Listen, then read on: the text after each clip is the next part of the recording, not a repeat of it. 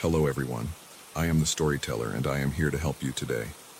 I know you use this video to fall asleep, so before that, like the video and subscribe to the channel. Also, where are you from and what time are you watching? Now get comfortable and relax. The house was 2 years old when I bought it, which the realtor said was perfect. New enough to avoid maintenance issues, old enough to have settled. I didn't ask what she meant by settled. I wish I had. The scratching started 3 weeks after I moved in. At first, I convinced myself it was normal. Houses make sounds. Pipes expand and contract. Wood settles.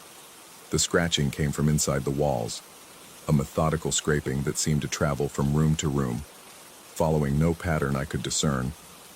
I told myself it was rodents, maybe squirrels in the attic, though the sound felt too deliberate, too rhythmic to be an animal seeking food or nesting material.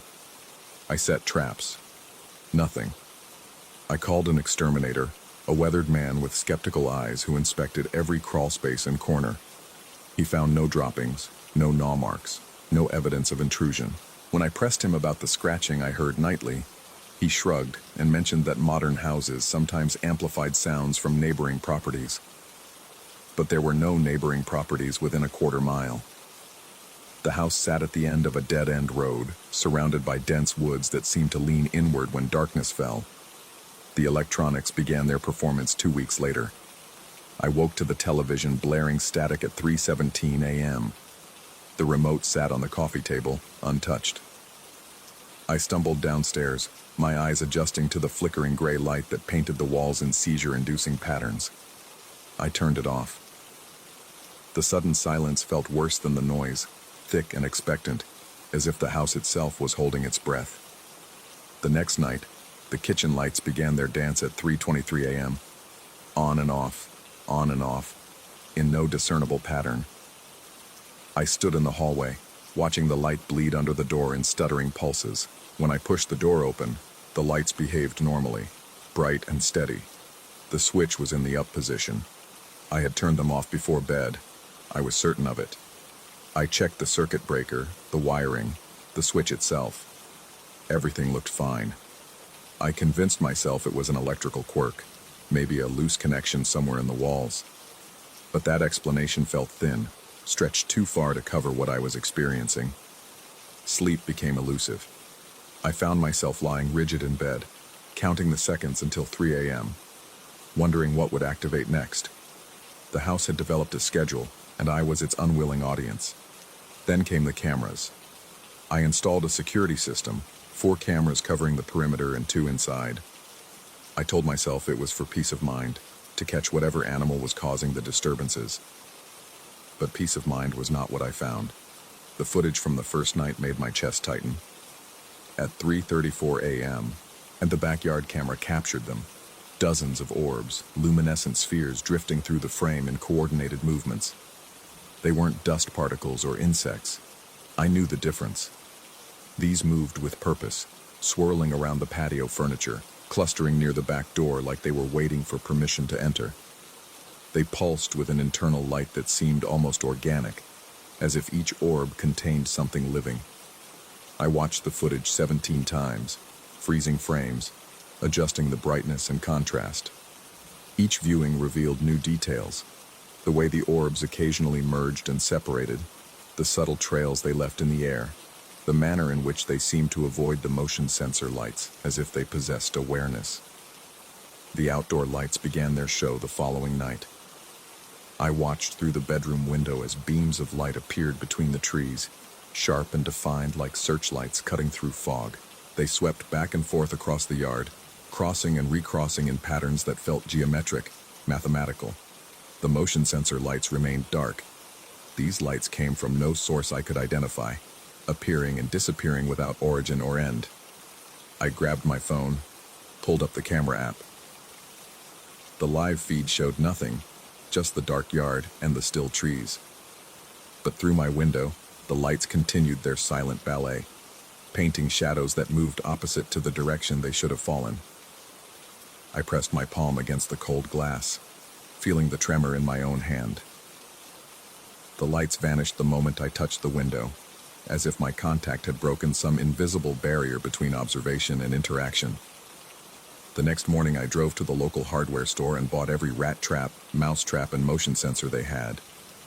The clerk, a young woman with tired eyes, asked if I had a serious pest problem.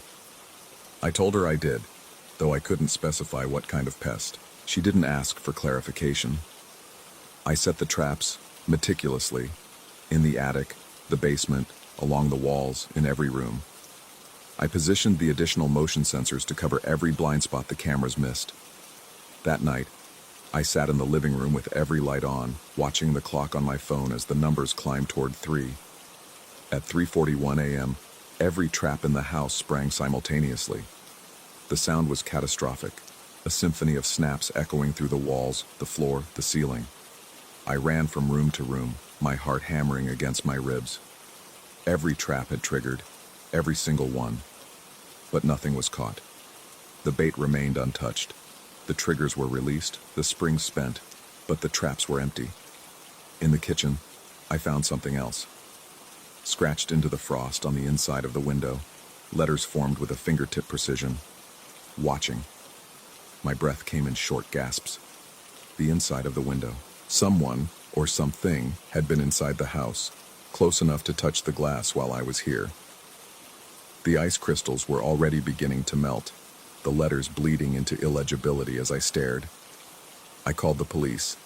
The officer who arrived was professional but clearly skeptical. He walked through the house, checked the locks, examined the windows. Everything was secure. No signs of forced entry. When I showed him the camera footage of the orbs, he suggested lens flare or moisture on the lens. When I pointed to the beams of light visible through the window, he saw nothing. The lights had stopped their dance before he arrived. He suggested I might be stressed from the move, perhaps not sleeping well. He recommended I see someone, gave me a card for a local therapist. His tone was kind but dismissive, the way you'd speak to someone you pitied. After he left, I sat in the dark and wondered if he was right. Maybe I was imagining things, my brain misfiring under the strain of isolation. But the traps were real. The triggered springs, the empty jaws, those were physical, tangible evidence that something had happened. I started documenting everything, times, dates, descriptions of each occurrence. I filled a notebook with observations, sketching the patterns of the orbs, timing the intervals between electrical disturbances. The data revealed something disturbing. The events were escalating, not just in frequency, but in intensity. Each night they started earlier and lasted longer.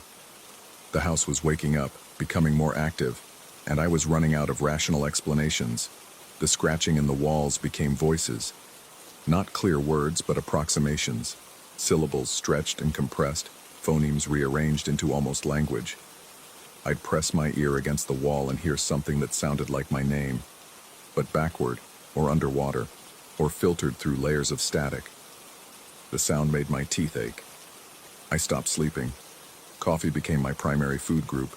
I sat at the kitchen table through the night, watching the clock, waiting for 3 a.m. to arrive and announce itself with whatever new horror the house had prepared. At 3:49 a.m., on the 7th night, I saw it. A shadow moved across the living room wall, cast by no visible source. It was human-shaped, but wrong. The proportions distorted, the movement too fluid. It walked along the wall like the wall was the floor, defying physics and reason. I sat frozen, watching as it moved from one end of the room to the other, then simply disappeared, absorbed into the corner where wall met ceiling. My hands shook as I reviewed the camera footage. The indoor cameras had captured nothing. The timestamp matched, but the frame showed only an empty room, undisturbed and normal. The discrepancy between what I'd seen and what the cameras recorded felt like a fracture in reality itself. I began to wonder if I was the problem. Maybe the house was fine. Maybe I was broken. My perception warped by lack of sleep and isolation. The thought terrified me more than any supernatural explanation, because it meant I couldn't trust my own mind. But then I found the journal. It was tucked behind the water heater in the basement, a composition notebook with water-stained pages. The handwriting was hurried, desperate. The entries belonged to the previous owner, the one who'd lived here during the house's first 2 years, the one the realtor never mentioned. The entries described everything I was experiencing, the scratching, the lights, the orbs, the shadows. But they went further, documenting phenomena I hadn't encountered yet. The writer described objects moving on their own, doors opening and closing, cold spots that move through rooms like invisible presences. The final entry, dated 3 months ago, was barely legible. They're not leaving. They've always been here. The house was built on their space and they want it back. I can't stay. I can't. The sentence ended mid-word, the pen dragging across the page in a long, jagged line. I sat on the basement floor, clutching the journal, feeling my reality reconstruct itself around this new information. I wasn't crazy. Someone else had experienced this, but that revelation brought no comfort, only a deeper dread. If the previous owner couldn't make it stop, what chance did I have? That night I packed a bag. I'd leave in the morning, find somewhere else to stay while I figured out what to do. Maybe sell the house, take the financial loss, walk away from this mistake. But at 3:52 a.m., something changed. The scratching in the walls became a symphony. Dozens of sources, hundreds maybe, all around me, above me, below me. The house vibrated with the sound. Every light in the house began to strobe, faster and faster until the flickering became continuous, a painful brightness that made my eyes water. The television turned on, every channel at once, creating a cacophony of voices and static. And through the windows, the beams of light appeared, not just between the trees but everywhere, converging on the house like spotlights, like the house was a stage and something was about to perform. I stood in the center of the living room, surrounded by chaos, and felt a presence. Not a ghost, not an animal, but something else. Something that had been here before the house, before the foundation was poured, before the earth was cleared. Something that had been patient, observing, waiting for the right moment to announce itself. The orbs appeared inside the house. They materialized through the walls, dozens of them, filling the room with their cold, pulsing light. They circled me, maintaining a perfect distance, neither approaching nor retreating. I could feel their attention, heavy and absolute. They were studying me the way I'd studied them, but with a comprehension I couldn't match. Then, as suddenly as it began, everything stopped. The lights went out. The noise ceased. The orbs vanished. The house fell into a silence so complete it seemed to have weight, pressing against my eardrums. I stood in the darkness, my heart hammering, my breath coming in ragged gasps, and I understood something fundamental. The house wasn't haunted. The land beneath it was occupied, and I was the intruder. Every disturbance, every manifestation, every inexplicable event, they were attempts at communication, at making me understand that I didn't belong here. But here's what keeps me awake now, even in the daylight. I never left. Despite the journal, despite the events, despite every rational impulse screaming at me to run, I'm still here. I tell myself it's about the mortgage, the investment, the difficulty of selling a house with this history. But that's a lie. The truth is simpler and more terrifying. I'm not sure I can leave. Every time I pack my car, my hands shake so badly I drop my keys. Every time I reach for the front door, I feel a weight in my chest, a pressure that makes breathing difficult. The house has become part of me, or I've become part of it. The boundary between us has blurred until I can't tell where one ends and the other begins. And now, as I sit here writing this in the pre-dawn darkness, waiting for 3 a.m. to arrive and announce itself with whatever new revelation the house has prepared, I find myself wondering, am I documenting a haunting, or have I become the ghost? The scratching has started again, but now it sounds almost like welcome. And I'm not sure anymore if that terrifies me or comforts me. The clock on my phone reads 2:58 a.m. 2 minutes until I find out. Story 2. The first time I understood that something watched my mother, I was 12 years old. standing in the hallway of our old colonial house while she screamed in her bedroom at 3 in the morning. Not the kind of scream you hear in movies. This was primal, torn from somewhere deep in her chest, the sound of someone whose mind had momentarily shattered. My father was already in there when I arrived, and through the partially open door, I could see her pressed against the headboard, eyes fixed on the corner where the ceiling met the wall, her hands clawing at her own throat as if trying to remove invisible fingers. The air in that hallway felt wrong, too thick, too cold, like standing in a meat locker where something had been left to rot. My father kept asking what was wrong, what she saw, but she couldn't speak. Just pointed with a trembling hand at that empty corner and made small, broken sounds that barely qualified as words. When he finally managed to calm her down enough to form sentences, all she would say was that something was standing there. Something tall and draped in black fabric that hung like funeral shrouds, watching her with an attention that felt physical, oppressive, like a weight settling onto her chest. Over the following months, the attacks became routine. Not every night, but often enough that we all learned to sleep lighter, waiting for that inevitable scream. Sometimes she would wake up with bruises on her arms in the shape of handprints. Other times, she'd find herself in rooms she didn't remember entering, standing in front of mirrors with no recollection of how she got there. My father tried everything rational first. Doctors, psychiatrists, sleep specialists. They prescribed medications that turned her into a ghost of herself, but did nothing to stop the episodes. If anything, they grew worse. The things she saw started appearing even when she was awake, standing at the periphery of her vision, always just out of direct sight. A dark shape that moved when she wasn't looking, that seemed to grow closer with each passing week. That's when my father's sister, Aunt Delphine, suggested the medium. I remember the woman's name was Evangeline, though whether that was real or adopted for her profession, I never knew. She arrived on a Tuesday evening in October, when the light dies early and the shadows seem hungry for what little remains. She was younger than I expected, maybe 40, with silver streaks in her dark hair and eyes that seemed to focus on things slightly to the left of where they should be looking. She walked through our house slowly, pausing in doorways, running her fingers along walls. In my parents' bedroom, she stood for nearly 10 minutes without speaking, her head tilted as if listening to a conversation only she could hear. The temperature in the room dropped so dramatically that I could see my breath. And when Evangeline finally turned to face us, her expression carried a weight of genuine concern that frightened me more than anything else had. What she told us that night has echoed in my mind for the past 15 years. There was something attached to my mother. Not a ghost, not exactly. Something older. Something that existed in the spaces between waking and sleeping, between living and not.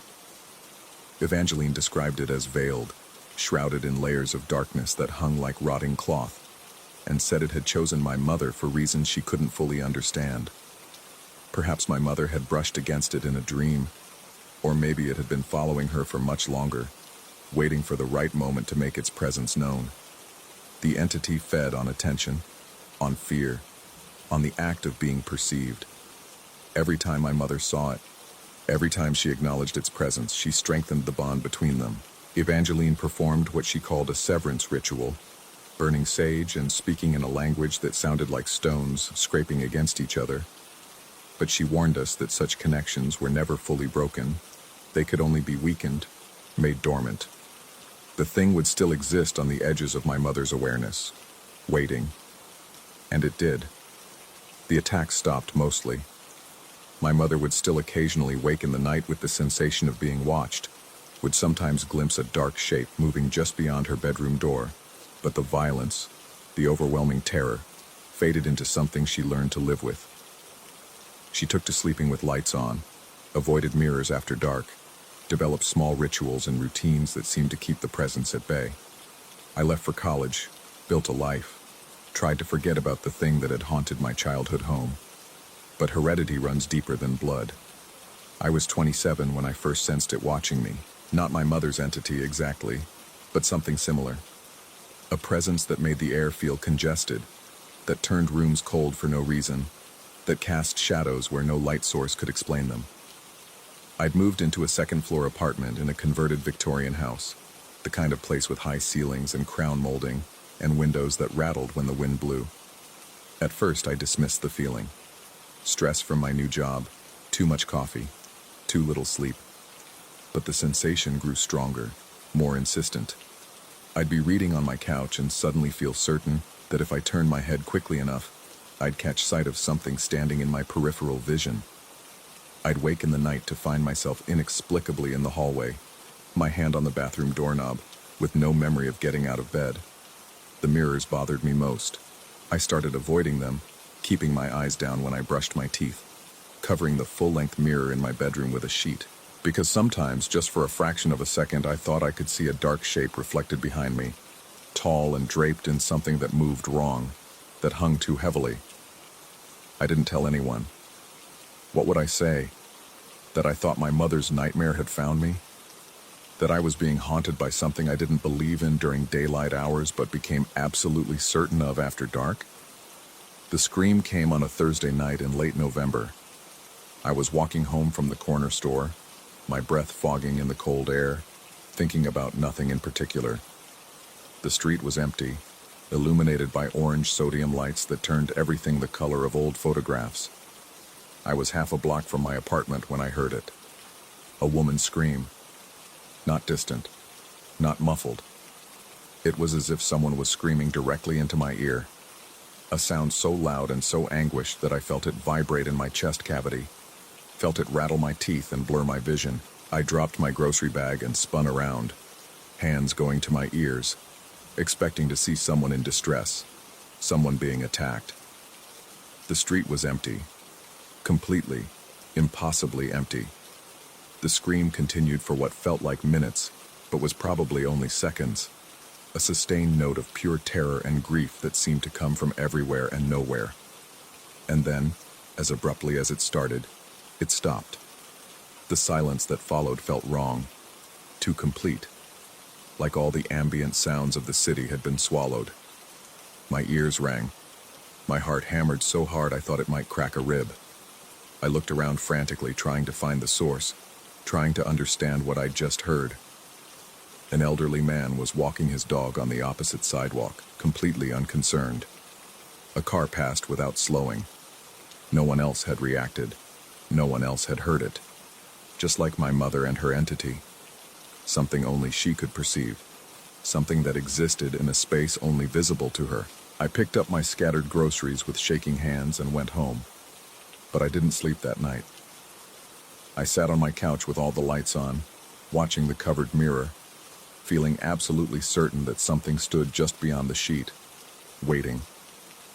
The next 2 weeks were a slow descent into paranoia.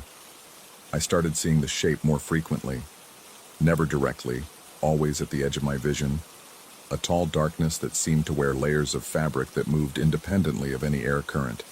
It appeared in reflections, in shadows cast by streetlights, in the dark corners of rooms I'd thought were fully illuminated. I'd turn my head, and it would be gone, leaving only the fading impression of something watching with an intensity that felt almost hungry. The temperature drops became routine. I'd be sitting at my desk and suddenly the air would turn frigid, my breath fogging, frost forming on the inside of my windows despite the heating system running full blast. These cold spots would last for minutes or hours, moving through my apartment like slow-moving storms, and always, I felt watched during them. Sleep became impossible. Every time I closed my eyes, I'd feel a presence in the room, would sense something moving closer to the bed. I'd snap awake to find myself standing in strange places, in front of the bathroom mirror, in the kitchen, once with my hand on the front door handle, as if I'd been about to walk out into the hallway in my sleep. I tried to call my mother, to ask if this was what she'd experienced, but I couldn't make myself dial the number. Some part of me was terrified that voicing it would make it more real, would strengthen the connection the way Evangeline had warned about. Acknowledging the presence, giving it attention, feeding it perception. But it was already too late for that. On the 13th day after the scream, I woke to find dark bruises on my arms, handprints like the ones my mother used to get. They were too large to be my own, the fingers too long. and they ached with a cold that seemed to go deeper than skin, deeper than bone, as if something had reached through the surface of me and touched parts that weren't meant to be touched. I started researching Evangeline, trying to find her, thinking maybe she could perform the same ritual she'd done for my mother. But the internet had nothing, and when I called my Aunt Delphine, she told me the medium had disappeared years ago, simply stopped returning calls and closed down her practice. Some people said she'd been driven mad by the things she saw, by spending too much time looking into spaces normal people couldn't perceive. By the 14th day, I was barely functional. I called in sick to work, stopped answering my phone, kept all the lights on at all hours. The thing was there constantly now, a presence so thick I could feel it pressing against me, making it hard to breathe. The shadows in my apartment seemed deeper, more substantial, and the covered mirror had started to ripple occasionally, as if something behind the sheet was moving. On the evening of the 14th day, my phone rang. My father's number. I almost didn't answer, my hand hovering over the screen, some part of me knowing that once I picked up, once I heard what he had to say, something would fundamentally change. His voice was hollow when I answered. He told me that Aunt Delphine was gone, found that morning, unresponsive. The doctor said it was natural causes, a brain aneurysm, but my father's voice carried a weight of unspoken knowledge. He asked if I'd been sleeping well, if I'd noticed anything strange recently, and the way he asked made me understand that he knew. He'd always known. After I hung up, I sat in the growing darkness of my apartment, and for the first time I let myself truly look at the covered mirror. The sheet was moving, swaying gently despite the still air, and beneath it, I could see the outline of something tall and draped, something that stood with an impossible stillness that made my eyes hurt to look at. I understood then what the scream had meant, what it always meant. A warning, a herald, the thing that watched my mother, the thing that had found me.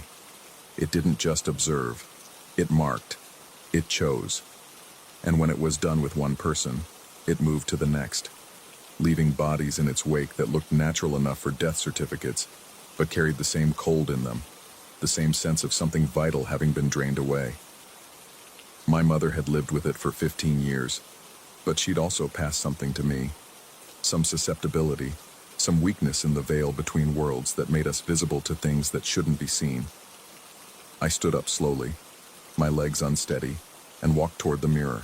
My hand reached for the sheet, fingers trembling, knowing that pulling it away would reveal something I wasn't meant to see, would strengthen a connection that was already too strong.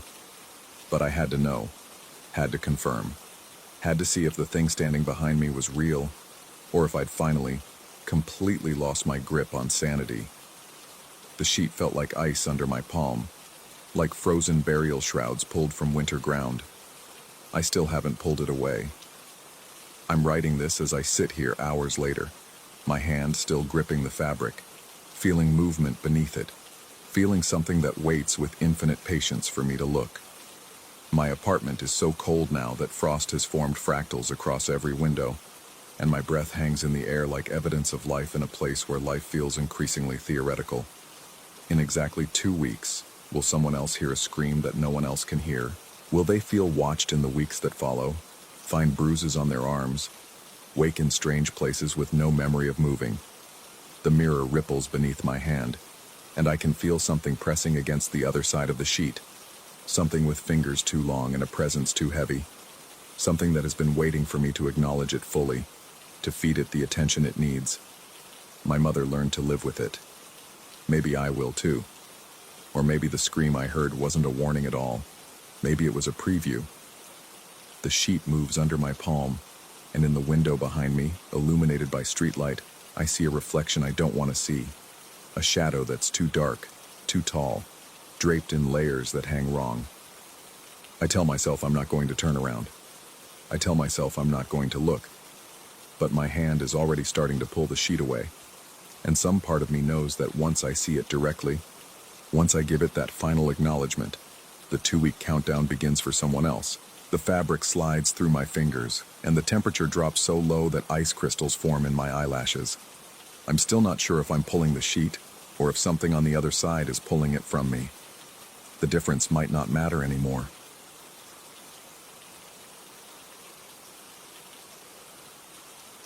Story 3. The rabbit appeared 3 days after the funeral. I noticed it first from the kitchen window, a cold dark shape pressed against the front tire of her truck. The vehicle hadn't moved since that Tuesday morning when the ambulance took her away, and I hadn't found the strength to so much as open its door. Now this creature sat there in the November drizzle, motionless except for the subtle rise and fall of its breathing. Black rabbits aren't common in our neighborhood. Hell, rabbits in general are rare here, tucked as we are between strip malls and apartment complexes. But there it was, and something about its stillness made my coffee turn sour in my mouth. I watched it for 20 minutes.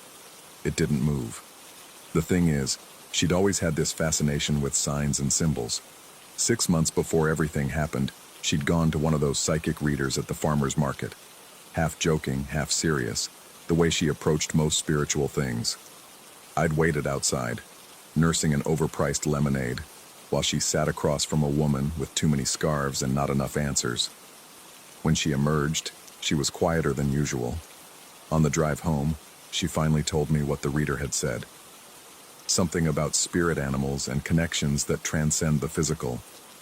The woman had been very specific. Her spirit animal was a black rabbit, a creature of threshold and transformation, of sitting between worlds. She'd laughed about it later, made jokes about hopping through life, but I'd seen her Googling black rabbit symbolism when she thought I wasn't looking. Now one sat vigil by her truck. I told myself it was coincidence, urban wildlife adapting to human spaces. Maybe it had found shelter under the vehicle, some warm spot near the engine block. Except the engine hadn't been warm in days. Except it never moved. By the second week, I'd started leaving food out. Just small things. Lettuce, carrots, the vegetables she used to buy, and I'd never learned to cook properly. The rabbit would eat after I went inside, but never while I watched. I began to structure my days around checking on it. Morning coffee meant looking out the window. Afternoon meant cracking the front door to leave fresh water. Evening meant watching from the porch as dusk turned the rabbit into a shadow that might not have been there at all. The bedroom window faced the driveway. I'd taken to sleeping on her side of the bed, or trying to sleep at least. Most nights dissolved into that gray space between waking and dreaming, where the ceiling fan's rotation seemed to slow and speed up in rhythm with my breathing, where every creak of the house sounded like footsteps I knew couldn't be there. From that window, I could see the rabbit. It had moved closer. No longer just by the truck's tire, it now sat directly beside the driver's door, positioned as if waiting for someone to emerge. Sometimes in the depth of night when insomnia had me by the throat, I'd look down and see it staring up at the window. At me. Its eyes caught the streetlight in a way that made them seem almost luminous, like tiny moons reflecting something I couldn't see. I started talking to it in the third week. Nothing profound, just observations about the weather, complaints about the casseroles neighbors kept bringing, the kind of mindless chatter that fills the void when you're alone. The rabbit never reacted, never twitched an ear or shifted its weight, but I swear it listened.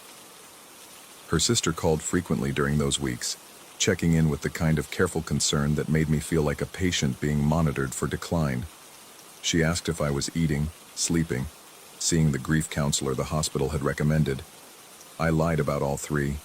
What I didn't mention was the rabbit, or how I'd started leaving the bedroom window open at night despite the November cold, or how sometimes I'd wake to find small tufts of black fur on the windowsill. The counselor I wasn't seeing would probably have had theories. Projection, magical thinking, the brain's desperate attempt to maintain connection with the lost. I understood the psychology. I'd taken enough courses in college to recognize my own symptoms. But knowing the clinical terms for what you're experiencing doesn't make it stop. It doesn't explain why the rabbit appeared exactly 3 days after, or why it positioned itself so deliberately between her bedroom and her truck, or why it never, ever left. December brought early darkness and a cold that settled into my bones. I stopped going to work, stopped answering most calls. The world contracted to the house, the driveway, the rabbit. I'd stand at the window for hours, watching it sit in the freezing rain, in the occasional snow flurry, through nights so cold I could see my breath inside the house. It never sought shelter, never burrowed or hid. It simply existed in that liminal space, a dark punctuation mark in the gray winter landscape. I began to notice other things. The truck's battery should have died by then, but when I finally worked up the nerve to check it in early January, the interior light still worked. Her phone charger still glowed its small blue LED in the darkness, and on the driver's seat, I know I hadn't left anything there, sat her sunglasses, the ones she'd kept in the center console, folded as neatly as if she'd just set them down. The rabbit watched me discover this. I felt its eyes through the windshield, and when I looked up, it was there on the hood. I don't know how it got up there so quickly, so silently. The metal should have been cold enough to burn its feet, but it sat there like a hood ornament, like something carved from obsidian, and I understood with perfect clarity that it was guarding something, or waiting. I started having the dreams around then. Not nightmares exactly. She was never threatening in them, never grotesque or wrong. She'd simply be there, sitting in the truck's driver's seat with the engine running, going nowhere. Sometimes she'd gesture for me to join her. Sometimes she'd just watch me through the windshield with an expression I couldn't read. And always, always the rabbit sat between us, a dark messenger I couldn't interpret. I'd wake gasping, stumble to the window, and there it would be in the pre-dawn darkness, real and solid and impossibly still. By February, I'd stopped questioning it. The rabbit was simply a fact of my existence, like the empty side of the bed, or the voicemails I couldn't bring myself to delete. I'd integrated it into my rituals of grief. Feed the rabbit, check the truck, avoid the bedroom until exhaustion dragged me there. Repeat. But something was changing. I could feel it in the way the rabbit had started to move. Small shifts in position, a gradual migration from the driver's side toward the back of the vehicle, as if something was pushing it away, as if the space it had been guarding was needed for something else. I started going through her things, not to pack them away, I wasn't ready for that, but to touch them, to remember. Her jacket still held the ghost of her perfume. Her books had margins filled with her handwriting, questions and observations in blue ink. In the back of her nightstand drawer, I found the card from the psychic reader, folded small and tucked behind old receipts. On the back, in the reader's handwriting, was a note I'd never seen. The rabbit sits at thresholds. It will stay as long as you need it. When you're ready to cross, it will know.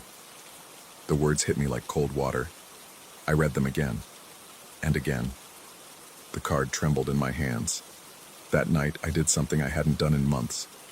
I opened the photo albums. I let myself remember not just the end, but the middle, the beginning, all the ordinary moments that had seemed so unremarkable when we were living them. I cried until my throat was raw, until the grief wasn't a distant thing I was observing, but something present and real and mine to feel. When I finally looked out the window, the rabbit was walking away. Not running, not hopping with any urgency. It simply moved with purpose across the driveway, through the gap in the hedge, into the darkness beyond the streetlight's reach. I watched until I couldn't see it anymore, until even the small sound of its movement through the winter-dead grass had faded. The truck sat empty in the driveway. The bedroom window was just a window. The night was just a night. I should have felt relieved. The rational part of my brain whispered that it had been a coincidence all along, just an animal that had found shelter and eventually moved on. But I knew better.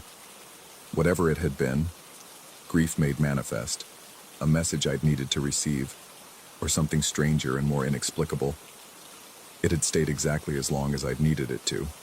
The next morning, I found the strength to start her truck.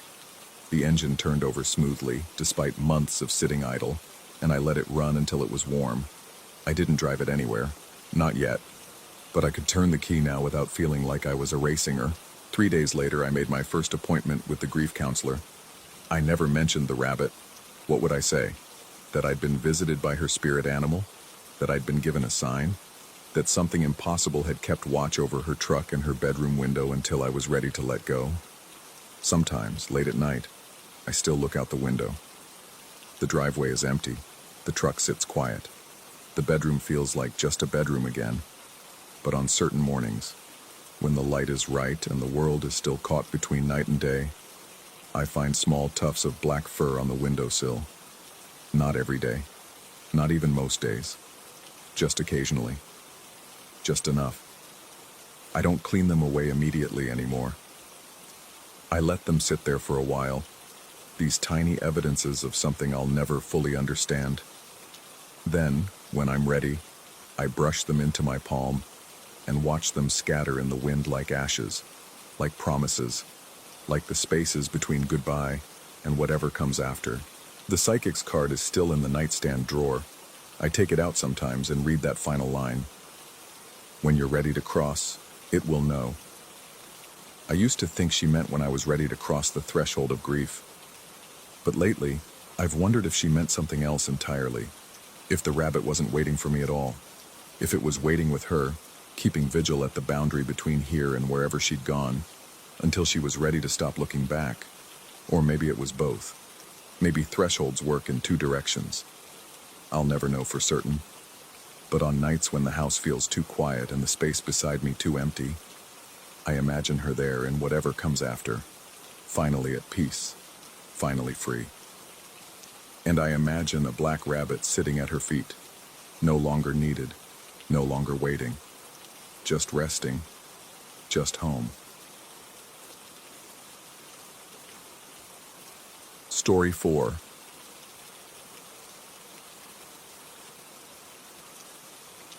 The house breathed differently at night. I noticed it the first evening after the closing, standing in the empty living room with boxes stacked against walls that still held the ghost weight of someone else's furniture. The air moved in a way that had nothing to do with the October wind outside. A circulation pattern that suggested lungs, expansion and contraction, as if the structure itself had developed respiratory function during its 70 years of existence. The real estate attorney had been uncomfortable during the paperwork signing. He'd shuffled documents with hands that trembled just enough to be noticeable, and when I'd asked why the previous owner wasn't present, he'd straightened his tie and explained that she'd passed away the very day she signed the deed over to me. A heart attack, sudden and absolute. The house had technically been mine for 6 hours before she'd collapsed in her attorney's office, pen still in hand. He hadn't met my eyes when he said it. I'd bought the place for a price that made my accountant suspicious, and my brother openly concerned. The Victorian stood on 2 acres of overgrown property at the edge of town, where the streetlights ended and the woods began their patient encroachment. The bones were good, the inspector had said, though he'd completed his assessment with unusual speed and had declined my offer of coffee afterward. Just the bones, he'd repeated, and I'd attributed his haste to the November chill that was already settling into the floorboards. The first night I slept in the master bedroom with my sleeping bag on bare floors, too tired from moving to care about comfort. The radiators clanked and hissed, learning their job again after sitting dormant through the estate settlement.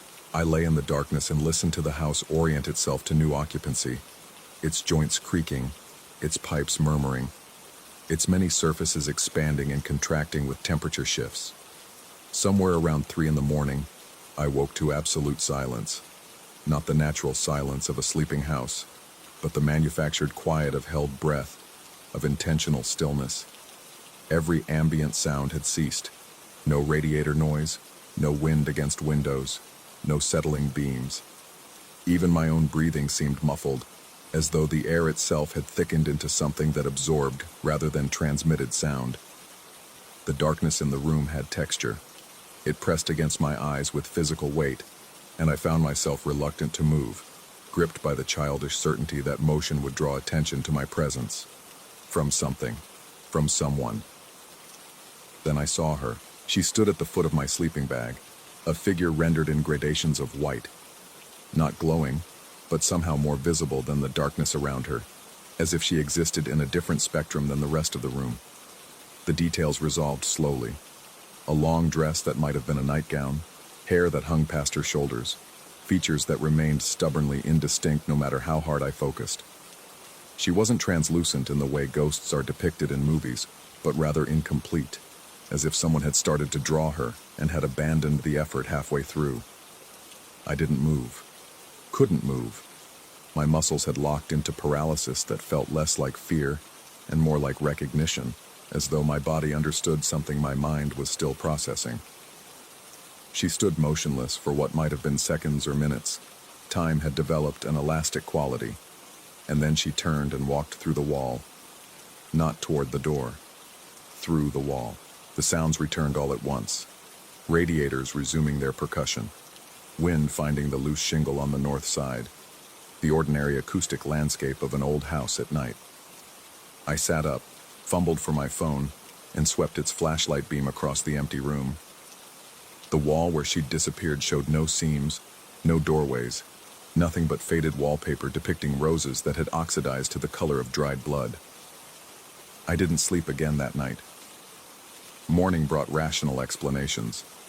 Sleep paralysis, I told myself while making coffee in the kitchen that still smelled of the previous owner's vanilla air freshener. A hypnagogic hallucination, common in new environments, stress-induced and meaningless. The house was unfamiliar. My subconscious was processing the move. My brain had conjured imagery from anxiety and exhaustion. The explanations lasted until I found the dogs. They were in the backyard, two ancient golden retrievers that I'd been told would be picked up by the previous owner's niece within the week. The attorney had asked if I minded caring for them temporarily, assured me they were docile and house-trained, promised the niece would collect them by Friday at the latest. I'd agreed, though I wasn't particularly fond of dogs, and had set up food and water bowls on the back porch.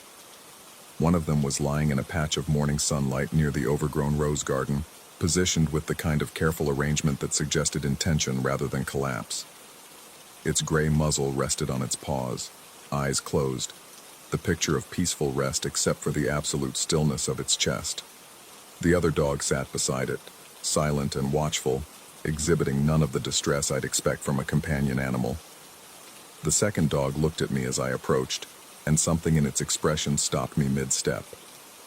Its eyes held a quality I can only describe as knowing, as if it had witnessed something I hadn't and was waiting to see if I'd understand. I called the niece. Her number had been left with the closing documents.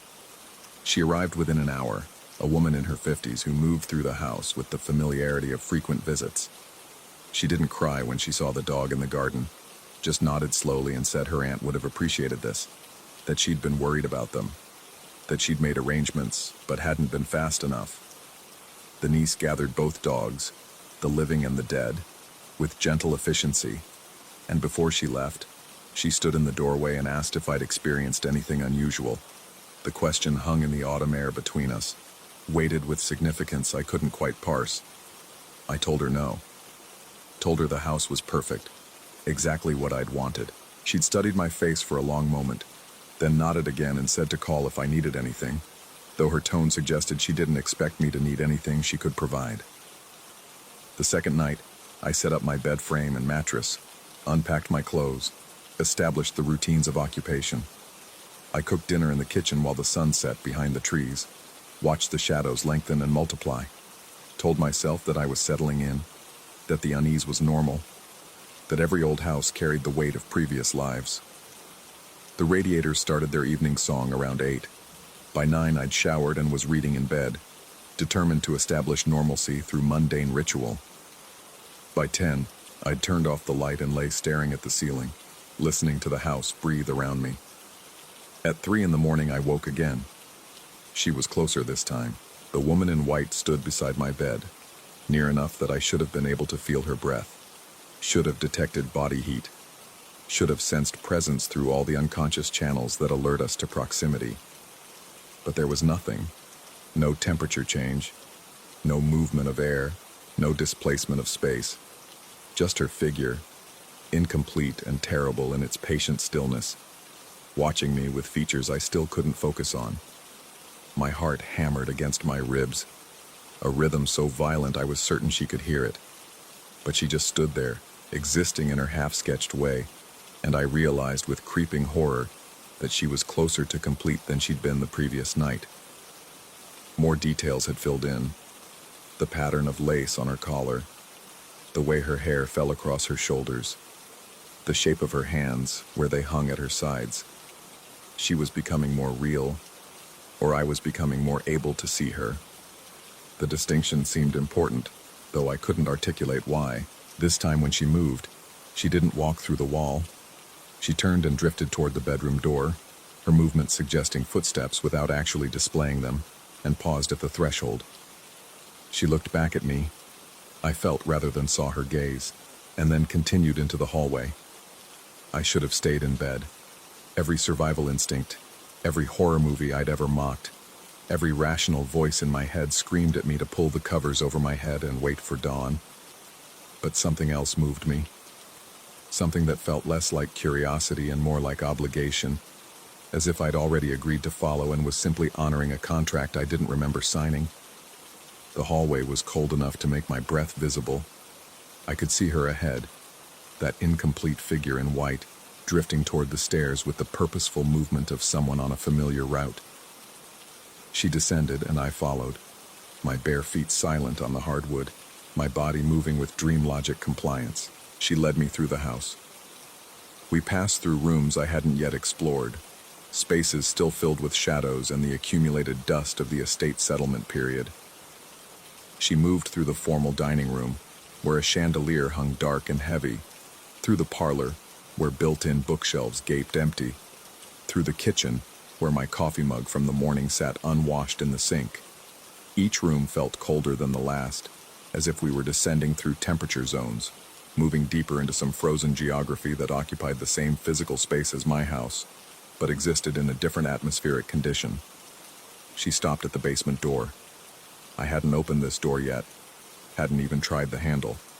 The basement had been mentioned in the inspection report, dry structural support sound, electrical panel accessible, but I'd put off exploring it, telling myself I'd deal with it later, after I'd settled the main floors. Now the door stood before me, and the woman in white had turned to face me fully for the first time.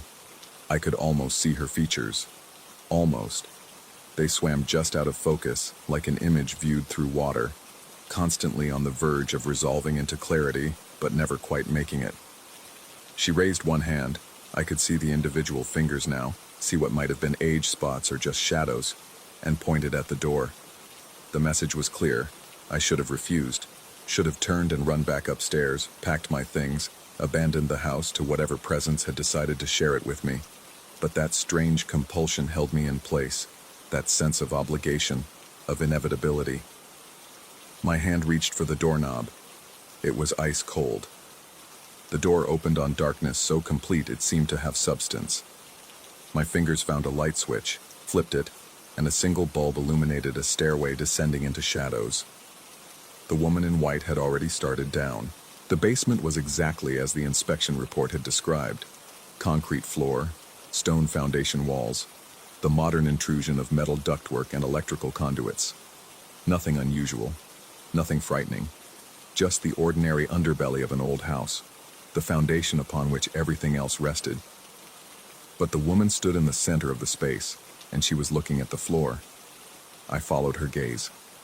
The concrete there was newer than the surrounding foundation. A patch perhaps 6 feet long and 3 feet wide, the color slightly different, the texture smoother. The kind of repair you'd expect in any old basement, where settling or water damage had required fresh work. Completely ordinary, except the woman in white was crying. I couldn't hear the sound, but I could see her shoulders shaking, see the way her hands had come up to cover her face, see the grief in every line of her increasingly visible form. And I understood, with the kind of certainty that bypasses logic and roots itself directly in the nervous system, that she was showing me something, warning me, asking me. The concrete was dated in one corner, faint scratches I had to crouch to read. 8 months before I'd bought the house. Recent work. Very recent. I stood there for a long time, staring at that patch of concrete while the woman wept silently beside me. The cold was absolute now, invading my lungs, making my joints ache, turning my skin to gooseflesh. Questions spiraled through my mind. What was buried here? Why was she showing me? What was I supposed to do? The woman began to fade. Not to leave, but to diminish, growing less substantial, her details blurring back into suggestion. She looked at me one last time, and I finally saw her face. Really saw it. Just for a moment, before it dissolved back into that maddening incompleteness. It was the face from the photograph that had been in the realtor's listing, the face of the previous owner, the woman who'd signed away her house and then died the same day. Then she was gone, and I was alone in the basement with that patch of fresh concrete and my hammering heart, and the terrible knowledge that I would have to decide what to believe. I've been in the house for a week now. I haven't called anyone about the basement, haven't contacted the police, haven't hired anyone to break through the concrete, haven't spoken to the attorney or the niece or anyone else who might have answers. During the day, I can convince myself it was all hallucination, all stress and suggestion, and an overactive imagination fed by the circumstances of the purchase. But at night, she comes. Every night at 3 a.m, I wake to find her standing in my room, and each night she's more complete, more real, more desperate in her silent vigil. Last night I could see the color of her eyes. Tonight, I think I might hear her voice. The house breathes around me now in a different way than it did that first night. No longer unfamiliar respiration, but the labored breathing of something burdened, something that needs to speak but can't, something that's been carrying a weight too heavy for structural timbers alone. I've started keeping a pry bar next to my bed, not to defend myself. You can't fight something that isn't quite there, but because I know eventually I'll have to go back down to the basement. I'll have to break through that concrete. I'll have to see what she's trying to show me, what she died trying to prevent or protect or reveal. The rational part of my mind insists there's nothing there, that I'm experiencing some kind of breakdown, that I should leave this house and seek help. But the deeper part, the part that woke me at 3 a.m. that first night, the part that made me follow her down the stairs, the part that saw her face before she faded, knows better. She's waiting for me to understand, waiting for me to choose what to believe, waiting to see if I'm brave enough or foolish enough or simply compelled enough to acknowledge what the house has been trying to tell me since I signed those papers. I've started sleeping less, eating less. The house is getting colder, even though the radiators run constantly. My breath is visible in every room now, even in the afternoon sun. The walls hold their secrets close, and at night, I can feel them watching, waiting, wondering what I'll decide. Tomorrow, I think. Tomorrow I'll go down to the basement with the pry bar and a flashlight and break through that concrete. Tomorrow I'll find whatever is there, or confirm that nothing is. And then I'll know if I'm being haunted by truth or by my own unraveling mind. But tonight, it's almost 3 a.m, and the house has stopped breathing, and the silence is so complete that I can hear my own heartbeat in my ears like a countdown. And I know she'll be here soon, standing beside my bed with her incomplete face and her desperate silence. And I'll have to decide if the terror comes from believing she's real, or from believing she's not. The threshold between those two possibilities is narrower than I thought, and I think I'm about to cross it.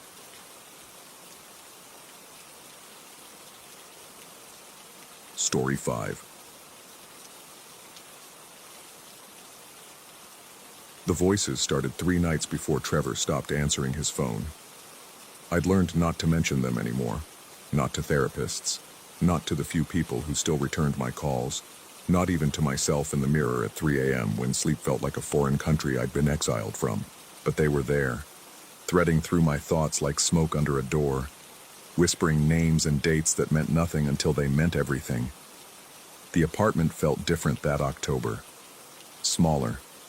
The walls seemed to lean inward when I wasn't looking directly at them, and the shadows in the corners had developed weight, substance, a presence that made my skin crawl even in broad daylight.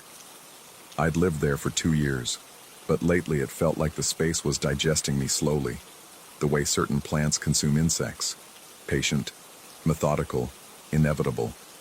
I'd seen things since I was 7, not imaginary friends or childhood fantasies, but actual things that left impressions on the air, distortions in reality that nobody else seemed to notice. My parents called it an overactive imagination.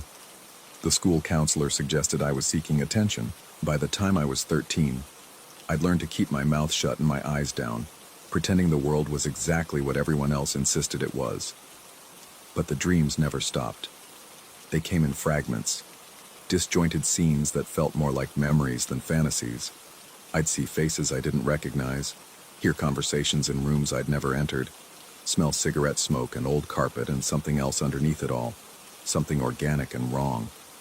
The dreams would linger for days, coating my waking hours with an oily residue of unease that I couldn't wash off. 3 years ago, I dreamed about water. Cold water rising in a car, the pressure building against the windows, hands slapping uselessly against glass that wouldn't break. I woke up gasping, my lungs burning as if I'd actually been drowning. 2 days later, they found Jeremy's car in the reservoir. The police called it an accident. He'd been drinking, lost control on a curve. The vehicle had plunged through a guardrail, but I remembered the dream. I remembered the panic in those hands, the way they'd moved with the desperate precision of someone who knew, absolutely knew, that nobody was coming to help. 6 months after that, the dreams showed me fire. Not dramatic flames, but the slow, suffocating kind. Smoke filling a small space. Someone curled on the floor, consciousness fading into gray static. When Danielle's apartment building burned, when they found her in the bathroom where she'd gone to escape the smoke, I spent 3 days locked in my own bathroom, pressing my palms against the cool tiles, trying to convince myself that I hadn't known, that the dreams were coincidence, that I wasn't somehow connected to these things. The voices came later, after I stopped sleeping more than a few hours at a time. They didn't sound like voices exactly, more like thoughts that weren't mine, impressions that arrived fully formed in my head without passing through the normal channels of perception. A name would surface in my mind, Trevor, and then a sensation, a feeling of wrongness that made my stomach clench. The voice wasn't audible. It was internal, intimate, invasive. It felt like someone was whispering directly into my brainstem. I tried to call Trevor that first night. The phone rang 8 times before going to voicemail. His message was cheerful, unchanged from months ago, his voice bright and alive in a way that made the whisper in my head feel even more sinister. I left a message asking him to call me back, trying to keep the desperation out of my tone, trying to sound normal. He never called back.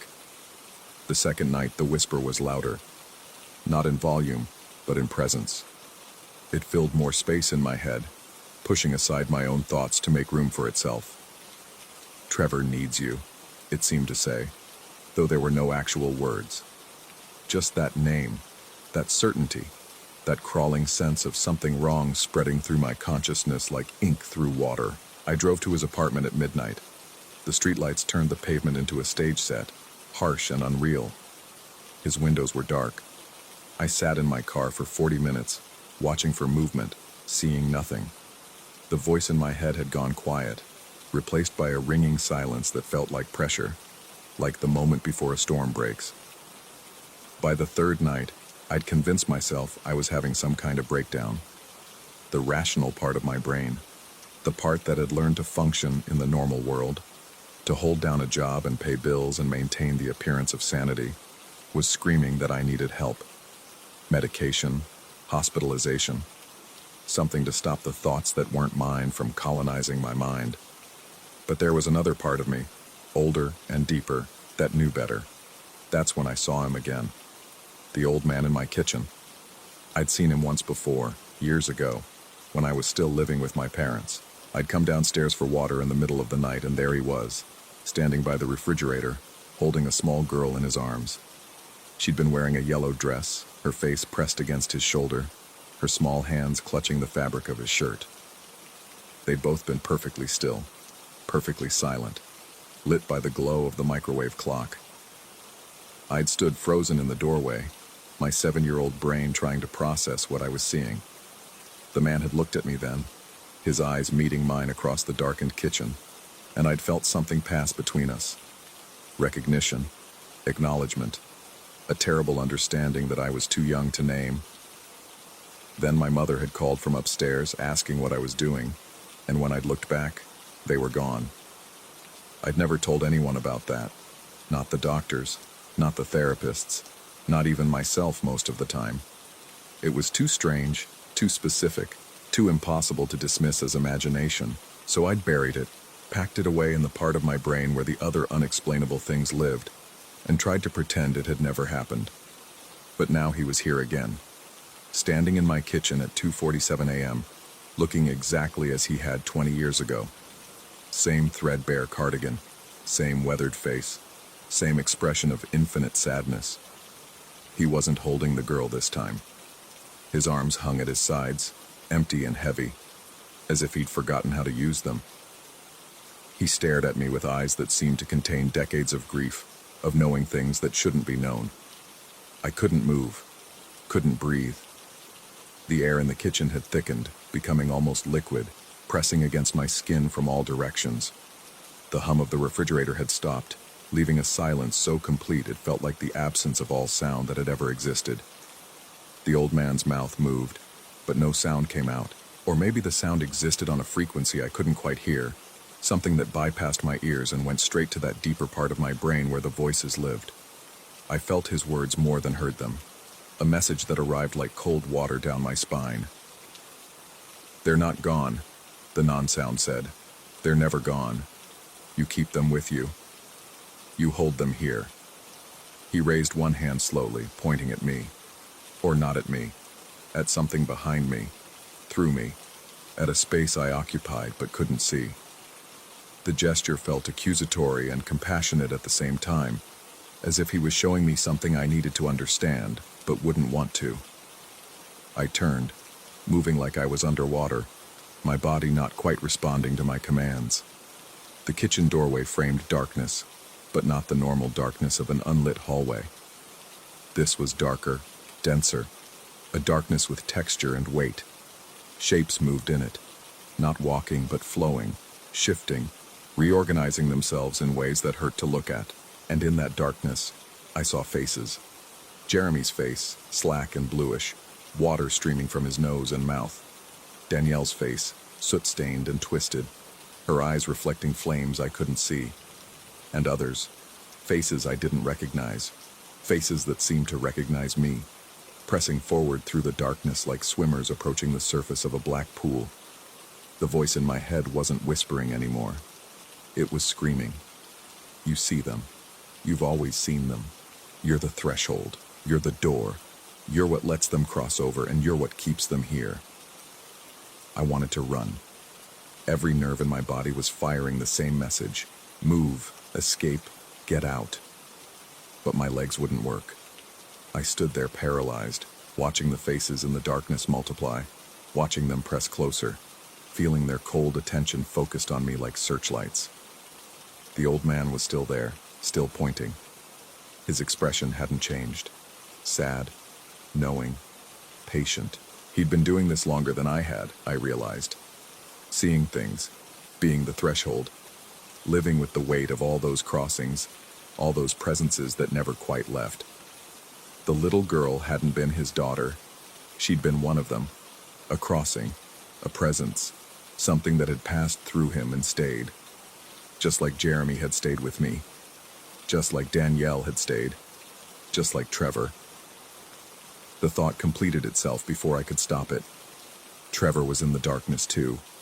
His face was there, among the others, looking at me with eyes that held no recognition. He'd crossed over 3 days ago, the exact moment the voices had started. He'd crossed over, and I'd felt it, and some part of me had known even then what it meant. My phone was ringing. The sound seemed to come from very far away, from another dimension entirely where phones and normal life and the illusion of sanity still existed. I couldn't look away from the darkness, from the faces pressing against whatever invisible membrane separated them from me, from the old man whose expression had shifted into something that might have been sympathy. The faces were multiplying faster now. Not just Jeremy and Danielle and Trevor, but hundreds of them, thousands, an endless procession of crossings stretching back years, decades, maybe centuries. All of them flowing through me, all of them staying, all of them waiting in the darkness just behind my eyes where I'd tried so hard not to look. I understood then, with a clarity that felt like ice water in my veins, that this was my inheritance. This was what I'd been since I was 7 years old, watching the old man and the girl in my parents' kitchen. I was a threshold, a door that never fully closed, a space where the crossing happened, where the boundary between here and there became thin enough to pass through. And every crossing left something behind. The old man lowered his hand. His mouth moved again, forming words I felt rather than heard. It's not madness, it's sight, it's duty, it's burden, and it never stops. My phone was still ringing. The faces in the darkness were still pressing forward. The kitchen had grown so cold I could see my breath, white clouds in the air that looked almost like smoke, almost like the smoke from Danielle's apartment, almost like... I closed my eyes. When I opened them again, the kitchen was empty. Normal. The fluorescent light hummed overhead. The refrigerator clicked back on, its familiar drone filling the silence. My phone had stopped ringing. The clock on the microwave read 2:53 a.m., 6 minutes. The whole thing had lasted 6 minutes. I picked up my phone with shaking hands. 3 missed calls from Trevor's mother. A voicemail that I didn't need to listen to, because I already knew what it would say. They'd found him that afternoon. No signs of violence, no apparent cause.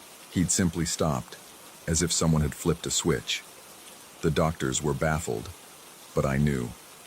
I'd felt him cross over. I'd felt the moment he'd left one side and arrived at the other, passing through whatever space I occupied. And now he was part of the collection, part of the crowd that lived in the darkness behind my eyes, waiting. The voices in my head were quiet now, not gone. I knew they'd never be gone, but resting, satisfied. They'd delivered their message. They'd made me see what I'd been trying not to see since I was 7 years old. I was the threshold. I was the door. And every crossing left its mark, left its presence, left another face in the darkness. I wondered how many more there would be before I became like the old man. Tired, sad, weighted down by all the presences I carried. I wondered if I'd appear in someone else's kitchen someday, trying to warn them, trying to make them understand what they were becoming. I wondered if it mattered. The apartment felt different now. Not smaller, but fuller, crowded with things I couldn't see but could feel, pressing against the edges of my awareness, waiting, always waiting. I turned off the kitchen light and walked back to my bedroom. The darkness followed me like a loyal dog, and in it, I could feel them all, every crossing, every presence, every soul that had passed through the door I'd been born to be. Sleep wouldn't come that night. I lay in bed, staring at the ceiling, feeling the weight of all those faces pressing against the inside of my skull, wondering which name the voices would whisper next, wondering how I'd explain it, or if I'd even try, wondering if, somewhere in a kitchen I'd never see, a child was waking up to get water and finding me standing there, holding something heavy in my arms, looking at them with eyes full of terrible knowledge, wondering if they'd understand, wondering if anyone ever really did. Story 6. The spare room smelled like decades of forgotten things. Mothballs, old paper, and something else I couldn't quite place. Something organic and faintly sweet, like fruit left too long in a bowl. My sister had apologized 3 times before showing me where I'd sleep, her hands fidgeting with the doorknob as if she might change her mind about opening it at all. I should have gotten a hotel, but money was tight after the divorce and she'd insisted. Family helps family, she'd said on the phone, though her voice had carried a strange hesitation when I'd asked about the room. Now I understood why. The narrow space was a hoarder's dream, or nightmare, depending on your perspective. Cardboard boxes formed precarious towers against the walls, their contents spilling out in avalanches of old clothes, magazines, and unidentifiable objects wrapped in yellowed newspaper. A dressmaker's dummy stood in one corner, headless and draped with a sheet that might have been white once. Plastic bins, their labels long faded, created a maze from the door to the bed. The bed itself sat against the far wall, an old twin mattress that sagged in the middle. Just enough space on either side to shuffle through sideways. Above it, a single window looked out onto the backyard, though the view was obscured by boxes stacked on the sill. My sister lingered in the doorway. She opened her mouth, closed it, then finally spoke. The room wasn't always like this. It had accumulated over the years. Her late husband's things, mostly. Things she couldn't quite bring herself to sort through. She promised she'd work on it soon, get me a proper room. I told her it was fine. I'd only be staying a few weeks while I found an apartment. How bad could it be? That first night, I learned. The exhaustion from driving 12 hours should have knocked me out immediately. Instead, I lay on the lumpy mattress, staring at the ceiling where shadows from passing headlights occasionally swept across the water-stained plaster. The room felt close, despite its clutter, or maybe because of it. The towers of boxes seemed to lean inward, their silhouettes in the darkness, suggesting shapes that weren't quite right. A coat rack became a hunched figure. A lamp's cord dangled like a serpent. I'd almost drifted off when I felt it. That primal sensation of being watched. The kind that raises every hair on your arms and sends a cold finger trailing down your spine. I opened my eyes, scanning the room through the darkness. Nothing moved. The boxes remained boxes. The shapes stayed inanimate. But the feeling persisted, growing stronger, more insistent. Then I saw them, 2 points of red light, low and close to the floor, behind a stack of boxes near the foot of the bed.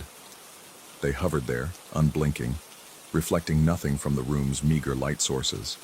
Not the warm glow of electronics on standby, or the filtered orange of street lamps through curtains. This was different. Brighter, more intense, like polished rubies lit from within, or the eyes of an animal caught in headlights. Except there were no headlights here. My breath caught. I remained perfectly still, every muscle locked, watching those twin points of crimson luminescence. They didn't move, didn't blink, just watched back.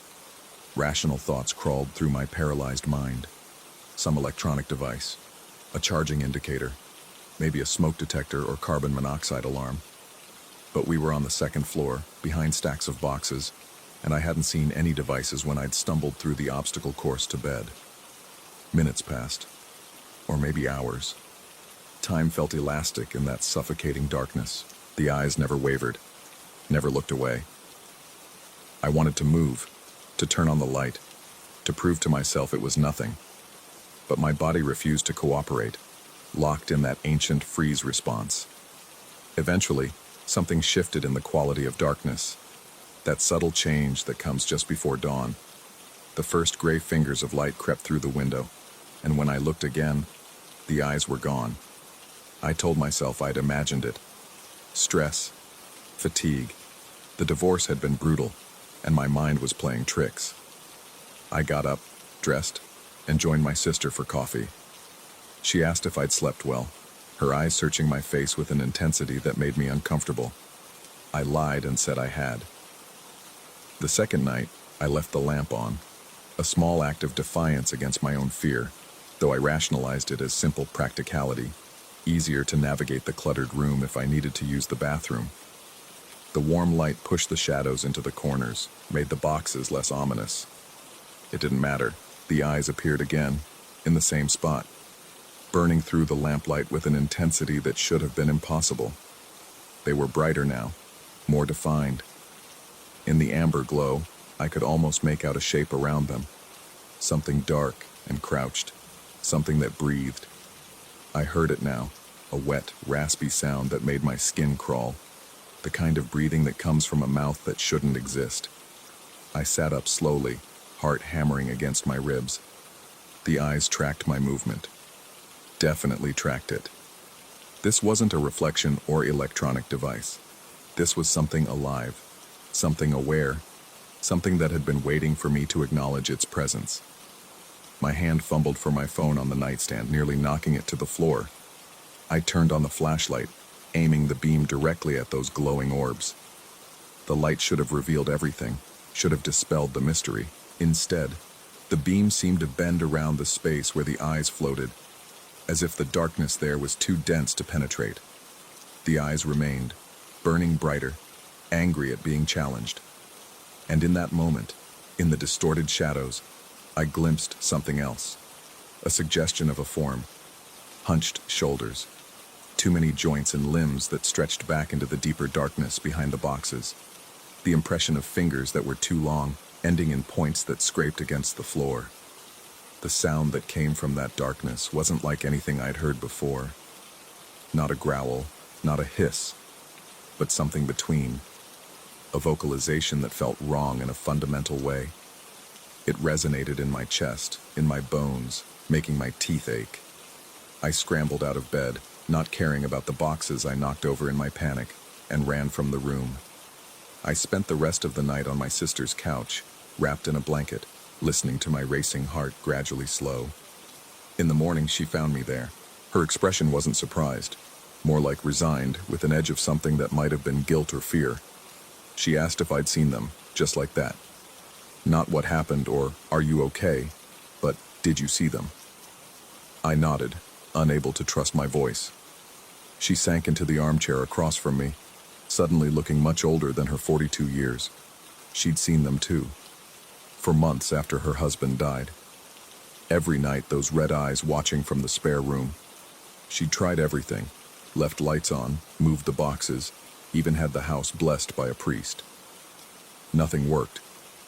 Eventually, she'd stopped using that room entirely, let it become a storage space. She'd hoped maybe they'd go away if no one slept there. When I'd called needing a place to stay, she'd thought maybe enough time had passed. Maybe whatever it was had moved on. She'd been wrong. I should have left then, found a motel, a friend's couch, anywhere but that house. But pride, or stubbornness, or maybe some self-destructive impulse kept me there. I told myself I'd figure it out, prove it was something mundane, something explainable.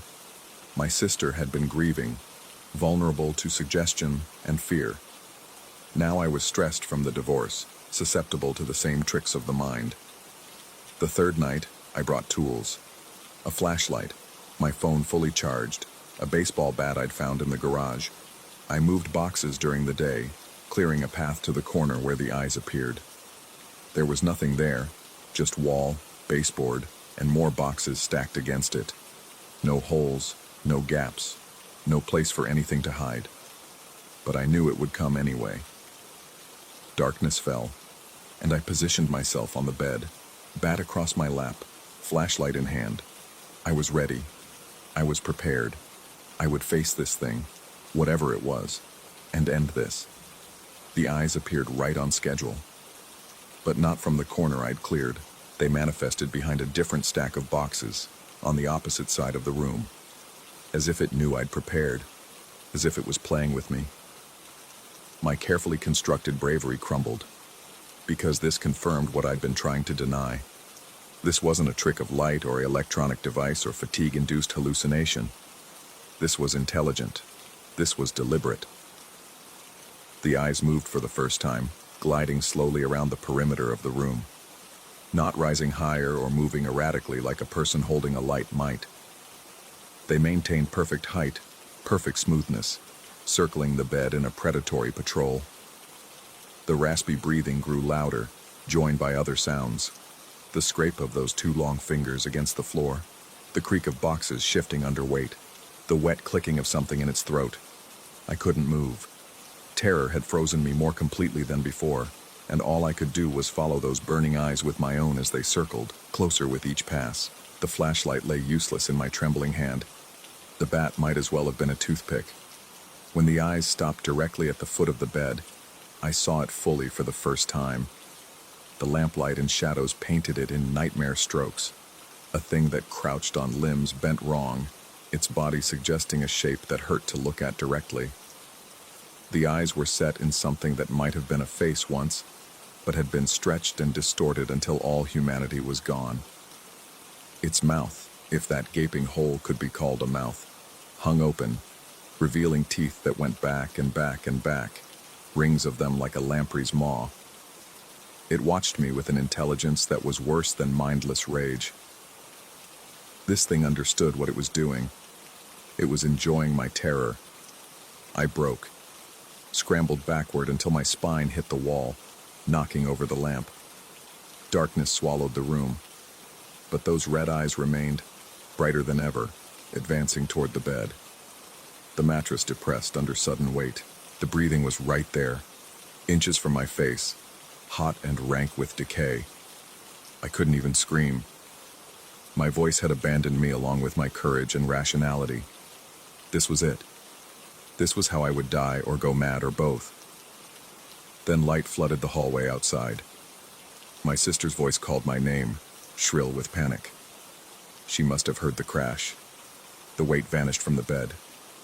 The breathing stopped, and when she burst through the door, switching on the overhead light, the room was empty except for me, curled against the headboard, tears streaming down my face. I moved out the next day, found a long-term motel that took what little cash I had left. My sister didn't argue, didn't try to convince me to stay.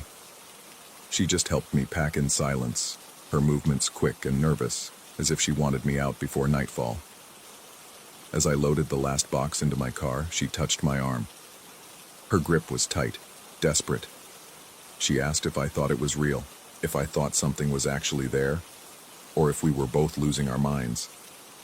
I looked back at the house, at the second-floor window of the spare room. The curtains were drawn now, but I could swear I saw something moving behind them. 2 small points of red, barely visible in the afternoon light. I told her I didn't know. Maybe it was real. Maybe we'd both inherited some genetic predisposition to hallucinations under stress. Maybe the house had carbon monoxide issues or toxic mold affecting our brains. Maybe grief and divorce had broken something in us that saw monsters where there were none. But as I drove away, watching the house shrink in my rearview mirror, I knew the truth I couldn't say out loud, the terror that would keep me checking corners and avoiding dark rooms for the rest of my life. Those eyes had seen me, really seen me, and in that final moment before my sister's interruption, in the weight on the bed and the breathing in my face, I'd felt something else beneath the fear. Recognition. Not that it knew me specifically, but that it knew what I was. Prey, food, entertainment, whatever humans are to things that live in the spaces between stacked boxes and forgotten corners. And the worst part, the thing that wakes me up gasping some nights even now in my small apartment with all the lights on, I think it let me go. Not because my sister interrupted, not because I escaped, but because it chose to release me. The way a cat might release a mouse just to watch it run, knowing it can always catch it again. Sometimes in the dead of night when sleep won't come, I wonder if it's still there, still crouching in that cluttered spare room, waiting for the next guest who needs a place to stay, still watching with those burning red eyes. Or worse, I wonder if it followed me, if it's patient enough to wait, hidden in the corners of my new life, biding its time until I'm comfortable again, until I forget to check the shadows. Because lately, I've been feeling it again, that primal sensation of being watched. And last night, just before dawn, I could have sworn I saw them. 2 points of red light, low and close to the floor, behind my bedroom door that I know I closed. This time, I'm not sure I'll run. Maybe because there's nowhere left to run to. Maybe because I'm too tired to keep running. Or maybe because some part of me has accepted what I should have accepted that first night in the spare room. The eyes don't just watch. Eventually, they come closer. And when they do, I don't think any door will be thick enough to keep them out.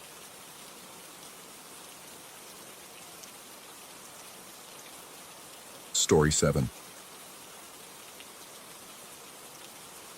The thing about night shifts is they blur time into something thick and viscous, hours stretching and contracting like a dying breath. By 2 a.m., reality already feels negotiable, optional even. That's what I told myself later, when the doubt started crawling in, when I needed an explanation that didn't require me to accept what my eyes had witnessed. The warehouse district spreads itself across the eastern edge of town like a graveyard of commerce. Concrete shells and rusted loading docks, streetlights flickering with electrical death throes every 30 seconds. Vance drove because his truck had working heat, and November had already sunk its teeth into the Ohio Valley. The cab smelled like coffee gone cold and the particular staleness that accumulates in vehicles driven too long without enough air. We'd been working inventory together for 6 months. Double shifts twice a week because the overtime paid for things like rent and the kind of forgetting that comes in bottles. The radio muttered low between us, some talk show host arguing with callers about things that mattered to someone, somewhere, but not to us. Not at that hour. Not with 12 hours of counting boxes and checking invoices turning our minds into static. The access road cuts through what used to be industrial parkland, back when the city still pretended it might recover. Now it's just cracked asphalt threading between empty lots overgrown with dead grass and chain-link fence. Trees line both sides, close enough that their branches form a tunnel overhead, bare limbs scraping against each other in the wind. The headlights carved a tunnel through darkness so complete it felt deliberate, curated. I was half asleep, or thought I was, watching the yellow line unspool beneath us like thread from a spool, when Vance's foot hit the brake. Not hard, not a panic stop, just a sudden slowing that pulled me forward against the seatbelt, made my neck crack as my head came up. The figure stood at the very edge of the light. It was a man. I'll say that because the shape suggested man, the proportions roughly human, though something about the stance felt rehearsed, deliberate. He stood perfectly still on the shoulder, maybe 15 feet ahead, positioned exactly where the headlights began their fade into darkness. The silhouette was sharp against the black, crisp as a paper cutout, but I couldn't make out features. Couldn't see a face or clothing details, just that human outline holding itself motionless in a way that living things don't. Vance made a sound, something between exhale and question. The truck rolled forward slowly, our momentum carrying us closer. The figure didn't move, didn't acknowledge our approach. And then, in the half second it took for our headlights to fully illuminate where it stood, it stepped forward. One step, into the light, and vanished. Not like stepping behind something, not like moving fast. It simply ceased to exist in the space between dark and illuminated, as if the light itself was an eraser, and the figure had been drawn in something that couldn't survive contact with visibility. Vance stopped the truck completely. The engine idled rough, that diesel rattle that sounds like mechanical breathing. Neither of us spoke for what might have been 3 seconds or 3 minutes. Time had done that thing again, becoming uncertain. Finally, Vance said, "Maybe we should go check." His voice had a practiced casualness that didn't match the way his hands gripped the steering wheel. I heard myself agreeing, though every instinct I possessed was screaming that we should drive, should put distance between ourselves and this stretch of road, should never speak of what we'd seen. We left the truck running, doors open, headlights still cutting that tunnel into darkness. The cold hit immediately, wind pushing through my jacket like I wasn't wearing one. Our boots crunched on gravel as we walked forward, shoulder to shoulder, neither of us wanting to be the one in front. The headlights threw our shadows long behind us, two dark shapes stretching back towards safety. There was nothing where the figure had stood. No footprints in the frost-dead grass, no disturbance in the gravel. The shoulder was empty, had always been empty, if you could believe your eyes. But I'd learned that night that eyes are just organs, collecting light and making suggestions to a brain that's already prone to revision and doubt. We stood there, cold seeping through our jeans, looking at nothing. The woods pressed close on both sides, and I became suddenly, intensely aware of how dark they were, how the trees could hide anything, how darkness isn't really absence but presence, a substance that displaces light and vision and certainty. Vance said maybe it was a trick of shadow, a deer or something, and his voice had that quality people use when they're trying to convince themselves more than anyone else. I nodded, made agreeing sounds, and we walked back to the truck without looking at each other, both of us understanding that we'd just participated in a mutual lie. The rest of the drive, neither of us spoke. The radio kept muttering its static companionship, but the cab felt different now, smaller and less secure. I kept watching the edges of the headlight beam, waiting for another silhouette to appear, for reality to fail again in that specific, undeniable way. When Vance dropped me at my apartment complex, he just said, "See you Thursday," with the same inflection he always used, as if nothing had happened, as if we hadn't just witnessed something that couldn't exist step into light and disappear. I watched his taillights recede, red eyes shrinking in the dark, and felt suddenly, profoundly alone. Sleep wouldn't come. I lay in bed watching shadows from passing cars slide across my ceiling, remembering the figure's absolute stillness. The way it had stood there, positioned so precisely at the threshold between visible and invisible. The deliberateness of that single step forward. By morning, I'd almost convinced myself it was fatigue, 12-hour shifts playing tricks on overtired minds. Almost. But then there was Thursday, and Friday, and every shift after. The figure appeared again 3 nights later. Different stretch of road, same position at the light's edge. This time Vance saw it first, his sharp intake of breath the only warning before I looked up, and there it was, motionless, impossibly still, waiting at the precise boundary where our headlights dissolved into darkness. We didn't stop, didn't slow. Vance kept driving, and we watched it step forward into illumination and vanish. Physics and logic and every rule of reality simply ceasing to apply for the half-second it took for nothing to happen. After that, it became routine, expected, a new law of our 2 a.m. universe. Every drive home, somewhere along that access road, the figure would appear. Always at the light's edge. Always that same deliberate step into visibility before disappearing. We stopped talking about it, stopped pretending we might investigate or find explanations. It was just another feature of the landscape now, like the flickering streetlights or the radio's static drift. But I started noticing changes. Small things at first. Vance seemed distant, distracted during shifts. He'd stop mid-inventory, staring at nothing, and I'd have to call his name twice before he'd respond. Once I caught him standing in the loading dock after midnight, just standing there in the open bay door, looking out at the parking lot like he was waiting for something to arrive. He stopped meeting my eyes when we spoke, started wearing sunglasses even during night shift, claiming the fluorescent lights bothered him. But I caught glimpses past the dark lenses sometimes, and his eyes had a quality I couldn't name, something hollow and far away, like he was looking at me from a great distance or through water. The figure changed too, or maybe I just started seeing it more clearly. The silhouette seemed to have more definition now, details emerging from the darkness. I could make out the suggestion of a coat, something long that hung past where knees should be. The head was wrong somehow, tilted at an angle that didn't match any posture I'd ever seen a human take. And the stillness. God, that absolute predatory stillness felt increasingly intentional, increasingly aware. I started seeing it other places. Not on the road, not at first, just glimpses in my peripheral vision during the day.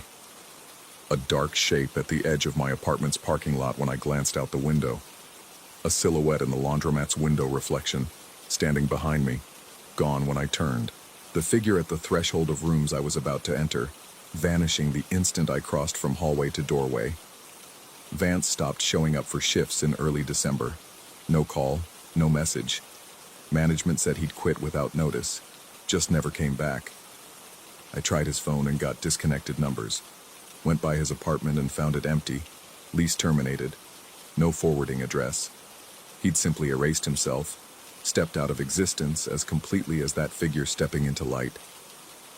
I work alone now, or with new people who don't know about the figure, don't understand why I grip the dashboard when driving home, why I close my eyes when we pass certain stretches of road.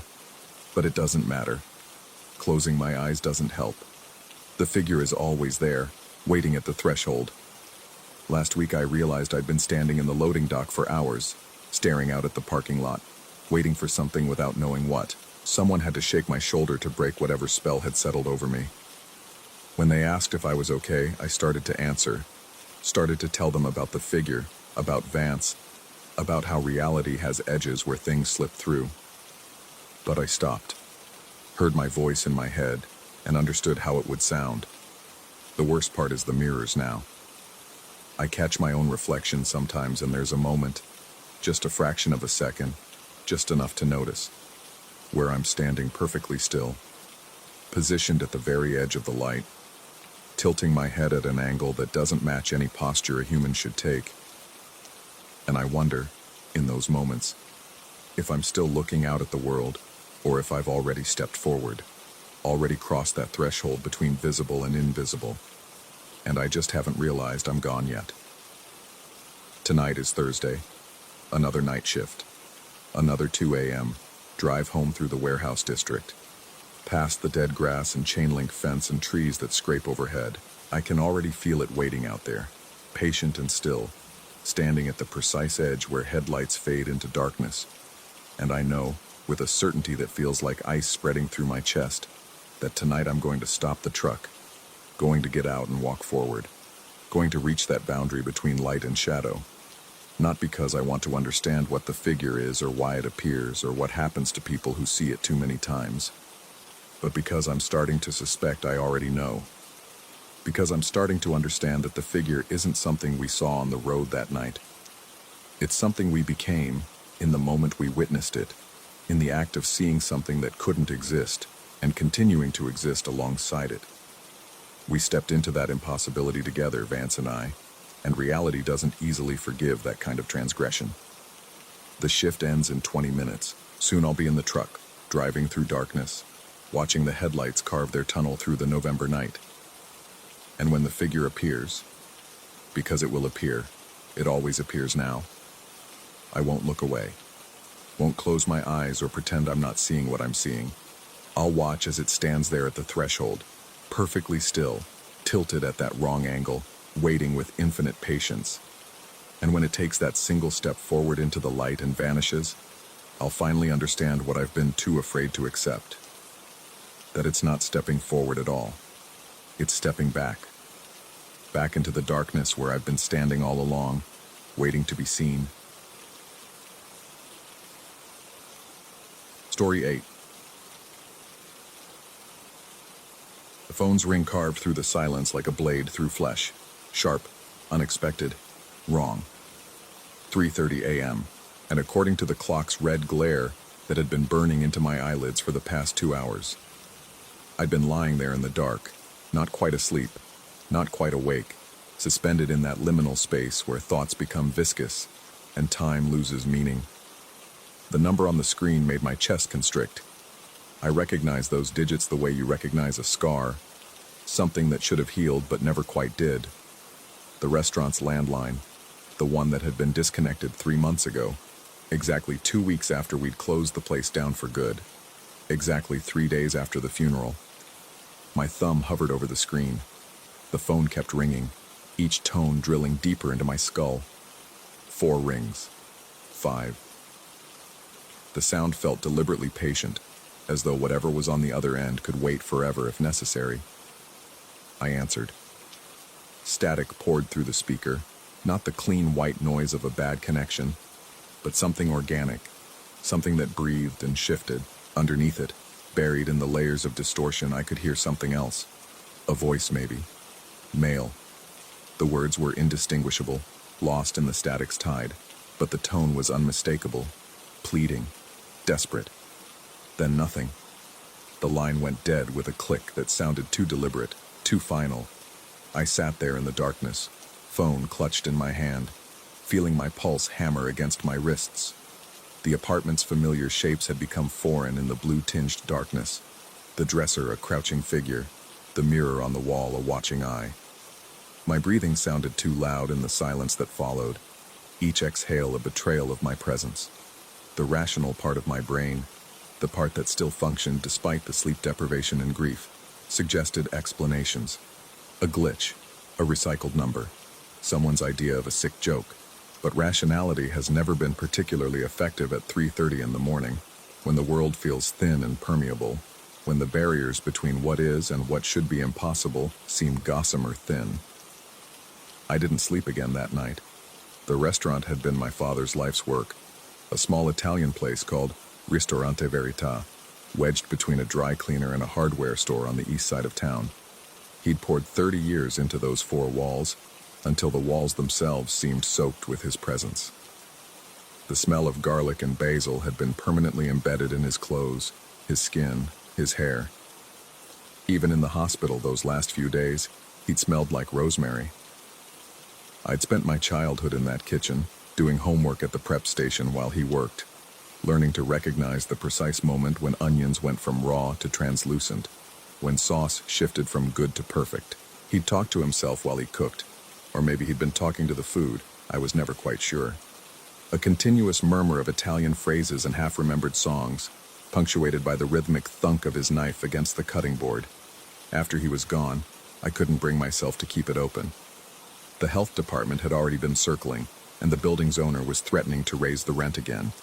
It was easier to let it go. To disconnect the phone, shut off the lights, walk away from all those years of accumulated memory. Easier, but not easy. The second call came 3 nights later. Same time, 3:30 a.m. exactly. Same number. This time I was ready for it, had been lying awake waiting, my phone on the nightstand within easy reach. I'd told myself I wouldn't answer. I'd told myself it was just some technological hiccup, some meaningless glitch in the phone company's system. I answered on the second ring. The static was worse this time. Thicker, more invasive, like it was trying to push its way through the speaker and into the room. And underneath it, that voice again. Closer now. More distinct. Still male. Still urgent. But this time I could almost make out words. Almost. They hovered at the edge of comprehension, maddeningly familiar, like a name you can't quite remember. Hello? My voice came out rough, unused. Who is this? The static shifted, modulated, and for just a second, less than a second, I heard it clearly. One word, spoken in a voice that made ice crystallize in my veins. Help. Then the line went dead again. I sat there shaking, staring at the phone in my hand like it had bitten me. Because the voice, that single word, had sounded like him. Not exactly like him, but close enough. Close enough to make me wonder if I was losing my mind, if grief had finally corroded through the last of my sanity. I turned on every light in the apartment and spent the rest of the night researching phone number recycling policies, ghost calls, and the technical specifications of disconnected landlines. The internet offered no comfort, just endless rabbit holes of technical jargon and contradictory explanations. By the time dawn finally bled through the windows, my eyes burned and my hands trembled with exhaustion and too much coffee. I drove past the restaurant that afternoon. I told myself it was on the way to the grocery store, that I just happened to be in the neighborhood, but I knew better. The building looked abandoned already, the windows dark, a faded "for lease" sign taped to the inside of the glass. Someone had already covered the restaurant's name on the awning, painting over it with thick gray paint that had dripped down like tears. I parked across the street and sat there, engine running, staring at the place. The hardware store next door was open, customers coming and going with plastic bags full of purchases. Life continuing as normal, as if nothing had changed, as if a whole universe of memory and meaning hadn't just been erased. That's when I saw the light. Just a flicker, there and gone, in one of the restaurant's back windows. The kitchen window, the one that had always stuck, that my father had to bang on with his palm to open on hot summer nights. My hands tightened on the steering wheel. It was probably just a reflection. The angle of the sun hitting the glass. Something perfectly mundane and explainable. The light flickered again. Longer this time. A warm, yellowish glow that looked exactly like the light that used to spill from that kitchen when my father worked late, prepping for the next day's service.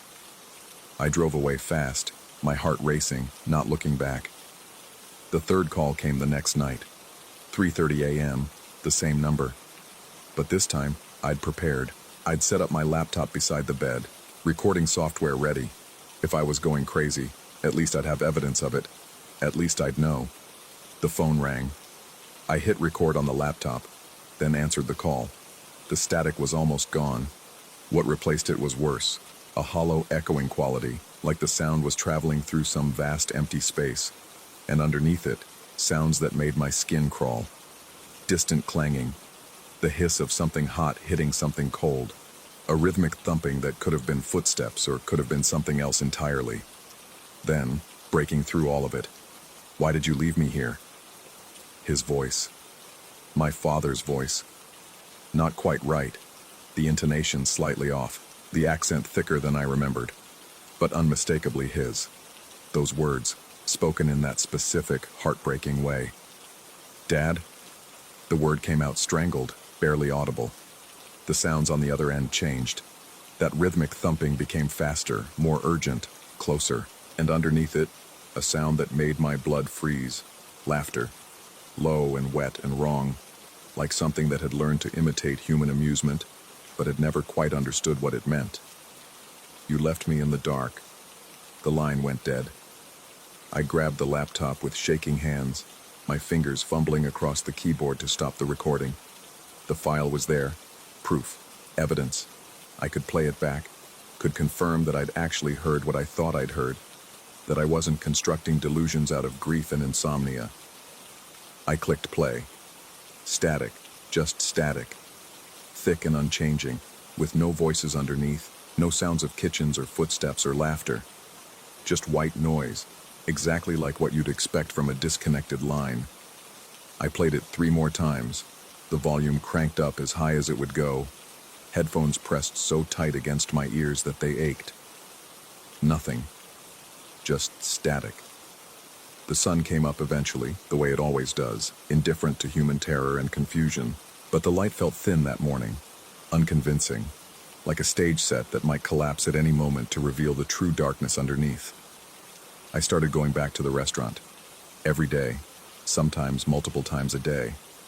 I'd park across the street and watch the windows, looking for that light. Looking for any sign that something was happening inside those abandoned walls. Mostly there was nothing. The building sat empty and dead, just another failed business in a city full of them. But sometimes, not often, but sometimes, I'd catch something. A shadow moving past a window. That light flickering in the kitchen. Once I could have sworn I saw a figure standing in the dining room, pressed against the glass, watching me watch the building. I stopped sleeping. Not intentionally. I tried, desperately, to sleep. But every time I closed my eyes, I'd hear that voice. Why did you leave me here? You left me in the dark, and underneath it, that wet laughter, that sound of something pretending to be human. My friends noticed. My boss noticed. The woman at the coffee shop I went to every morning started giving me concerned looks as she handed over my increasingly large orders. People kept asking if I was okay, and I kept lying to them, because what was I supposed to say? That I thought my dead father was calling me from a disconnected phone line? That I'd started seeing things that couldn't possibly be there? On the 7th day after the first call, I made a decision. I was going inside the restaurant. I waited until after midnight. The street was empty, the neighboring businesses long closed. I'd brought a flashlight, though I'm not sure why. If I was right about what was happening, light wouldn't help. If I was wrong, if this was all just some elaborate delusion, then the light would only illuminate the pathetic reality of my breakdown. The front door was locked, but I still had the key. My hand shook as I slid it into the lock, and for a long moment, I couldn't make myself turn it. This felt like a threshold in more than just the physical sense, like crossing it would change something fundamental, something that couldn't be unchanged. I turned the key. The door swung open with a creak that sounded too loud in the empty street. The smell hit me immediately, not the garlic and basil I'd expected, but something else. Something stale and wrong, like air that had been trapped too long in a sealed space, like a tomb. My flashlight beam cut through the darkness, illuminating the dining room. The tables were still there, chairs stacked on top of them. Dust had already begun to settle on every surface, thick enough to show where my feet disturbed it as I walked. The walls were bare. We'd taken down all the photographs, all the certificates and awards, all the small touches that had made the place feel lived in. It looked dead. More than empty. Genuinely dead. Like something that had once been alive and wasn't anymore. But from the kitchen I could hear something. Faint but unmistakable. That rhythmic thumping. The sound of metal on wood. The hiss of heat. My legs carried me forward even as every instinct screamed at me to run. The kitchen door was closed. Light leaked from underneath it. That same warm yellow glow I'd seen from outside. I pushed the door open. The kitchen was exactly as we'd left it. Stainless steel surfaces gleaming in the beam of my flashlight. Pots and pans hanging from their hooks. The prep station where I'd done my homework all those years ago, its surface scarred with decades of knife marks. But the sounds had stopped. The light was gone. Just my flashlight now cutting through the darkness, finding nothing. I stood there for a long time, breathing in that stale air, waiting for something to happen. Part of me wanted it to happen. Wanted confirmation that I wasn't crazy, that there was actually something here. But another part, A deeper part prayed for silence. My phone rang. The sound was impossibly loud in the empty kitchen. I pulled it from my pocket with numb fingers, already knowing what I'd see on the screen. The restaurant's number, 3:30 a.m. But I was standing in the restaurant. I was standing right next to where the phone had been, where the landline had hung on the wall before I'd had it disconnected. The space was empty now, just a small hole where the cable had come through, a pale rectangle on the wall where the phone's base had protected the paint from years of kitchen grease and smoke. I answered, raised the phone to my ear, and heard nothing, no static, no sounds, no voice, just silence. But not empty silence, occupied silence, the silence of someone listening, someone waiting. "I'm here," I said into that silence. My voice echoed in the empty kitchen, bouncing off the stainless steel surfaces. "I came back. What do you want?" The silence continued, but I could feel it now. A presence. Not in the room with me exactly. Somewhere else. Somewhere close, but impossibly far. Separated by something thinner than a phone line. Thicker than death. "You can leave anytime you want," the voice finally said. My father's voice, but not. Close but wrong. "But I can't. You made sure of that." "What are you talking about? I didn't." "You closed the door. You turned out the lights. You left me here in the dark." "You died," I whispered. "You got sick, and you died. I didn't do anything to you." The laughter came back then, that wet, wrong sound. "Are you sure?" And that's when I saw it, across the kitchen, hanging on the wall where it had always hung.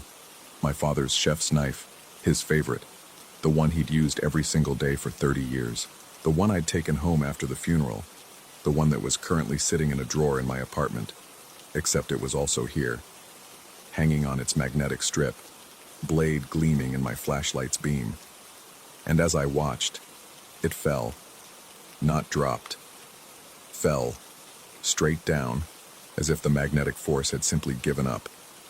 It clattered on the stainless steel counter, the sound impossibly loud. The phone in my hand was silent now. No voice, no breathing, just that occupied silence, that sense of something waiting. I ran, out of the kitchen, through the dining room, out the front door that I didn't remember opening. I ran to my car and sat there, engine running, doors locked, staring at the restaurant's dark windows. The light in the kitchen was on. I could see it clearly now, that warm yellow glow spilling from the back window. And in it, silhouetted against the light, a figure, tall, thin, moving with that particular economy of motion I'd watched for years, the way someone moves when they know a space so intimately that every gesture is automatic. My phone rang again. Same number. I didn't answer. I drove away instead, watching in the rearview mirror as the light in the kitchen flickered and died. That was 3 weeks ago. The calls keep coming. Every night. 3:30 a.m. Exactly. I don't answer anymore, but they keep coming anyway. The voicemail fills up with static, and that voice, asking the same question over and over. Why did you leave me here? I've started seeing him other places, or thinking I do. A figure in my apartment's parking lot at night. A shadow behind me in the grocery store. Once I saw him clearly, or thought I did, standing in the doorway of my bedroom, backlit by the bathroom light, watching me with eyes that didn't quite reflect light the way human eyes should. The restaurant is still empty, still for lease. But sometimes, late at night, if I drive past, I can see the light in the kitchen. And I wonder what he's doing in there. What he's cooking in a kitchen with no power, no gas, no food. What he's preparing for a restaurant with no customers, no future, no hope. I wonder if I'll ever understand what he meant, if I really did leave him in the dark somehow, if there was something I should have done differently, some ritual or farewell that I missed. Or if this is just what grief looks like. A distortion of reality so profound that the phone rings with impossible calls, and the dead cook meals for no one in locked and empty kitchens. The worst part is not knowing. Not knowing if I'm losing my mind, or if something actually answered when I closed that door for the last time. Not knowing if the voice on the phone is real, or just an echo of guilt and grief bouncing around in my skull. Not knowing if I should go back, if there's something I'm supposed to do, some price I'm supposed to pay. Last night the call came again. 3:30 a.m. The restaurant's number. And this time, before I could decide whether to answer, the voice left a message. Crystal clear. No static. Just his voice, my father's voice, saying 8 words. The lights are still on. I'm still here. I have the keys in my pocket. I've had them this whole time. Every night I take them out, feel their weight in my palm, and wonder if I'll go back. If I'll walk through that door again, turn off those impossible lights. Finish what I should have finished 3 months ago. But every night, I put the keys back. I lie in the dark. I wait for the phone to ring. And I wonder, if I go back to turn off the lights, will I be able to leave again? Or will I end up like him, trapped in the dark, making phone calls that no one will answer, asking questions that no one can explain? The sun is coming up now. I haven't slept. In 7 hours, it will be night again. In 7 hours and 30 minutes, the phone will ring. And I still don't know what I'm going to do.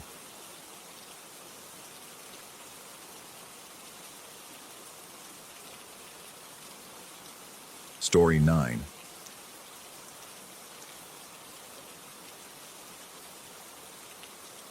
The clubhouse smelled like rotting wood and standing water, a scent I'd known since childhood but never quite gotten used to. I sat on the warped bench inside, watching dust particles drift through the single shaft of afternoon light that managed to pierce the grimy window. The place hadn't changed in 15 years, still the same crooked structure in Elliot's backyard, still leaning slightly to the left as if contemplating collapse. Elliot had texted me to wait here while he grabbed something from inside his house. Something important, he'd said. Something he couldn't tell me about over the phone. The vagueness irritated me, but our friendship had survived worse than cryptic messages and afternoon inconveniences. We'd known each other since college, survived the transition from dorm rooms to real life, from shared pizzas to shared mortgages. If he needed me to sit in his childhood hideout while he retrieved whatever mysterious item demanded secrecy, I could humor him. The clubhouse sat maybe 30 feet from the back of his house, close enough that I could see the kitchen windows, the sliding glass door that opened onto a concrete patio scattered with dead leaves. The shutters on the kitchen window were half closed, tilted at an angle that made the house look drowsy. Beyond the fence, I could hear neighborhood sounds. A lawnmower's distant drone, somebody's dog barking with metronomic persistence, the whisper of wind through the oak trees that bordered the property. I checked my phone. No new messages. Elliot had gone inside 12 minutes ago. The bench creaked under me as I shifted my weight, and I noticed for the first time how isolated the clubhouse felt, despite its proximity to the house. The backyard had grown wild over the years.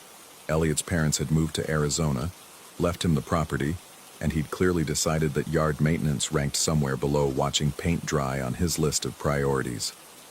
Tall grass pressed against the clubhouse walls, and the oak trees had extended their reach, creating a canopy that filtered the sunlight into a murky, underwater quality. I stood up, thinking I'd walk to the house and see what was taking so long. That's when I saw the face. It appeared in the kitchen window, between the slats of those half-closed shutters. The angle was wrong somehow, too high, or maybe too low, and the lighting played tricks, casting shadows that hollowed out the features into something that resembled a face more than actually being one. But I recognized Elliot's shape, the set of his shoulders, the particular way he held his head slightly tilted to the right. A habit he'd developed after an ear infection in sophomore year left him with permanent hearing loss on that side. Except the face was gray, not pale, not sickly. Gray. The color of wet concrete, of overcast winter skies, of something drained completely of vitality. And the eyes, those were worse. They stared straight at me with an intensity that felt physical, like being pressed against a wall by invisible hands. No recognition in them, no humanity, just that blank, consuming stare through the shutters. My breath caught in my throat. The face didn't move, didn't blink, didn't shift even slightly. It simply existed there, watching me with those dead eyes, and some primitive part of my brain began screaming warnings I couldn't quite interpret. I wanted to look away, couldn't.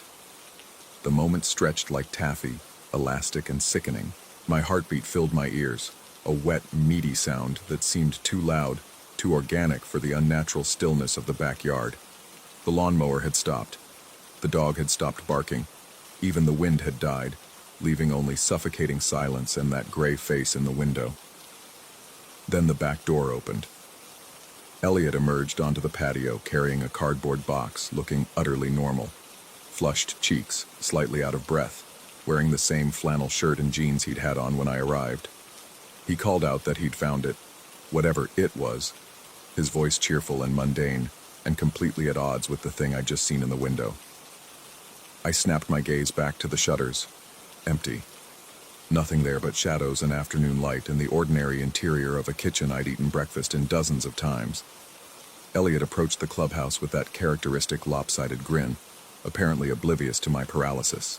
He asked if I was okay, said I looked like I'd seen a ghost, laughed at his own cliché. I managed to respond that I was fine, just felt dizzy for a moment, probably needed to drink more water. The lie came automatically, protective. Because what was I supposed to say? That I'd seen him, or something wearing his face, staring at me from his kitchen window while he was simultaneously walking across his yard? He accepted my explanation without question, set the box down, started talking about its contents. Old photographs, apparently, from our college days. He'd been seized by some nostalgic impulse to dig through his parents' stored belongings. Wanted to show me the evidence of how ridiculous we'd looked with our early 2000s haircuts and regrettable fashion choices. I nodded along, made appropriate responses, but my attention kept drifting back to that kitchen window. The shutters hung motionless now, innocent, revealing nothing. Had I imagined it? The rational part of my mind scrambled for explanations. A reflection, a trick of light. My own face somehow mirrored in the glass at an impossible angle. But none of these explanations felt right. They felt like the desperate rationalizations of a mind trying to reject what it had witnessed. Elliot spread photographs across the clubhouse floor, and I forced myself to focus on them. Here we were at a football game, faces painted blue and gold. There we stood outside our first apartment, holding the keys like trophies. The images should have been comforting, proof of continuity and shared history. Instead, they felt strange. Too staged, too deliberate, like evidence planted at a crime scene. He was talking about his job, some frustration with his boss, standard complaints I'd heard variations of before. But his voice sounded slightly off. The cadence was right, the words were right, even the inflections were Elliot's. But underneath, something felt wrong, like listening to a recording played at 99% of the correct speed. So close to normal that you couldn't quite identify the distortion, but knew with absolute certainty that it existed. I watched his hands as he gestured, suddenly hyper-aware of every detail. The scar on his left thumb from a kitchen accident, the calluses from his guitar playing, the particular way his fingers drummed against his knee when he was thinking. All correct, all perfectly, impeccably Elliot. But who had been in the window? The thought sent ice down my spine. I glanced at the kitchen again, and this time saw movement. Just Elliot's cat jumping onto the counter, ordinary and feline and completely mundane. Yet my nervous system remained on high alert, flooding my body with adrenaline, preparing me for dangers my conscious mind couldn't name. Elliot asked if I wanted a beer. Said he had some in the fridge, the kitchen fridge. I heard myself agree, watched him stand and head toward the house, disappearing through the back door. The moment he vanished inside, my eyes locked onto those shutters with the intensity of prey watching a predator. Nothing happened. Just ordinary afternoon light filtering through slats. Just the cat moving across the counter. Just the familiar interior of a house I'd visited countless times. But I couldn't shake the feeling that something was watching me back. Minutes passed. Too many minutes. How long does it take to grab 2 beers from a refrigerator? The silence pressed against my eardrums. I counted my heartbeats. 67, 68, 69. Somewhere in the neighborhood, the lawnmower started again, but it sounded distant now, muffled, as if coming from underwater or through thick walls. I stood up, ready to go check on him, then stopped. Because what if I went inside and found that gray-faced thing waiting for me? What if the real Elliot was still in there somewhere, and I was out here with what? A copy? An imposter? The thought was insane, belonged in late-night horror movies and paranoid delusions, yet it had hooked into my brain with barbed certainty. The back door opened again. Elliot emerged with 2 bottles, condensation already forming on the glass. He crossed the yard with familiar ease, handed me a beer, sat down with a sigh that sounded authentically tired. We drank in silence for a moment, and I studied him over the rim of my bottle. Was there something different about his eyes? They seemed darker than I remembered, or maybe deeper set. The shadows fell across his face in ways that made his features seem slightly rearranged, though I couldn't point to any specific change. It was like looking at a photograph that had been altered so subtly that you sensed the manipulation without being able to identify it. He mentioned that I'd been acting strange since I arrived, asked again if I was feeling all right, said I seemed distant, distracted, not quite myself. The irony of those words coming from his mouth made me want to laugh or scream or both. I deflected, claimed work stress, said I'd been sleeping poorly. He nodded with apparent understanding, shared his own complaints about insomnia, described lying awake at 3 a.m. listening to sounds in the house. Old pipes, he said, settling foundations, the ordinary creaks and groans of an aging structure.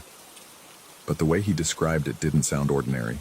It sounded deliberate, purposeful, like something moving through the house with intent, testing boundaries, learning the space. The afternoon light was changing, taking on that golden-orange quality that signaled the approach of evening. Shadows lengthened across the backyard, reaching toward the clubhouse like dark fingers. I should have felt safer with the sun still up, but instead the approaching dusk filled me with inexplicable dread. Elliot suggested we head inside, said he'd order pizza, make an evening of this nostalgia trip. Every instinct in my body screamed against entering that house. I invented an excuse about needing to get home, prior commitments, early morning tomorrow. He looked disappointed but didn't push, helped me gather my things, walked me around the side of the house to where my car sat in the driveway. As I opened the car door, I glanced back at the house. In the front window, a different window, upper floor, I saw movement. Just for a second.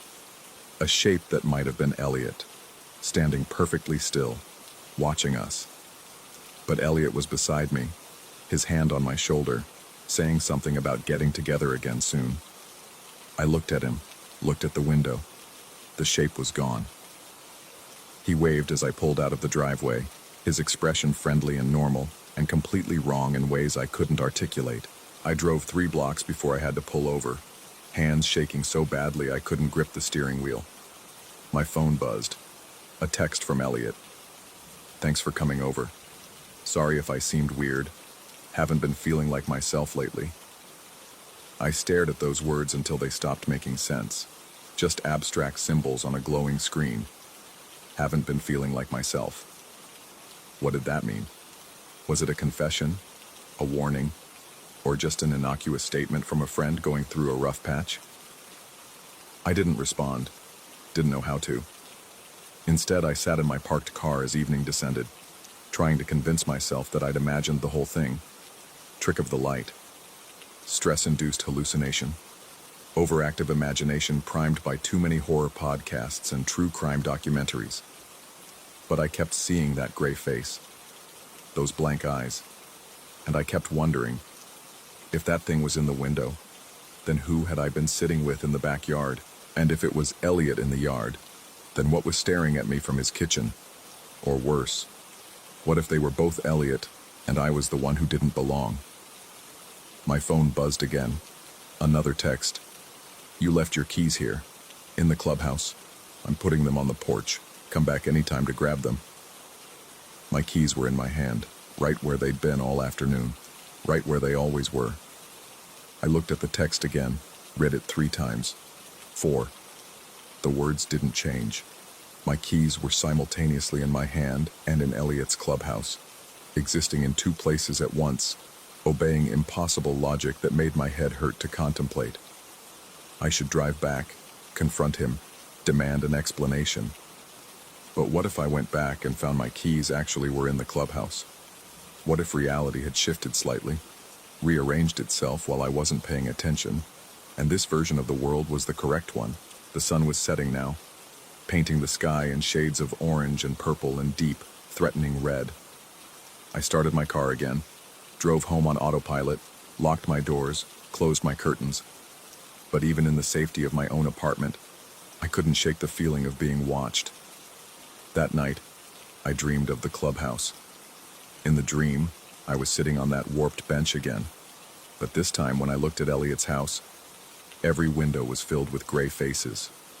Dozens of them, all with those blank, consuming eyes, all staring at me with identical expressions of nothing. No malice, no curiosity, just emptiness wearing a familiar shape. And when I woke up, I found a single photograph on my nightstand that I didn't remember bringing home. Elliot and me in the clubhouse, taken just yesterday. In the photo, we're both smiling. But if you look very closely, and I've looked so many times I've lost count, you can see something in the background, in the window of the house. A third figure, gray and still, watching us from behind those half-closed shutters. I never went back to retrieve those keys I apparently left behind. The ones that are currently in my pocket. The ones that exist in 2 places at once, just like my friend who was somehow in the yard and the window simultaneously. Last week I got a message from Elliot. He wanted to hang out again, maybe grab dinner, catch up properly. He said he felt like something had been off between us, like I was avoiding him, and he wanted to clear the air. I haven't responded yet.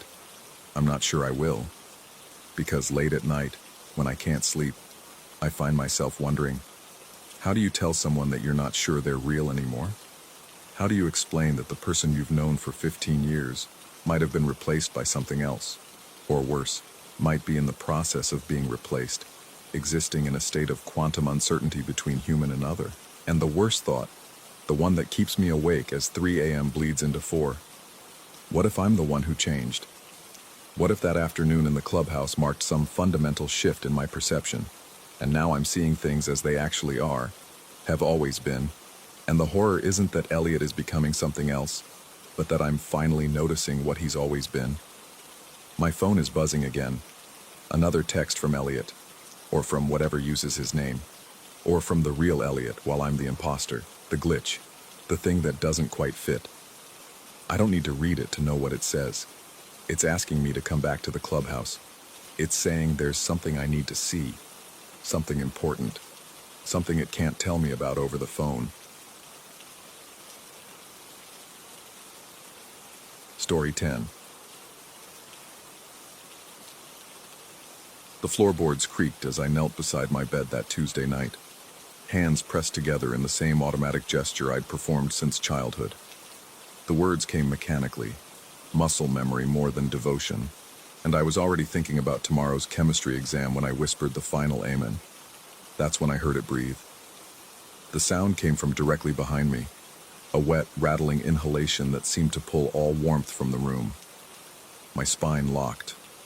Every instinct screamed at me to turn around, but something more primal kept me frozen, staring at the wall where shadows from my desk lamp danced and twisted.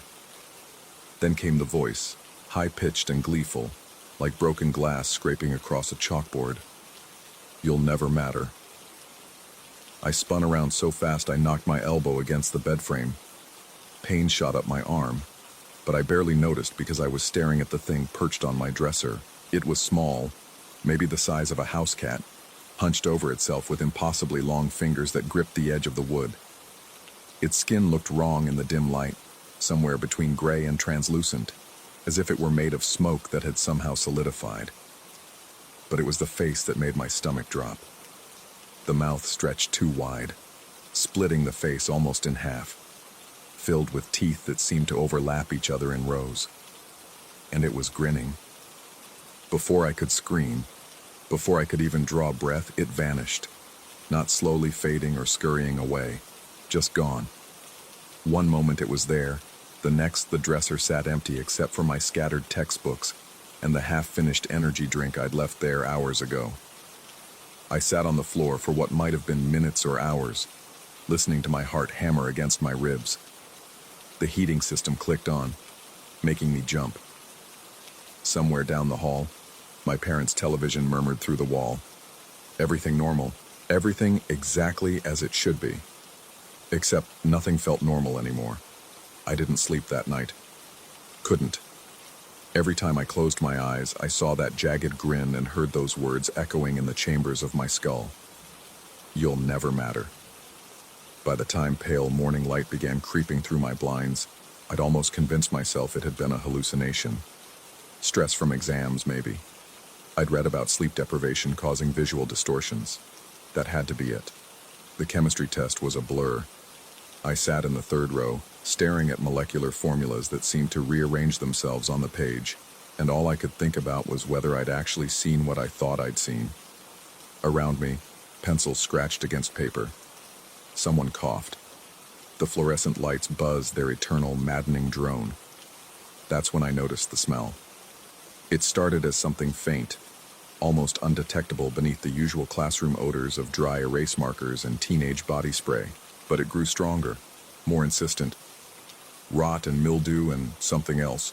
Something that reminded me of the time a rat had died in our garage walls, and we'd had to live with the stench for a week before my father finally found it.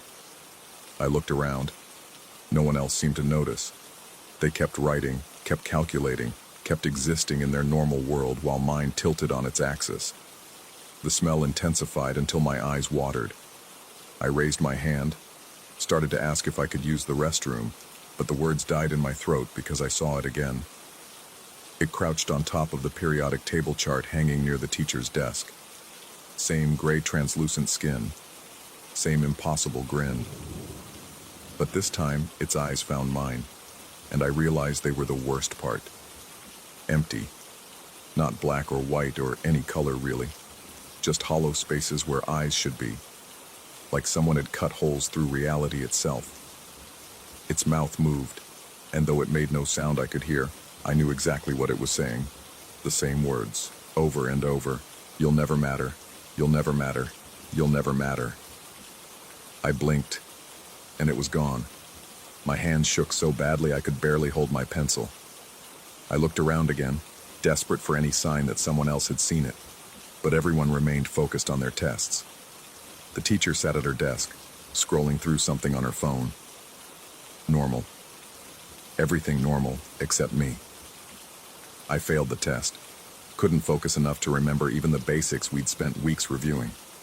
When I turned it in, my paper was mostly blank, with a few random formulas I'd written down just to have something to submit. The creature appeared 6 more times that week. Once in the school cafeteria, hanging from the ceiling tiles directly above my usual table. Once reflected in my bathroom mirror when I washed my face before bed, standing behind me even though the room was empty when I spun around. Once in the backseat of the car when my mother drove me to the orthodontist, its breath fogging the window beside my head. Each time the same words, the same mocking, gleeful cruelty. You'll never matter. I stopped eating much. Food tasted like ash. My mother asked if I was feeling okay, pressed the back of her hand against my forehead, checking for fever. I told her I was fine, just tired from studying. The lie came easily. Everything was becoming easier to lie about. Sleep became impossible in any meaningful way. I'd doze for 20-minute stretches, only to jerk awake with my heart racing, certain I'd heard that rattling breath somewhere in the darkness of my room. I started leaving lights on. Then I started leaving all the lights on. My father complained about the electricity bill. My grades plummeted. Teachers started pulling me aside after class, asking questions I couldn't answer. Was everything okay at home? Was I struggling with the material? Did I need to talk to the school counselor? I nodded and mumbled appropriate responses and watched their mouths move while barely processing the words. because I was starting to see it everywhere. Not just the creature itself, but signs of it. Scratches on surfaces that I didn't remember being there before. Small, deliberate marks. 3 lines parallel to each other, as if something with long fingers had dragged them across wood or metal or plastic. I found them on my desk, my bedpost, the inside of my locker at school. When I tried to point them out to my best friend, he looked at me strangely and said he didn't see anything. That's when the real fear started. Not of the creature itself, but of what it meant if I was the only one who could see it. 2 weeks after that first night, I stopped praying. The decision felt both monumental and meaningless. If prayer had somehow summoned this thing, then not praying might make it leave, but I also couldn't shake the feeling that it wouldn't matter either way. That the creature would keep appearing, keep whispering its poison, regardless of what I did or didn't do. I was wrong about prayer not mattering. The night I skipped my bedtime ritual, the creature didn't just appear briefly and vanish. It stayed. I lay in bed, staring at the ceiling, trying to convince myself to sleep, despite the anxiety churning in my gut.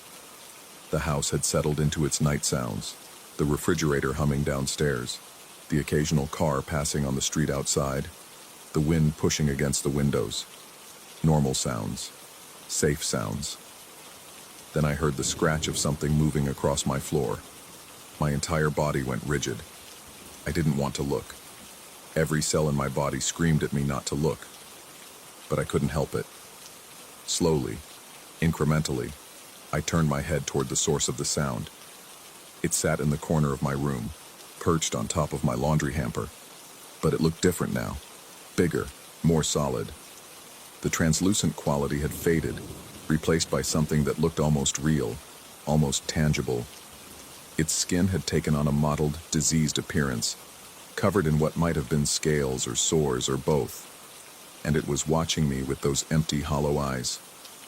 We stared at each other for what felt like hours, neither of us moving, neither of us breaking the terrible tableau we'd formed. My chest ached from holding my breath, but I didn't dare exhale, didn't dare make any sound that might trigger it to move, to speak, to do whatever it was going to do. Finally, it tilted its head, the motion too fluid, too wrong for anything with bones and joints. Its mouth stretched even wider, and I could see now that it had no tongue, just a black void that went down and down into nothing. Why did you stop? The words came directly into my head, bypassing my ears entirely. They felt like ice water injected into my brain. I couldn't answer, couldn't form words, could barely form thoughts beyond the primal terror that flooded every synapse. You stopped praying. Do you think that will save you? It leaned forward, and I watched in horror as its fingers began to extend, stretching like taffy, reaching toward me across the distance between us. Those impossibly long digits moved with a spider's grace, casting shadows on the wall that seemed to writhe with their own life. Nothing will save you. Nothing ever could. Because you'll never matter. The fingers touched my foot through the blanket, and it felt like being touched by something that existed below zero, beyond cold, in some space where temperature became something else entirely. The sensation shot up my leg, through my spine, exploding in my skull like shattered ice. I screamed. The sound ripped from my throat with such force that it hurt, tearing at the delicate tissues. I thrashed backward, slamming against the headboard hard enough to rattle my teeth. The blanket tangled around my legs as I fought to get away, to put any distance between myself and those reaching fingers. The door burst open. Light flooded the room. My father stood there in his bathrobe, eyes wide with alarm. What's wrong? What happened? I looked at the corner where the creature had been, empty. Just my laundry hamper overflowing with dirty clothes that needed washing.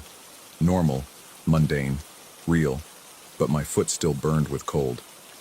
My father waited for an answer I couldn't give him. How could I explain? How could I make him understand when I barely understood myself? I told him I'd had a nightmare. He stayed with me until I stopped shaking, then went back to bed with a concerned backward glance. I sat there in the darkness long after he left, staring at that corner, waiting for it to reappear. It didn't. Not that night. But I knew it would be back. The following days blurred together into a watercolor of fear and exhaustion. I moved through school like a ghost, barely aware of my surroundings, constantly scanning shadows and corners for any sign of the creature. Other students began avoiding me. I'd catch them whispering when they thought I couldn't hear, see them exchange knowing looks when I walked past. My grades had gone from bad to catastrophic. I'd missed assignments, failed tests, stopped participating in class entirely. The school counselor finally called me in, a middle-aged woman with kind eyes and a voice that dripped with professional concern. She asked careful questions about my home life, my mental state, whether I'd been experiencing thoughts of harming myself. I almost laughed.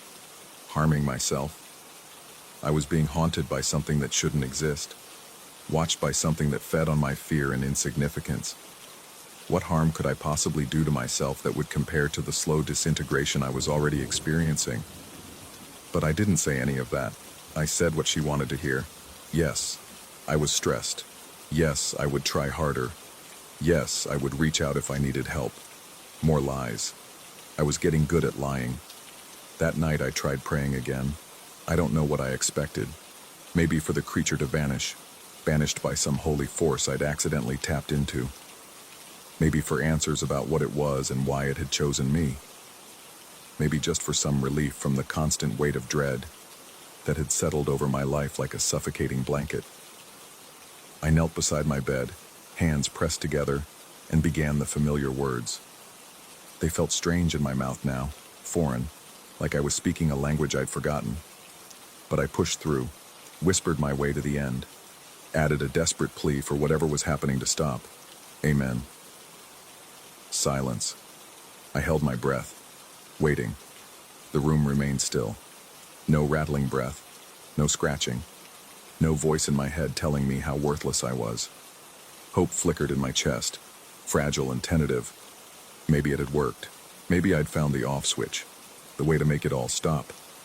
Maybe I could go back to being normal, to caring about chemistry tests and college applications, and all the mundane concerns that seem so distant now. Then I felt the bed shift behind me, the mattress depressed under weight that shouldn't be there. Springs creaked. The sound of breathing filled the room, so close I could feel moisture on the back of my neck.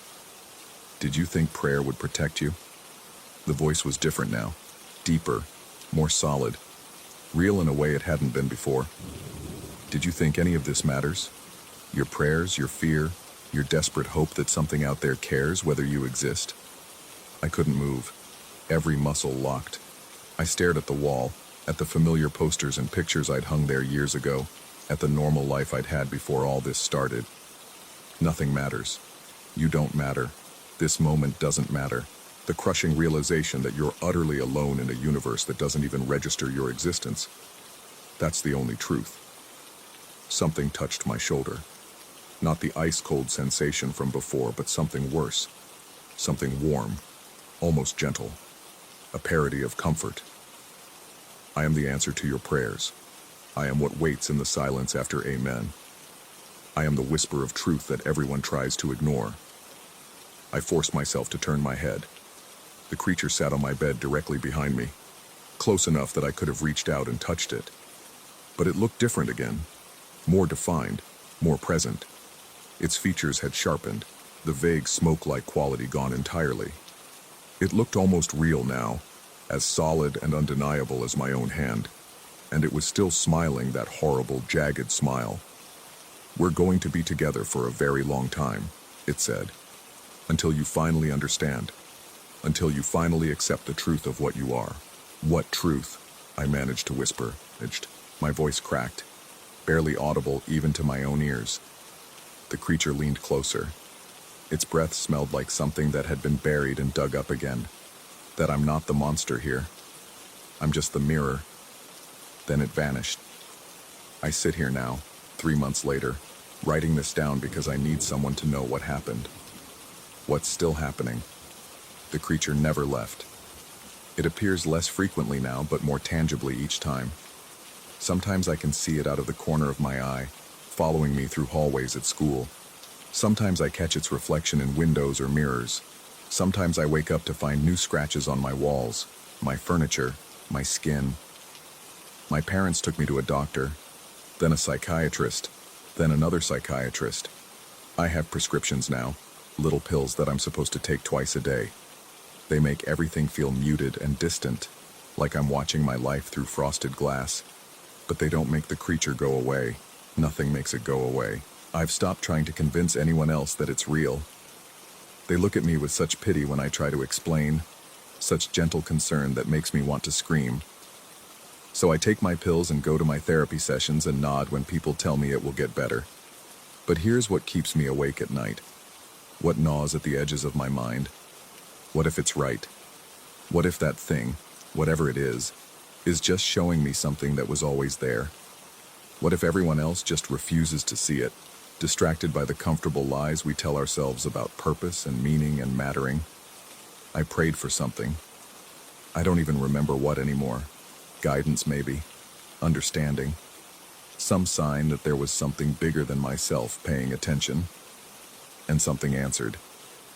The creature appeared at the moment I was most vulnerable, most open, most desperate for connection with something beyond myself. It filled the silence after my prayer with its truth, its terrible insistence on my own insignificance. Was it summoned by my prayer? Or was it always there, waiting for me to finally notice it? Was it drawn to my need, or was it simply revealing what had been hidden all along? I don't know. What I do know is that it's sitting in the corner of my room right now as I write this. I can see it in my peripheral vision, patient and still, waiting for me to acknowledge it. Its hollow eyes watch me form each word, and sometimes I think I can hear it laughing, that high-pitched broken glass sound that makes my teeth ache. You'll never matter, it whispers, and maybe it's right. Or maybe the real horror isn't the creature at all. Maybe it's the question I can't answer, the one that keeps me frozen and terrified. If I stopped seeing it tomorrow, if it vanished forever and never came back, would that prove it was never real? Or would it just prove that I'd finally started to believe it? Story 11. The app was called Spirit Box, and I downloaded it as a joke. My roommate had been going on about it for weeks before he moved out, showing me the screen with that evangelical fervor people get when they think they've found proof of something. The interface was simple, a black screen with a pulsing white circle, text appearing at the bottom whenever it detected what it claimed were paranormal voices. He'd wave his phone around our apartment like a metal detector, getting hits in the bathroom, near the windows, once memorably pointed directly at my face while I was trying to eat dinner. I'm deaf, have been since birth, so the idea of an app that hunts for sounds I'll never hear felt like the universe's private joke, and I wanted in on it. The apartment felt different after he left, bigger. The shadows and corners seemed to lean differently without his clutter breaking them up. I'd lived alone before, but this place had been ours for 2 years, and now the absence of another person's vibrations. Footsteps I'd feel through the floor, doors closing, the slight tremor of someone else existing in adjacent rooms, left the space feeling like a held breath. I opened Spirit Box on a Tuesday night, more out of boredom than belief. The instructions were simple enough. Walk slowly through your space. Keep the phone steady. Wait for contact. I felt ridiculous doing it, moving through my apartment with my phone extended like I was trying to get signal in a dead zone. The living room gave me nothing. The kitchen produced a single word: cold. I checked the thermostat, 72 degrees. The bathroom was where things got interesting. I'd stepped inside, phone first, when text bloomed across the screen. Here, just that, I stood there, feeling the tile cold under my socked feet, watching the word fade and wondering what algorithm decided to spit that out. Probably picking up vibrations from the building's pipes. Refrigerator hum from the apartment below. Anything but what it claimed to be. Then I pointed it at the closet in my bedroom. The response was immediate. Hi. I actually laughed. The app had personality, I'd give it that. But something about seeing that casual greeting supposedly emerging from my closet made my skin feel tight. I walked closer. The closet door was slightly ajar, the way I always left it because the latch didn't catch properly. Inside, my clothes hung in their usual disorder, shadows pooling between the hanging fabric. I stuck my phone into the gap. Nothing. Just the black screen and pulsing circle. Then, high again. Then, closer. My hand was steady. I'm not a believer in these things, but I'm not someone who ignores data either. And the app was clearly responding to something, even if that something was just faulty code designed to freak out the credulous. I pushed the door wider with my foot and leaned in, phone extended toward the back wall.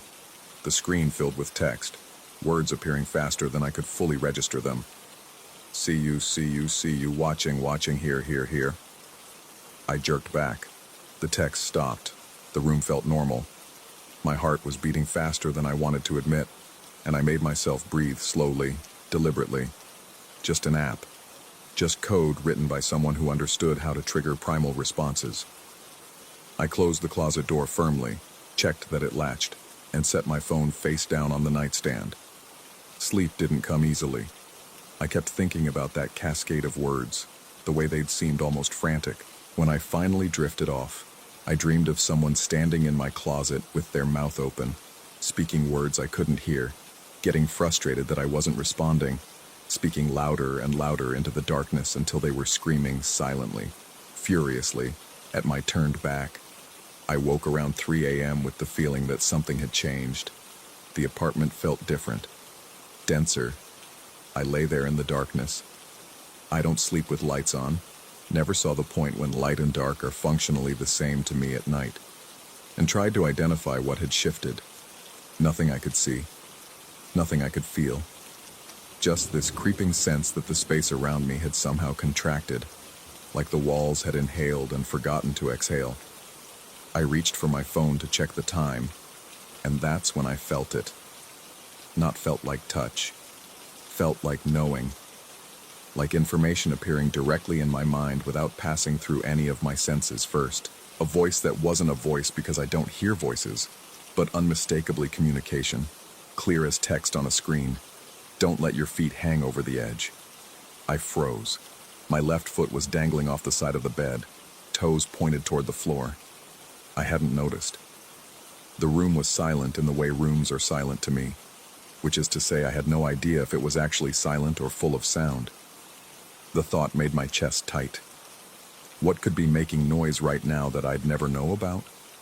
What could be moving, breathing, positioning itself in the darkness while I lay there deaf to its approach? Pull them up. Now. I yanked my foot back onto the bed so fast I kicked the blanket off. My heart was slamming against my ribs. I stared into the darkness under my bed frame. I have risers, maybe 8 inches of clearance, and saw nothing. Of course, I saw nothing. There was nothing to see, except I was now completely convinced that something was wrong with the space under my bed. The shadows there seemed thicker, more present. I grabbed my phone and turned on the flashlight, then immediately felt stupid, but leaned over anyway and shone the light into the gap. Empty. Dust. A stray sock. The floor. I sat back up. My hands were shaking. This was absurd. I was experiencing what exactly? Panic over an app and my own overactive imagination. I'd used Spirit Box for maybe 10 minutes total, and now I was having a full anxiety response in the middle of the night over nothing. I made myself lie back down, kept both feet firmly on the mattress, pulled the blanket up to my chest. The ceiling above me was textured in that way rental ceilings are, little peaks and valleys in the paint that probably had a name. I traced the patterns with my eyes and tried to think about normal things. Work tomorrow. The grocery list I needed to make. Whether I needed to call maintenance about the closet latch. It knows you can't hear it moving. The thought arrived like the others. That same not voice. And this time I sat straight up and turned on every light in the room. My bedroom blazed into being. Everything exactly where it should be. Closet door still closed. Window closed. Door to the hallway open like always. Nothing under the bed but dust and that sock. I opened my phone and stared at Spirit Box's icon. My thumb hovered over it. I should delete it. Obviously I should delete it. Instead, I opened it. The screen pulsed its white circle. I pointed it at the closet. Nothing. At the window. Nothing. under the bed, angling the phone down into that gap I'd just checked. Waiting. One word. I pulled the phone back up and the screen went blank again, just the pulse. My rational mind knew this was confirmation bias, pattern recognition gone haywire, my brain connecting dots that didn't exist. But my body knew something else. My body knew that every hair on my arms was standing up, and that the air in the room felt charged like it does before a storm, and that I needed to not be in this room right now. I grabbed my blanket and went to the living room couch. The couch felt safer for reasons I couldn't articulate. Closer to the door, maybe. More open space around it. I curled up with my blanket and tried to convince myself I was being ridiculous, but the feeling of wrongness followed me. The apartment's darkness seemed full of pockets now, places where something could be standing without me knowing. I'd never thought about that before, not really. I'd always just accepted that I lived in a silent world, and that was fine. It was my normal. Now my normal felt like a vulnerability. I must have fallen asleep eventually because I woke to weak gray light coming through the windows. Morning. My neck hurt from the couch's arm and my mouth tasted stale. The apartment looked exactly like it always did in daylight. Ordinary, slightly messy, completely unthreatening. I felt embarrassed. I'm a grown man who'd spent half the night scared of his own bedroom because of a phone app and some middle-of-the-night anxiety. I made coffee, took a shower, got dressed in the bathroom without incident, though I avoided looking at the mirror for too long. That childhood superstition about seeing something behind you rising up unbidden. Work was remote today, which meant sitting at my desk in the corner of the living room and trying to focus on code while my bedroom door sat in my peripheral vision like a question mark. Around noon, I gave in and went back in there. Daylight made everything safe again. I checked the closet, clothes, shoes, the back wall solid, and even got down on the floor to peer under the bed properly. Nothing. I felt the tension in my shoulders ease. Just an anxiety episode. Maybe I needed to talk to my doctor about upping my medication. Stress at work had been high. That made sense. I left the bedroom door open and went back to work. The afternoon passed normally. I had a video meeting where I watched people's mouths move and read the captions, contributed when prompted, felt grounded in the regular world of deadlines and deliverables. By the time evening arrived, I'd almost forgotten about the previous night. Almost. But when darkness started seeping back into the apartment, that feeling returned with it. I ate dinner standing up in the kitchen, unable to shake the sensation that sitting with my back to a room was a bad idea. When I finally settled on the couch with my laptop, I positioned myself so I could see the bedroom doorway. Nothing moved in there, nothing changed, but I couldn't make myself stop watching it. Around 9 p.m., my phone buzzed with a text. It was face down on the coffee table and I reached for it, grateful for the distraction. But when I flipped it over, there was no notification, just my home screen. Except Spirit Box was open. I hadn't opened it. I was sure I hadn't opened it. The screen showed its usual pulsing circle, but text was scrolling across the bottom, appearing and disappearing too fast to read. I caught fragments. Close now. Can't hide. Under the... I closed the app with shaking hands. Then I opened my settings and deleted it completely. The icon disappeared from my home screen. Relief washed through me, and with it a wave of something like sheepishness. There. Done. No more ghost hunting apps feeding my paranoia. My phone buzzed again. I looked down. Spirit Box's icon was back on my home screen. That's impossible. You can't reinstall an app without actively doing it. I deleted it again, watching it disappear. Waited. 10 seconds. 20. It stayed gone. I set the phone down and rubbed my eyes, hard enough to see stars. When I looked again, the icon was back. This time when I opened it, text was already there. It's not the app. I threw my phone across the room. It hit the wall and clattered to the floor. I sat there breathing hard, staring at it. The screen was still lit, facing up, that white circle pulsing like a heartbeat. From where I sat, I couldn't see if more text was appearing. You know it's not the app. The not voice again, that direct insertion of knowing. And worse, it was right. Deep down, beneath the rationalizations and the desperate grasp at normal explanations, some part of me had already accepted that something was genuinely wrong. The app hadn't created anything. It had just given me a way to see what was already there. The lights flickered. Just once, so brief I might have imagined it. But I didn't imagine the way the shadows in the corners seemed to pulse with it, expanding and contracting like something breathing. I stood up slowly. My legs felt weak. Every instinct screamed at me to leave, get out, go somewhere with people and lights and the kind of safety that comes from witnesses. But where would I go? To tell someone what, exactly? That a ghost hunting app had convinced me my apartment was haunted, that I was hearing voices despite being deaf. They'd think I was having a breakdown. Maybe I was having a breakdown. Look at the bedroom. I didn't want to. Everything in me resisted turning my head toward that open doorway. But the compulsion was overwhelming, that same quality of information as imperative the warnings had carried. I looked. The closet door was open. Not just ajar, fully open. The darkness inside looked absolute, untouched by the living room's light. As I stared, something about the quality of that darkness changed. It became dense, purposeful, less like absence of light and more like presence of something else. And I knew, with the same certainty as the warnings, that whatever was in there was watching me back. It's been waiting. My phone was still on the floor across the room. I could see the screen from here, see text appearing.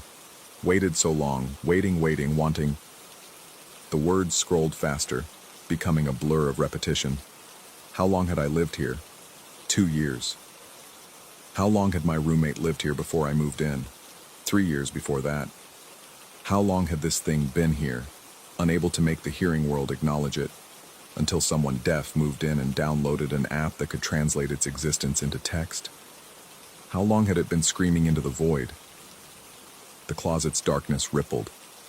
I bolted for the front door, but something stopped me mid-step. Not physically, but mentally. That voice that wasn't exploding in my head with desperate urgency.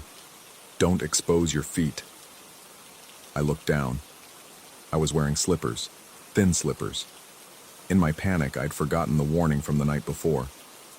And now, frozen halfway between the couch and the door, I understood with perfect clarity that something was under every piece of furniture in this apartment. Under the couch, under the coffee table, under the TV stand, waiting in every shadow space, every gap between object and floor, for flesh to come within reach. The lights went out. Total darkness. Not just light switch darkness, but the complete absence of light. Like something had sealed the apartment off from every photon trying to enter. I couldn't see my hand in front of my face. Couldn't see the windows that should have let in street light. Couldn't see anything. But I could feel the floor vibrating. Something was moving. Multiple somethings. All around me. I stood absolutely still, balanced on feet I could barely feel, my breath coming in short gasps. The vibrations grew stronger, closer. I felt air movement against my ankles, cold and deliberate, like breath, like something was circling just inches from my exposed skin, considering. It wants you to run. The thought was my own this time, rising from whatever part of the brain generates survival instincts.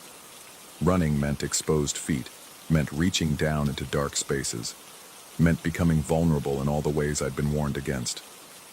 So I stood there, waiting, feeling the circling presence, the weight of attention from the direction of the bedroom, the wrongness pressing in from every direction. Then something wrapped around my left ankle. Not grabbed, wrapped. Like fingers, but wrong, too many of them, each one cold and slightly damp. I felt them tighten with a grip that was gentle almost, testing. The touch sent revulsion through my entire body, but I forced myself to stay still. Making noise wouldn't help. I couldn't hear if I was making noise anyway. Couldn't hear if anything else was making noise. Couldn't hear it moving up my leg. It was moving up my leg. The grip shifted, fingers crawling upward with deliberate slowness, and I broke. jerked my leg up and stumbled backward, hitting the wall behind me. More movement in the dark, vibrations through the floor converging on my position. The thing on my ankle pulled, not hard, but insistent, trying to drag me forward, toward the bedroom, toward that open closet. It wants to show you something. I grabbed for anything, finding the wall and pressing my back against it. The pulling grew stronger. I was sliding forward despite myself, my socked foot finding no purchase on the floor. The darkness stayed absolute. The grip stayed firm. And under it all, I swear I felt vibrations that might have been speech. Urgent, rapid, desperate sounds I would never hear, but could somehow sense. Could feel in my bones as intention, if not words. The pulling stopped. Just stopped. Mid-drag, and the fingers unwrapped from my ankle, with a touch that felt almost reluctant. The vibrations ceased. The air stilled. I stood there against the wall, my chest heaving, waiting for what came next. Light flooded back slowly, like a dimmer switch being turned up. Not from any source I could identify, but emerging from everywhere at once, until the apartment looked exactly as it had before. Normal. Empty. The closet door in the bedroom hung open still, but the darkness inside had resolved into ordinary shadows, clothes visible, nothing watching from within. My phone lay on the floor where I'd thrown it. The screen was dark. I walked over on shaking legs and picked it up. When I turned it on, Spirit Box was gone. Really gone. I searched my entire phone and found no trace of it. Not in my apps, not in my download history, not anywhere. But in my photos, there was a new image I hadn't taken. It was dark, the quality poor, but I could make out enough. The inside of a closet. My closet. And in the back corner, almost invisible in the shadows, a shape. Humanoid, but wrong. Crouched. The timestamp said it had been taken at 3:47 a.m. last night, while I'd been sleeping on the couch. The shape's eyes were open. It was looking at the camera.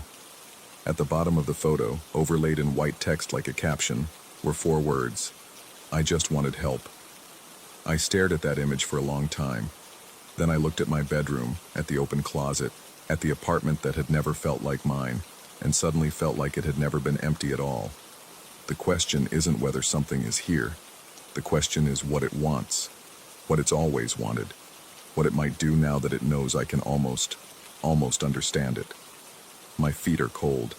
I'm sitting on my bed writing this, both feet pulled up onto the mattress, and I can feel vibrations through the floor that might be the building settling, or might be something pacing in the living room.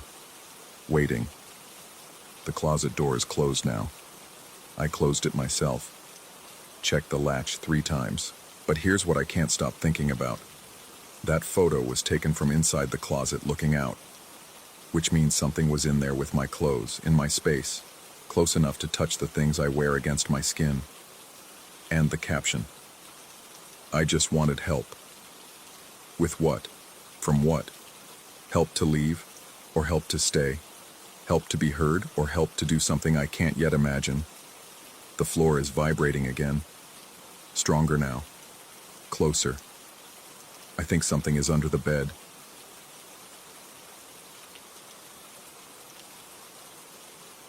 Story 12.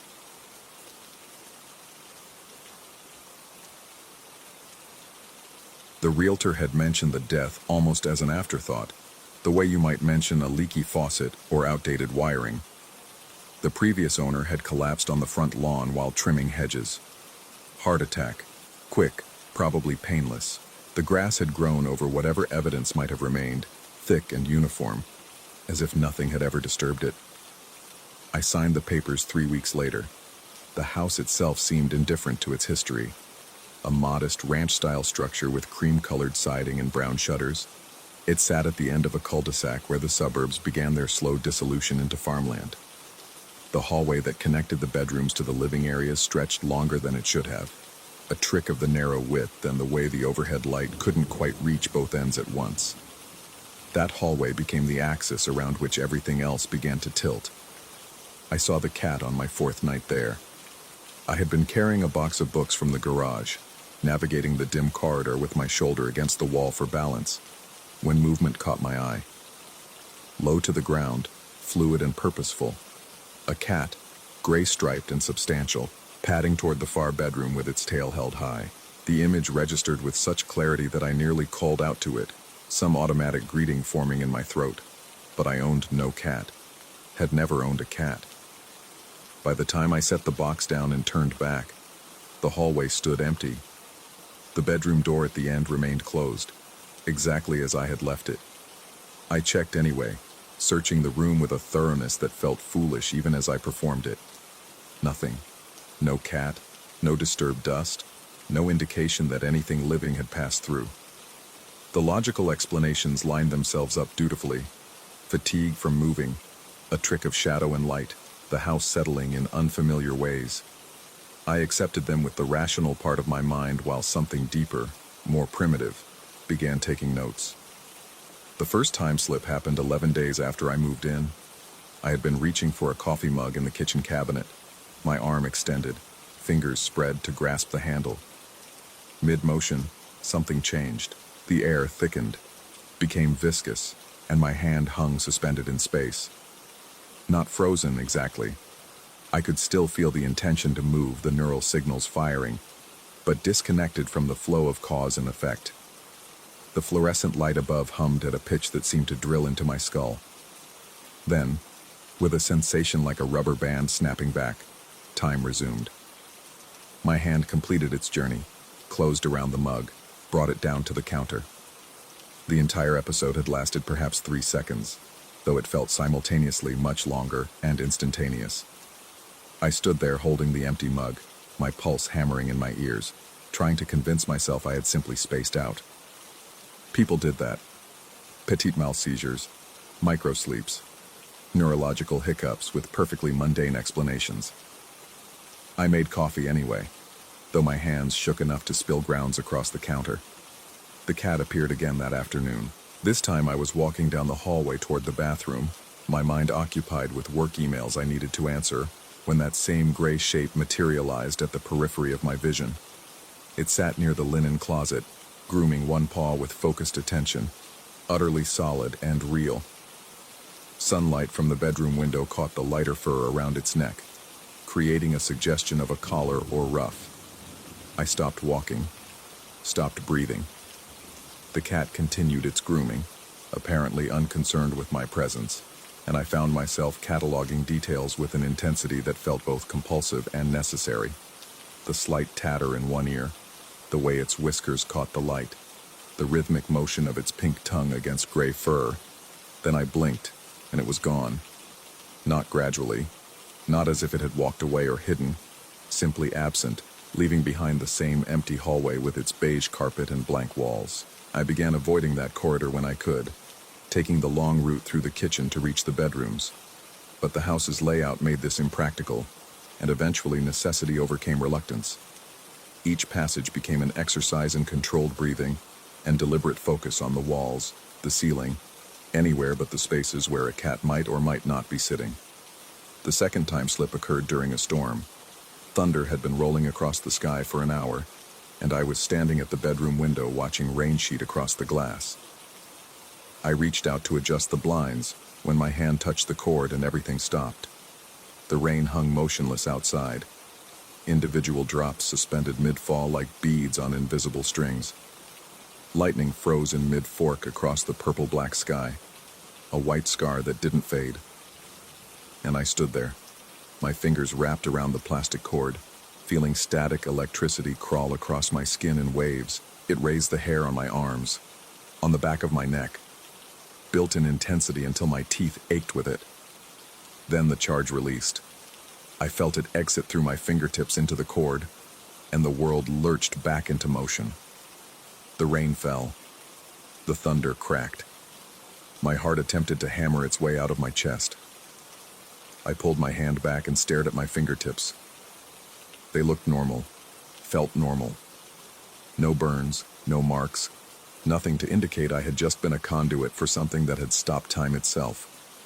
That night, I slept on the couch in the living room, but sleep brought no relief.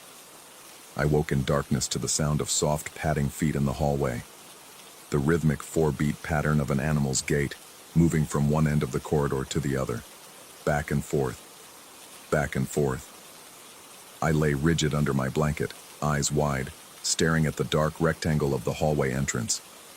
The footsteps continued, never varying in pace, never approaching closer but never receding either. When dawn finally began to gray the windows, the sound simply stopped, as if someone had flipped a switch. I told myself it was the house settling, pipes expanding and contracting, any number of ordinary phenomena that older homes produced. But I had begun keeping a notebook, documenting each incident with timestamps and conditions. The list grew longer. The cat in the hallway near the water heater, sitting with its back to me. The cat at the end of the corridor, staring directly at me with eyes that reflected no light. The cat halfway into the wall beside the thermostat, its front half visible, its back half simply not there. The pattern bothered me more than the sightings themselves. Always the same hallway, always the same gray-striped cat. Never moving except that one first time, always static, like photographs inserted into reality. I began researching the previous owner. The obituary yielded basic facts. Survived by a sister in another state, preceded in death by his wife 10 years prior. The local library's newspaper archives offered a little more. He had lived in the house for 37 years, kept mostly to himself, worked as an accountant until retirement. No mention of pets, no mention of anything unusual. But the woman who ran the coffee shop 3 blocks away remembered him. When I mentioned the address, her expression shifted slightly. He used to come in every morning, she told me. Same order, same time. Had a cat he talked about constantly, showed her pictures on his phone. The cat had died about a year before he did. He'd been devastated. What color was the cat? I asked, knowing the answer before she spoke. Gray tabby, she said, with a torn ear. I stood in the hallway that evening, letting my eyes adjust to the dimness. The silence felt expectant, as if the house itself was holding its breath. I had stopped questioning my sanity in any productive way. Instead, I had begun to wonder if sanity was even the relevant metric. Perhaps the house remembered things. Perhaps certain events left impressions that could be replayed under the right conditions. Perhaps I was simply sensitive to these impressions in a way others weren't. Or perhaps I was losing my mind in incremental degrees, so gradually that I couldn't distinguish the descent from normal experience. The third time slip happened while I was standing there. One moment I was in the hallway, evening light slanting through the bedroom window behind me. The next, the quality of light changed.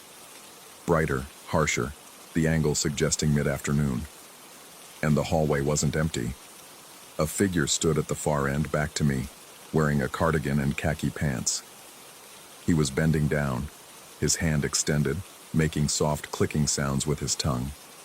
Calling to something I couldn't see, I tried to move and found myself locked in place, a spectator to this scene that was and wasn't happening. The figure straightened, and I saw him in profile. An older man, thin, with white hair and a posture that suggested bone-deep weariness. He looked toward where I stood, and for an instant our eyes might have met. Then the light shifted again. The hallway was empty, and I was alone with my racing pulse and the growing certainty that the house wasn't haunted by a cat. It was haunted by a man who loved one. The distinction felt important, though I couldn't articulate why. Ghosts, I had always assumed, were tied to trauma or violent death. But what I was experiencing felt different. Softer, more like an echo than a scream. The man had walked this hallway countless times, calling to his companion, and perhaps those movements had worn a groove in reality itself. Perhaps grief was a strong enough force to leave permanent marks, or perhaps I was constructing elaborate explanations for a series of hallucinations that signaled the early stages of a neurological condition: epilepsy, brain tumor, schizophrenia. The possibilities were numerous and terrifying in their own right. I began spending less time at home. Work became a refuge, as did the library, the coffee shop, anywhere with other people whose presence served as anchors to consensus reality. But eventually, I had to return. Had to walk down that hallway to reach my bedroom. Had to pass through spaces where time occasionally skipped like a scratched record. The cat appeared more frequently now. sometimes multiple times in a single day. I had stopped reacting with surprise, had almost become accustomed to its presence the way you become accustomed to a persistent draft or a door that won't quite close properly. It never seemed threatening, just persistently there, occupying space in a way that defied explanation. On a Tuesday evening, 3 months after moving in, I stood in the hallway and spoke to the empty air. I told it, him, the cat, whatever was listening, that I understood, that I knew about loss and loneliness, and the way certain routines could become so ingrained that they persisted beyond reason. I wasn't asking for anything to stop or go away. I just wanted to acknowledge what I was experiencing, to make it somehow less solitary. The hallway remained silent. The cat didn't appear. Nothing changed. But that night, as I lay in bed, I heard footsteps in the corridor. Not the padding 4-beat rhythm of a cat, but the slow, measured tread of a person walking. They passed my door, continued toward the living room, and stopped. Then silence. Then the footsteps returning, passing my door again, heading back toward the far bedroom. The pattern repeated 3 times before ceasing. I didn't get up to investigate. Some instinct warned me that witnessing certain things directly might break whatever fragile membrane kept them contained in the realm of the almost real. So I listened, my eyes open in the darkness, while someone who might or might not exist paced the hallway of a house he might or might not have left. Morning came eventually, as it always does. I made coffee, showered, dressed for work. The hallway looked the same as it always did. Beige carpet, cream walls, the faint smell of dust and old wood. But when I walked down it toward the front door, I felt the air shift slightly, felt that now familiar thickening that preceded a time slip. I stopped walking and waited. The air grew heavy. My breath clouded despite the warm temperature. And at the end of the hallway, standing in the archway that led to the living room, a figure began to materialize. Not all at once, but in layers. First a suggestion of shape, then details accumulating like a photograph developing in reverse. The white hair, the cardigan, the expression of profound concentration. He was looking at something at his feet, something I still couldn't see but could now almost sense, a presence that existed just beyond my ability to perceive it directly. The man looked up, looked directly at me, and for a moment that stretched beyond its physical dimensions, we simply regarded each other across the corridor that separated us. His expression held no malice, no fear, just a sort of gentle curiosity mixed with something that might have been recognition. Then he smiled, bent down, and picked up something invisible, cradled it against his chest, turned and walked through the archway into the living room. Time snapped back, and I found myself standing alone in an empty hallway, my hands trembling and my mind trying to process what I had or hadn't just witnessed. I don't know if I'm losing my mind. I don't know if the house remembers things that happened, or if I'm creating elaborate hallucinations to cope with isolation. I don't know if the previous owner is somehow still here, playing out his routines in a dimension adjacent to my own, or if I'm experiencing symptoms of a condition that will eventually require medical intervention. What I do know is this. I still see the cat in the hallway. I still experience moments when time fractures and reforms. And sometimes, late at night, I hear footsteps pacing back and forth, accompanied by soft clicking sounds and whispered words I can't quite make out. I've stopped trying to rationalize it, stopped keeping the notebook, stopped researching medical conditions and paranormal phenomena. Instead, I simply live here, in this house at the end of the cul-de-sac, sharing space with whatever it is that shares space with me. The realtor had called it a good neighborhood. Quiet, she'd said. Nothing ever happens here. She was right, in a way. Nothing happens. The same things just happen over and over, layered on top of each other, until past and present become indistinguishable. Until you can't tell which version of the hallway you're walking through or which version of yourself is doing the walking. I saw the cat again this morning. It was sitting near the linen closet, grooming its paw, and when I walked past it, I could have sworn I felt warmth radiating from its fur. Could have sworn I heard the faint sound of purring. Tonight, I'll sleep in my bed. Tomorrow, I'll walk down that hallway again. And maybe I'll catch another glimpse of the man in the cardigan, still calling to his companion, still pacing the same route he walked for decades. Or maybe I won't. Maybe I'll experience another time slip. Feel that static electricity building until it discharges through my fingertips and leaves me wondering which side of the membrane I'm actually on. Either way, I'm beginning to think the question of what's real and what isn't might be less important than I originally believed. Because real or not, the cat is there. The man is there. And I am here, in this house whose former owner died on the lawn, bearing witness to something that refuses to be easily categorized or dismissed. The hallway stretches ahead of me, dim and ordinary, and full of presences I can almost perceive. I walk its length several times a day, and each time I wonder if this will be the moment when everything becomes clear, when the truth reveals itself in a way that can't be denied or explained away. But clarity never comes, just more sightings, more slips in time, more evidence that the boundaries between what was and what is remain permeable in ways I'm only beginning to understand. And somewhere in the middle of all this uncertainty, I've realized something. I'm not afraid anymore. Not of the cat, not of the man, not of the moments when reality shifts beneath my feet.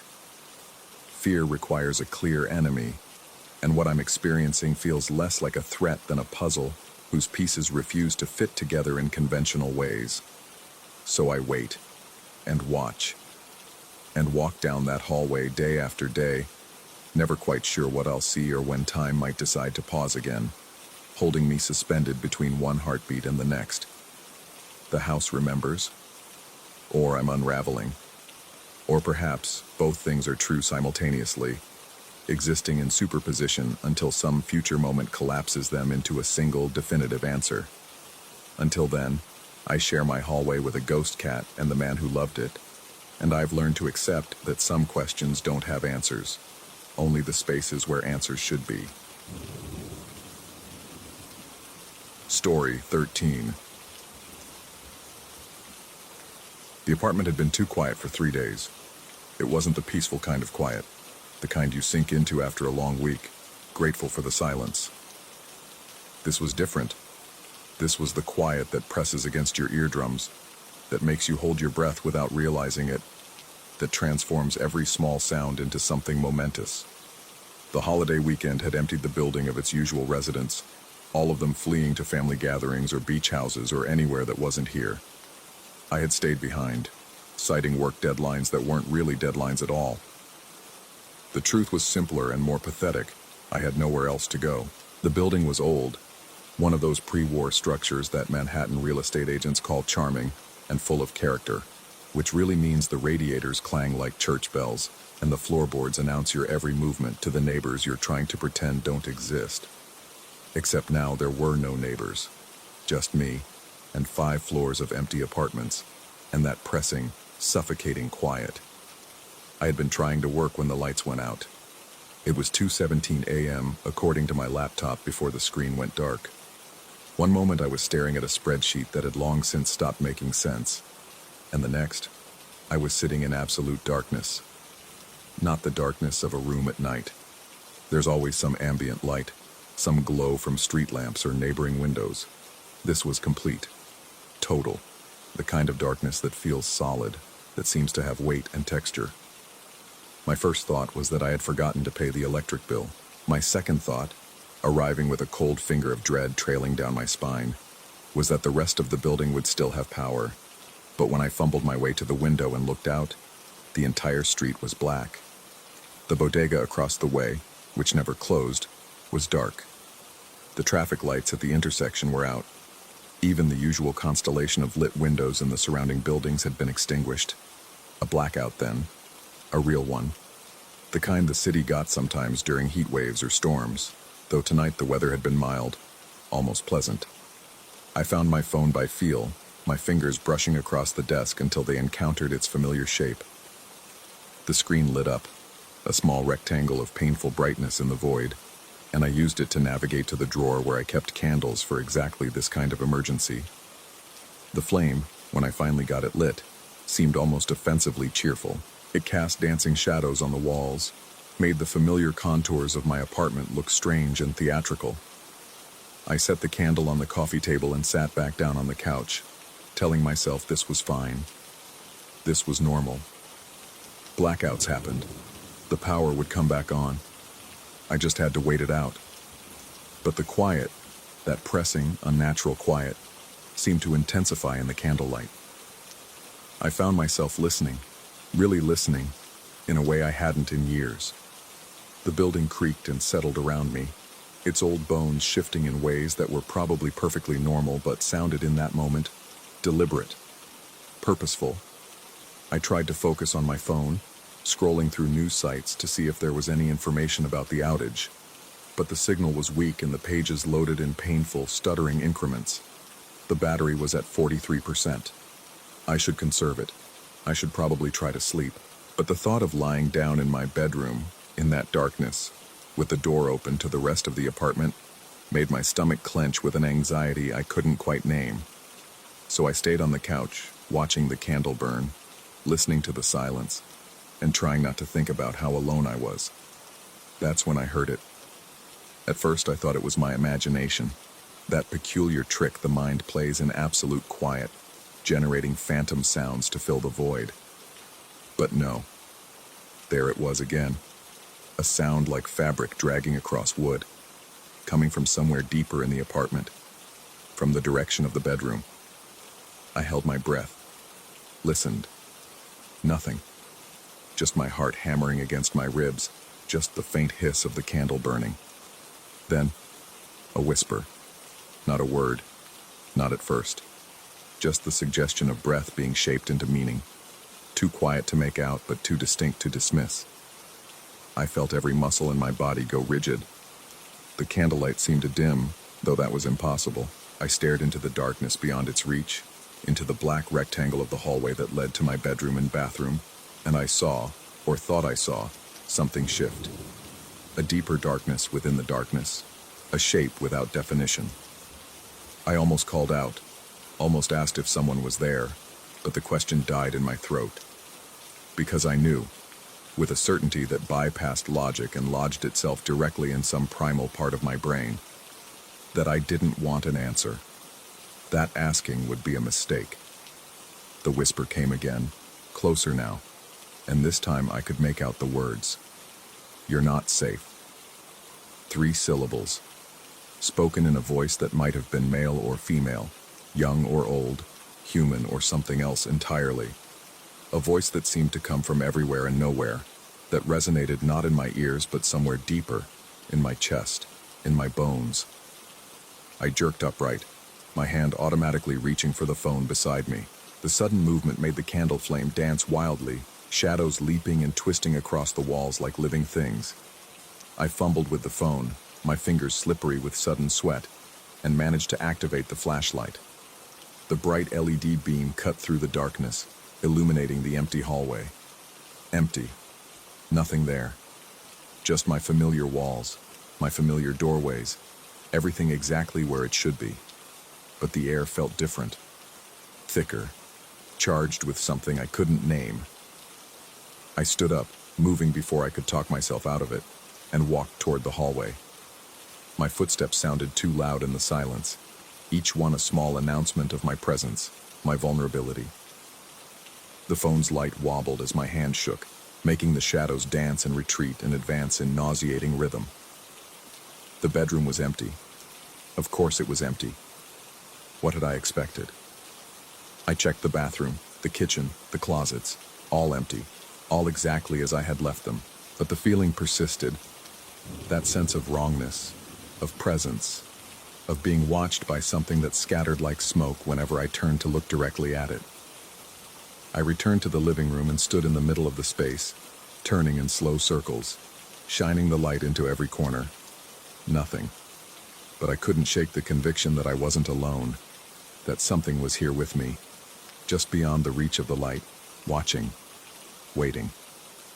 The rational part of my brain tried to assert itself. Stress, lack of sleep, the isolation of the past 3 days, the power outage creating an atmosphere ripe for paranoia. I was scaring myself with nothing. There was no voice. I had imagined it. Or maybe it had been something from outside, some sound from the street that had traveled up through the walls in just the right way to sound like words. Yes, that made sense. That was reasonable. I sat back down, set the phone on the coffee table with the flashlight still on, and tried to calm my racing heart. The candle had burned down to a stub, the flame guttering in a pool of liquid wax. I should light another one. I should do something productive. But I found myself frozen, listening to the silence, waiting for something I couldn't name. The hours crawled past with agonizing slowness. 3 a.m. became 4, 4 became 5. The darkness outside my windows began gradually to lift. Not brightening, not yet, but thinning from absolute black to deep charcoal. The power remained out. My phone battery dwindled to 20%, then 15. I dimmed the flashlight to conserve it, and in the reduced light the apartment seemed to close in around me. I must have dozed off, because I jerked awake to the sound of footsteps, not the imagined whisper of fabric on wood, not some ambiguous noise that could be explained away. Real footsteps, heavy, fast, running toward me. They came from the bedroom, from the hallway, rapid thuds that grew louder with each fraction of a second. I scrambled to my feet, my scream catching in my throat, and the footsteps reached the hallway's end just as the bathroom door, which I had left open, slammed shut with a bang that shook the walls. Then silence. Absolute, crushing silence. I stood frozen in the gray pre-dawn light, my breath coming in ragged gasps, my whole body shaking. The phone had fallen from the coffee table, its light pointing uselessly at the ceiling. The candle had gone out. I don't know how long I stood there. Seconds, minutes. Time had become elastic, meaningless. Eventually, moving like someone in a dream, I retrieved the phone. Its battery was at 8%. I turned on the flashlight again and pointed it toward the bathroom. The door was closed. I could see it clearly now in the growing dawn light. Closed when I had left it open.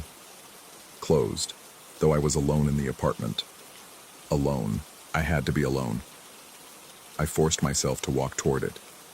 Each step felt like wading through deep water, every instinct screaming at me to run, to get out, to flee this place. But where would I go? Out into the empty building, down the dark stairwell, into the powerless streets? My hand reached out. I wasn't sure I was controlling it anymore, and grasped the doorknob. It was ice cold, so cold it burned.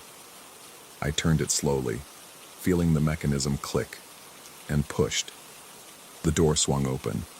The bathroom was dark, darker than it should be, darker than the rest of the apartment, even though it had the same lack of power, the same early morning gloom. I shone the phone's light inside, and the beam seemed to be absorbed by the shadows, losing intensity, barely penetrating the space.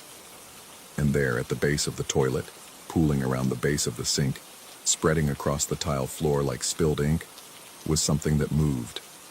Not shadows. Not exactly. It was darkness, yes, but darkness with texture and motion. It roiled and twisted, advancing and retreating in patterns that made my eyes hurt to follow. It looked almost like smoke, but thicker, more substantial, and it was rising.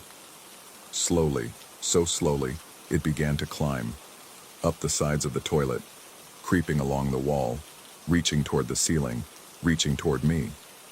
I stumbled backward, the scream finally breaking free from my chest, and slammed the door shut. I heard, or felt, or imagined, something impact the other side of the door, something that made no sound but sent vibrations through the wood under my palm. I ran then, grabbed my keys, my phone, nothing else, and ran. Down the stairs, my feet barely touching the steps, expecting at any moment to hear those footsteps behind me again, to feel something cold and dark wrap around my ankles and pull me down. The lobby was empty, the front door blessedly unlocked, and I burst out onto the street as the first rays of actual sunlight broke over the buildings to the east. The power was still out. The street was deserted except for a few early risers looking confused, checking their phones, trying to figure out what had happened. I stood on the sidewalk breathing hard, looking up at my building, at the window of my apartment. Was that a shadow moving behind the glass? Or just a reflection of the clouds? I stood there as the city woke up around me, as the sun climbed higher, as eventually, around 7 a.m., the traffic lights flickered back to life and power returned to the grid. I stood there until I saw other residents of my building begin to emerge, looking tired but unconcerned, talking about the outage, about the inconvenience, about nothing being wrong except a few hours without electricity. I should have gone back inside, should have checked the apartment in the daylight, proven to myself that there was nothing there, that I had been exhausted and stressed and my imagination had run wild in the darkness. But I couldn't, because I knew what I had heard, what I had seen. Or did I? The exhaustion was a physical weight now, pressing down on my shoulders, making my thoughts slow and sticky. When had I last slept properly? 2 days ago? 3? The isolation, the quiet, the stress I'd been under at work. It had all built up, hadn't it? Created the perfect conditions for a kind of waking nightmare. That made sense. That was logical. But if it was all in my head, why could I still hear it? Even now, standing in the bright morning sunlight with the city humming back to life around me, I could hear it. Not with my ears. Deeper than that. That whisper, recurring like a heartbeat, like a promise, like a warning. You're not safe.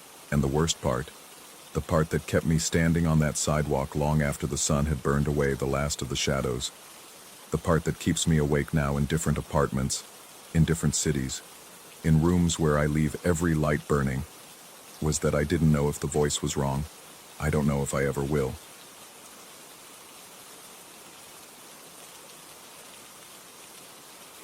Story 14.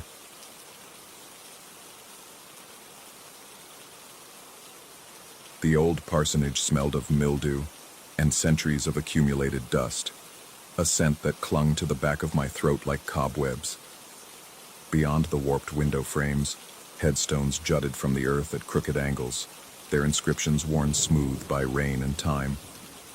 My sister Vera and I had inherited this place from our grandfather 3 weeks ago, and we'd been foolish enough to stay here while sorting through his belongings.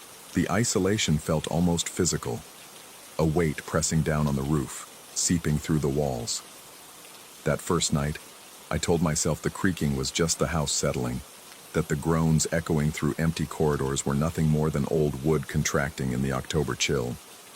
But sound behaves differently in abandoned places. It travels through hollow spaces, amplifies in vacant rooms, and sometimes, I was beginning to suspect, it manifests from nothing at all. The event room occupied the entire eastern wing of the first floor. Grandfather had used it for parish gatherings decades ago, back when this place still functioned as something more than a monument to neglect. Now it stood empty, a cavernous space with water-stained wallpaper peeling in long strips and a floor that dipped toward the center like a sagging belly. We'd planned to clean it out last, overwhelmed by the sheer volume of forgotten furniture draped in yellowed sheets. I was trying to sleep when I first heard them. The sound cut through my half-consciousness like a blade. Heavy, deliberate footsteps crossing the event room directly below my bedroom. Not the random settling of old boards, but measured steps, boot heels striking wood with purposeful rhythm. Each footfall sent a small vibration through the floor joists, and I felt them as much as heard them. A steady percussion that raised the hair along my arms. I lay perfectly still, my breath caught somewhere between my lungs and throat. The footsteps moved from one end of the room to the other, unhurried, almost methodical. They paused near what I estimated was the center of the space, and in that silence I could hear my own heartbeat thundering in my ears. Then they resumed, crossing back the way they'd come. The rational part of my mind cycled through explanations even as my body remained frozen beneath the thin blanket. An intruder. Someone from town who knew the house was occupied again, a vagrant seeking shelter. But something felt wrong about those explanations, something my instincts rejected before my conscious mind could articulate why. The footsteps were too regular, too purposeful. They weren't the tentative steps of someone exploring unfamiliar territory, or the rushed movements of a thief. They were the footsteps of someone who belonged there, someone walking a familiar route. I forced myself upright and fumbled for my phone on the nightstand, my fingers clumsy with adrenaline. The screen's blue glow hurt my eyes as I checked the time. 2:47 a.m. The footsteps continued below, and I realized with a fresh surge of fear that they'd been going for several minutes now. Back and forth, tracing the same path repeatedly. My room was at the end of a long hallway, and Vera's was near the stairs. I needed to get to her, to confirm that I wasn't experiencing some kind of auditory hallucination brought on by exhaustion or the stress of the past few weeks. The door's hinges protested as I eased it open, the sound absurdly loud in the darkness. I stepped into the hallway and the temperature dropped noticeably, not the gradual cool of night air, but an immediate, unnatural chill that raised goosebumps across my skin. The footsteps stopped. The sudden silence was worse than the sound had been.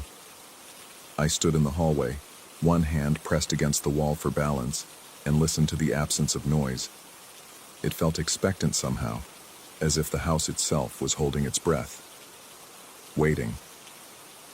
I moved toward Vera's room, each of my own footsteps sounding like thunder in my ears. Her door was ajar, and I could see the faint outline of her form in bed, unmoving. Either she was asleep or doing what I had done, lying still and pretending not to hear. My hand was inches from her door when the footsteps resumed. This time they were faster, urgent, and they weren't in the event room anymore.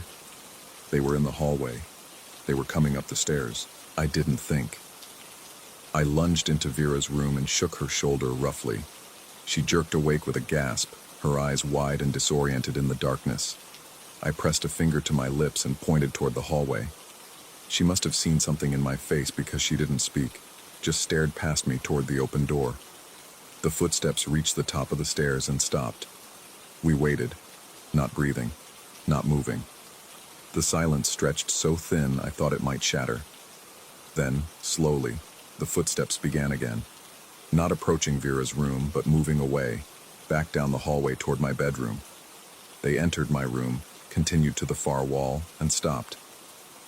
Vera finally spoke, her voice barely a whisper.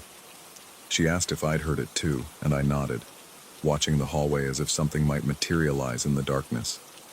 We debated in hushed tones whether to investigate or wait until morning, whether to call the police or arm ourselves with something from the kitchen. Her face was pale in the dim light filtering through her window, and I wondered if I looked as frightened as she did. The footsteps started again, and this time they seemed to multiply. Not 2 feet, but 4, 6. A cacophony of heavy boots marching back and forth above us, below us, all around us. The sound was impossible, overlapping, and I felt a scream building in my chest even as I tried to rationalize what we were hearing. Old pipes, animals in the walls, the house settling in some catastrophic way we didn't understand. Then, as suddenly as it had begun, everything stopped. The silence that followed was absolute, so complete that my ears rang with the absence of sound. Vera and I sat on her bed until dawn began to gray the windows, neither of us willing to venture into the hallway alone, neither of us able to make sense of what we'd experienced. When morning finally came, exhaustion and daylight made us brave enough to investigate. We moved through the house together, checking every room, every closet, every possible hiding place.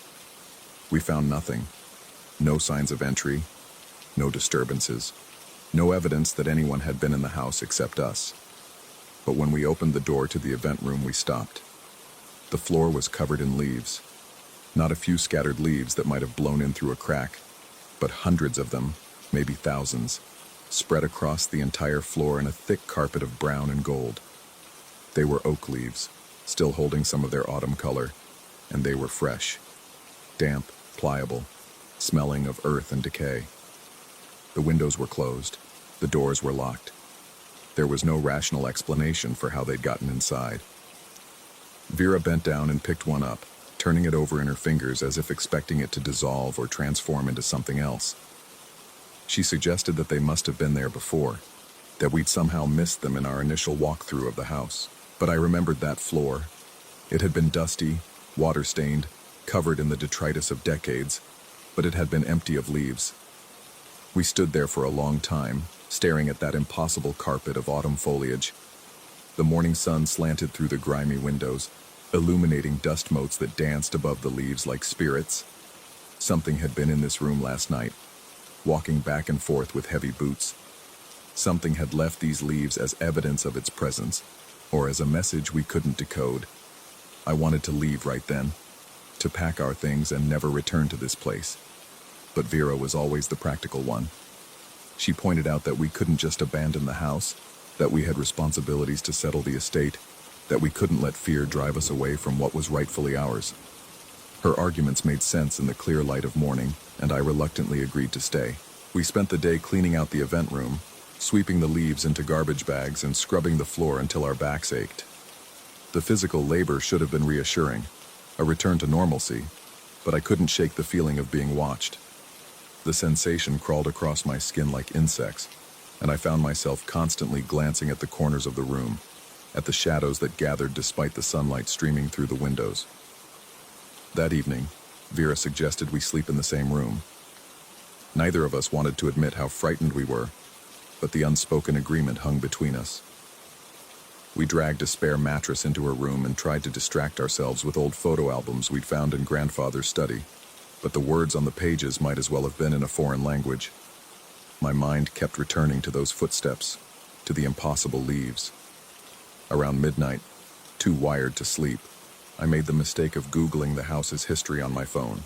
The parsonage had been built in 1847, and over the years it had seen its share of tragedy. A fire in 1889 that claimed 3 rooms, a scandal in the 1920s involving a reverend who disappeared under mysterious circumstances, and dozens of funerals held in the event room before the church moved to a larger facility in town. The graveyard had been in use for over 2 centuries, and somewhere in the back of my mind, a terrible thought began to form. I didn't share what I'd found with Vera. Some knowledge feels too heavy to distribute, too corrosive to speak aloud. Instead, I put my phone away and stared at the ceiling, watching shadows shift and dance in the dim glow of the nightlight we'd plugged in like children afraid of the dark. The footsteps returned at 2:47 a.m. exactly. This time they were in the graveyard. I heard them through the window, crunching across gravel paths between the headstones. And when I finally worked up the courage to look outside, I saw nothing but moonlight casting long shadows across the weathered stones. The footsteps continued, circling the graveyard, always just out of sight, and I understood with sudden, absolute certainty that whatever was making those sounds wasn't bound by the rules of physical space. Vera heard them too. I could tell by the way she'd gone rigid beside me, her breathing shallow and quick. We didn't discuss what we were hearing. What was there to say? That we were listening to something impossible? That the boundary between the living and whatever lay beyond was thinner here than it should be? The footsteps moved back toward the house, growing louder, and I heard the front door creak open despite the fact that I'd locked it myself before bed. The sound of boots on hardwood echoed through the first floor, and I knew that they were heading for the event room again. This time, driven by some compulsion I didn't fully understand, I got up. Vera grabbed my arm, her grip painfully tight, and told me not to go, but I shook her off. I needed to see.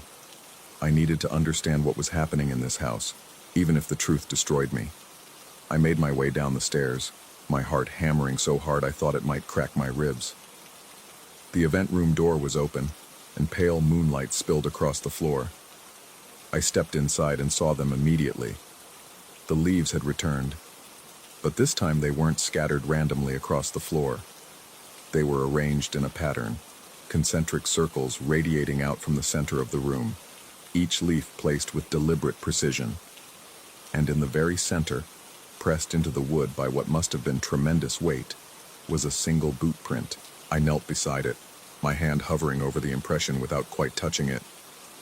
The print was old-fashioned, larger than any modern boot, and the wood around it had darkened as if stained by something more than mere pressure. The circles of leaves seemed to pulse in my peripheral vision, and I felt a wave of dizziness wash over me. That's when I heard the breathing. Not my own ragged gasps, but something else. Slow, deliberate breaths coming from somewhere in the room. Somewhere close. I spun around, searching the shadows, but saw nothing except the furniture draped in its ghostly sheets and the wallpaper hanging in strips like shed skin. The breathing continued, measured and patient, and I realized it was coming from beneath me, from the floor itself, from whatever lay beneath this old parsonage, in the earth where generations of the dead had been laid to rest. I ran. I burst out of the event room and up the stairs, my feet barely touching the steps, and threw myself back into Vera's room. She was sitting up in bed, her face bloodless in the dim light, and when I tried to tell her what I'd seen, the words tangled in my throat. We huddled together as the breathing grew louder, as it filled the house like fog, and I understood that we were not alone in this place. We had never been alone. By morning, the leaves were gone again. The boot print remained. We packed our things in silence, moving through the house with the efficiency of people who'd made a decision without needing to discuss it. We would leave this place to whatever haunted it, to whatever walked these floors with heavy boots and scattered autumn leaves in patterns we couldn't comprehend. Some inheritances aren't worth claiming. But as we loaded the last box into the car, and I took one final look at the parsonage, I saw something that made my blood run cold.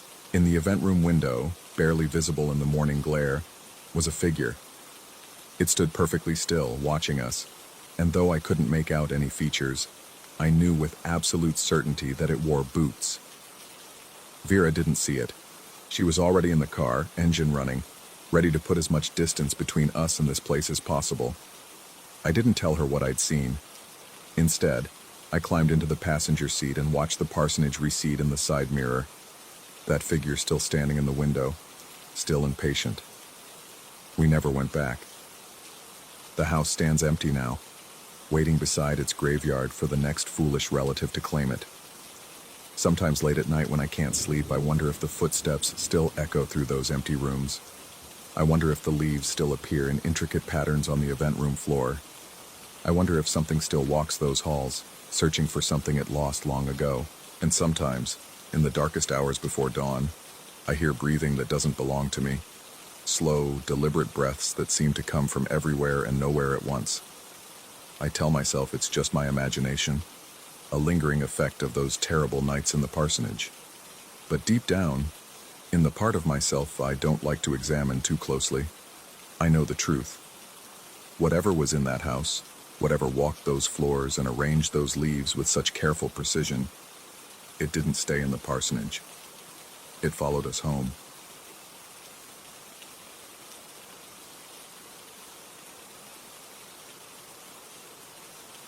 Story 15.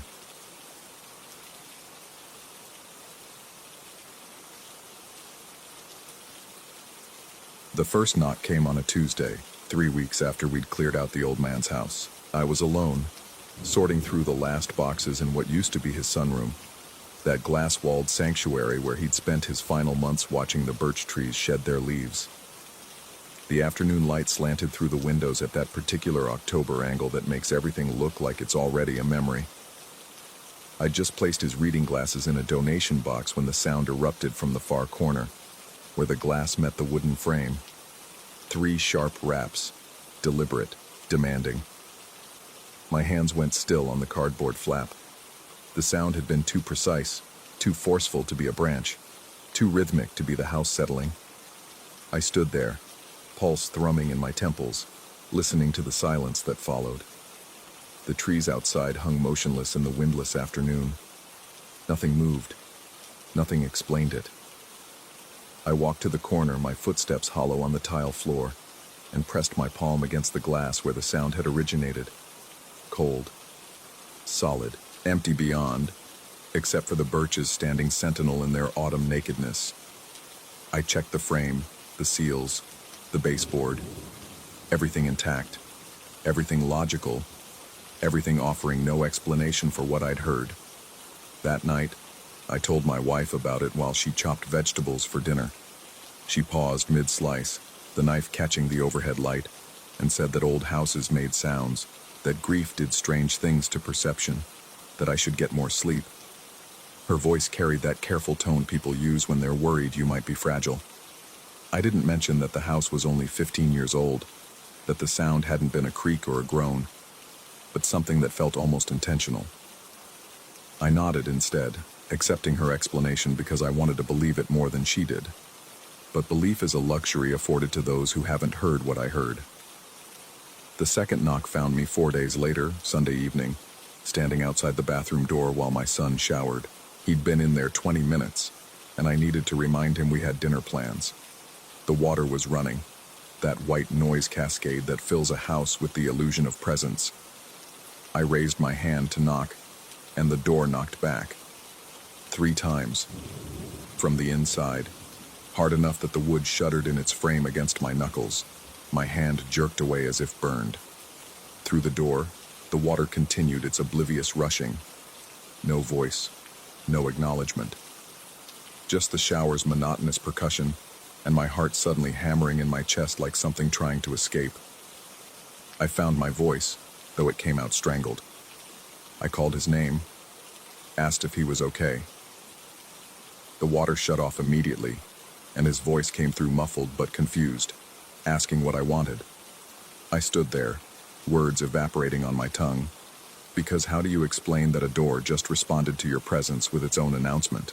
How do you describe the feeling of wood vibrating under your touch in a pattern that your rational mind absolutely refuses to categorize as coincidence? I told him to hurry up. That was all. He emerged 10 minutes later, hair dripping, oblivious, asking what was for dinner. I watched him walk past me toward his bedroom, this young man who used to be a boy, who used to be afraid of sounds in the dark, and I wondered when we'd traded places. My wife found me standing in the hallway long after he'd gone. She touched my shoulder, and I flinched. Her eyes searched my face with an expression I'd seen before, years ago, when I'd worked too many double shifts and started seeing shapes in my peripheral vision that dissolved when I turned to look at them. She suggested I call my doctor. She suggested maybe I was working too hard. She suggested everything except what I was thinking, which was that something was trying to get my attention and it was getting louder. I laughed it off, made a joke about haunted bathrooms. She didn't laugh back. The third knock came on Thursday, near midnight. We were in bed, that half-asleep state where consciousness blurs at the edges and reality becomes negotiable. I was drifting, thoughts fragmenting into proto-dreams, when my wife suddenly gripped my arm. Her fingers dug into my bicep with urgent pressure. She'd heard it too. 3 knocks on the sliding glass door that led to our bedroom balcony. Solid, unmistakable. The kind of sound that announces a person, not a thing. We lay there in the darkness, both frozen, both pretending the other hadn't noticed the sudden rigidity in our breathing. The digital clock on the nightstand glowed 11:47 p.m. in accusatory red numbers. Beyond our gauze curtains, the balcony stood empty under a thumbnail moon. My wife whispered that it might be a bird. Her voice shook. Birds don't knock in patterns of 3, I wanted to say. But I didn't, because acknowledging the pattern would mean acknowledging that something deliberate was happening, something that followed me from room to room, from door to door, announcing itself with increasing insistence. I got up. I had to. She made a small sound of protest, but I was already moving toward the curtain, my bare feet silent on the carpet. My hand trembled as I reached for the fabric. The rational part of my brain recited explanations. Expansion and contraction, air pressure differentials, settling foundations. The irrational part, the part that was rapidly gaining territory, knew better. I pulled the curtain aside. Nothing. The balcony stretched empty under the weak moonlight. The glass door reflected my own pale face back at me. Eyes too wide, jaw too tight. Beyond my ghostly reflection, the neighborhood slept in typical suburban oblivion. No figure, no bird, no branch close enough to reach the glass. Just the ordinary darkness of an ordinary night refusing to explain itself. I checked the lock. Secure. I pressed my ear to the glass, listening for anything outside. Only silence, thick and expectant. My breath fogged the glass, obscuring my reflection, and for a moment I saw something else in the condensation. A shape, a suggestion of a form. But when I blinked, it was just moisture evaporating, just tricks of light and tired eyes. Back in bed, my wife curled against me, and I felt her heart racing through her thin nightshirt. Neither of us mentioned it the next morning. Some things become more real when spoken aloud. So we protected ourselves with silence, with the routine of coffee and breakfast and getting ready for work. But I caught her looking at the slider when she thought I wasn't watching, and I knew she was counting just like I was. 1, 2, 3. 3 locations, 3 knocks each. 3 weeks since the old man died. The pattern was impossible to ignore now, branded into my consciousness like a mathematical formula that kept solving to the same uncomfortable answer. I spent Friday at work unable to concentrate, my mind circling back to the sounds, to their deliberate spacing, their identical intensity. During my lunch break, I sat in my car and tried to think of what connected them. The sunroom where my father spent his last days, the bathroom my son used, the bedroom I shared with my wife. 3 spaces, 3 people still living, 1 person gone. 3 knocks each time, as if something was counting down. Saturday morning, my wife suggested I visit my aunt. She said it casually, over scrambled eggs, but her eyes held that same careful concern. My aunt lived alone now, in the old neighborhood where I'd grown up, in a house that smelled like dust and menthol, and the particular loneliness of someone who'd outlived their ability to fully care for themselves. I visited once a month, usually, but I'd skipped the last 2. Too busy with the funeral arrangements, too busy boxing up my father's life, too busy to think about the fact that my aunt was his sister, that she was the last one left from that generation, that time was ticking away her options, just like it had ticked away his. I told my wife I'd go tomorrow. She nodded, satisfied, and I wondered if she'd heard something I hadn't, some whisper in the pattern that explained why she was so insistent. I didn't have to wait until tomorrow. The 4th knock came at 3:48 a.m. Sunday morning. I jerked awake with my heart already pounding, that instant adrenaline spike that means your body knew before your mind did. The darkness in our bedroom felt thick, almost textured, like something you could reach out and touch. Next to me, my wife slept on, her breathing deep and regular. The house hummed with the white noise of climate control and settling walls. Then it came again. 3 sharp raps directly on the wall above our headboard. I sat up so fast the room spun. The sound had been close, impossibly close, as if someone stood on the other side of the drywall with their knuckles pressed against it. But the other side was just dead space, the gap between our bedroom and the next room, filled with insulation and darkness and nothing that could knock. My wife stirred but didn't wake. I stared at the wall, at the blank expanse of pale paint visible in the weak light from our alarm clock. Nothing moved, nothing explained. The silence after the knocking felt expectant, waited, like the pause between question and answer. I couldn't stay in bed. My body moved before my mind could catch up, throwing off covers, finding my feet on the floor. I left the bedroom without turning on lights, navigating our house by memory and the faint glow of standby lights on appliances. The living room, the kitchen, the hallway, everything exactly as it should be. Everything except the feeling crawling up my spine that I was being guided, herded towards some realization I wasn't ready to face. I ended up in the sunroom, where it had started. The birch trees outside stood skeletal against the pre-dawn sky. The glass walls reflected the interior back at me, turning the space into a chamber of mirrors and shadows. I stood in the center, where my father's chair used to be, and tried to understand what was being asked of me. 4 locations, 4 sets of knocks, 3 plus 1. My father's space, my son's space, my wife's space, my space. The living and the dead all getting their turn to be announced, to be marked, to be counted. The pattern felt complete now, closed, like a circuit finally finding ground. My phone was in my hand before I consciously decided to pick it up. I scrolled through my contacts to my aunt's number, my finger hovering over her name. 3:52 a.m. Too early to call, too early to do anything except stand in the dark and feel the weight of something I couldn't name pressing down on my shoulders. I called anyway. It rang 4 times, of course it did, before her voice answered, thick with sleep and confusion. She asked who it was, what was wrong, if someone had died.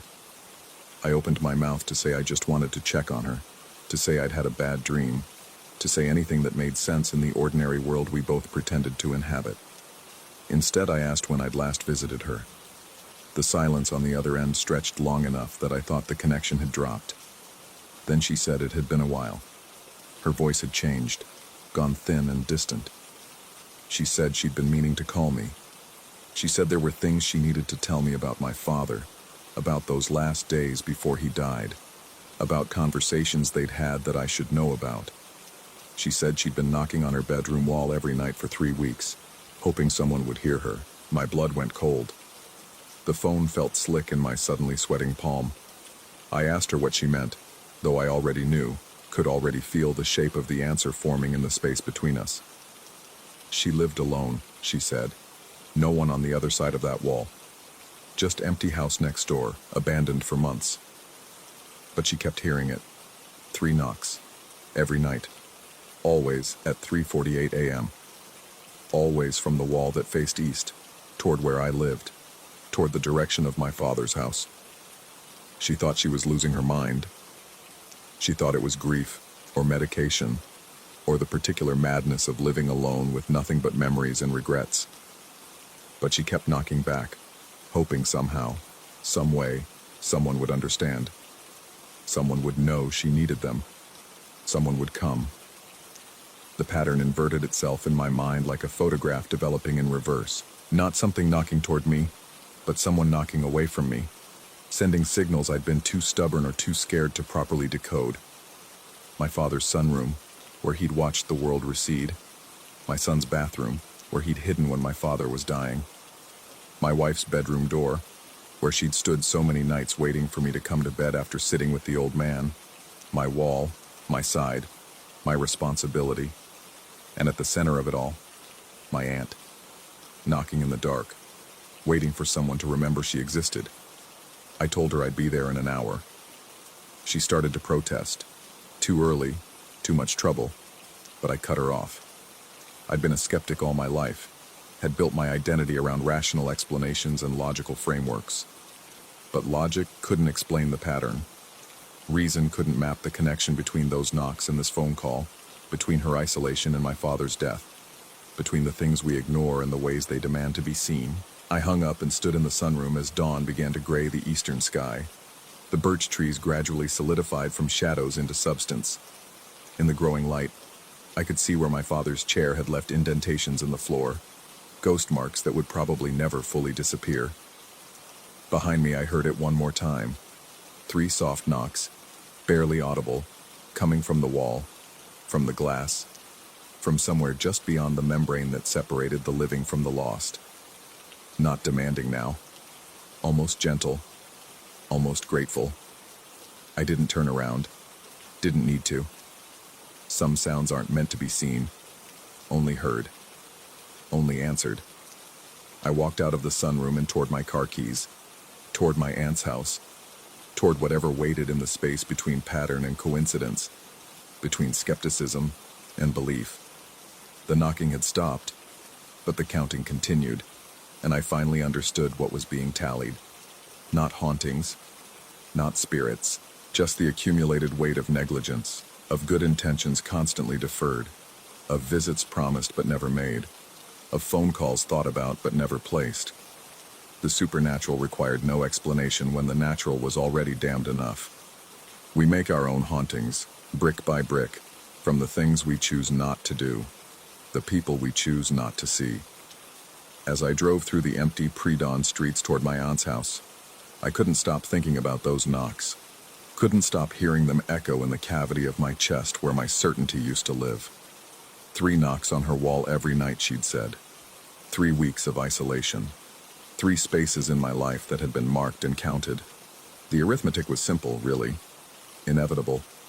I just hadn't wanted to solve for it. When I pulled up to her house, every light was on, blazing against the dying darkness like a beacon or a warning. The door stood slightly ajar. I sat in my car for a moment, engine ticking in the sudden silence, and stared at that open door, wondering what I'd find inside, wondering if I was too late or just in time, wondering if the pattern was complete or if it was still counting, still marking, still demanding its answer. The sky brightened. The street remained empty. Somewhere in the house I knew, my aunt was waiting. I got out of the car and walked toward that open door, toward whatever revelation or ruin waited beyond it. Behind me, I swore I heard it one last time. 3 knocks, faint as memory, distant as regret. But when I turned to look, there was only the morning, ordinary and terrible and mine. Some questions don't want to be answered. They just want to be acknowledged. The knocking had taught me that much at least. Whether what waited inside was natural or supernatural, madness or meaning, didn't matter anymore. I'd finally learned to listen, and listening, I stepped through that open door into the next part of the pattern, knowing that some numbers keep counting long after you think the equation is solved, that some knocks echo forever in the spaces between what we do and what we should have done.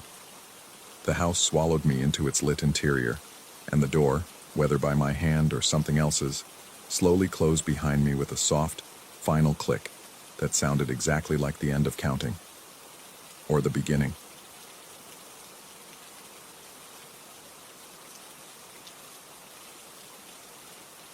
Story 16.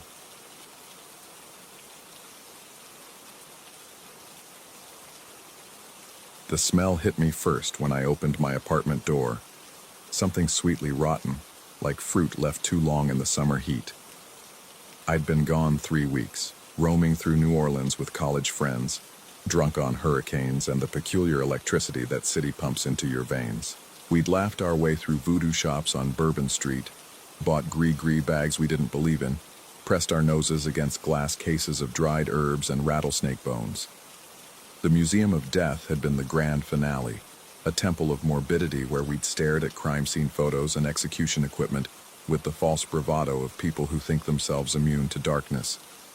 I should have felt that immunity crack when the taxi driver refused my fare outside the museum, when the hotel fire alarm shrieked at 3 a.m. for no discernible reason, when my phone died permanently despite being nearly new.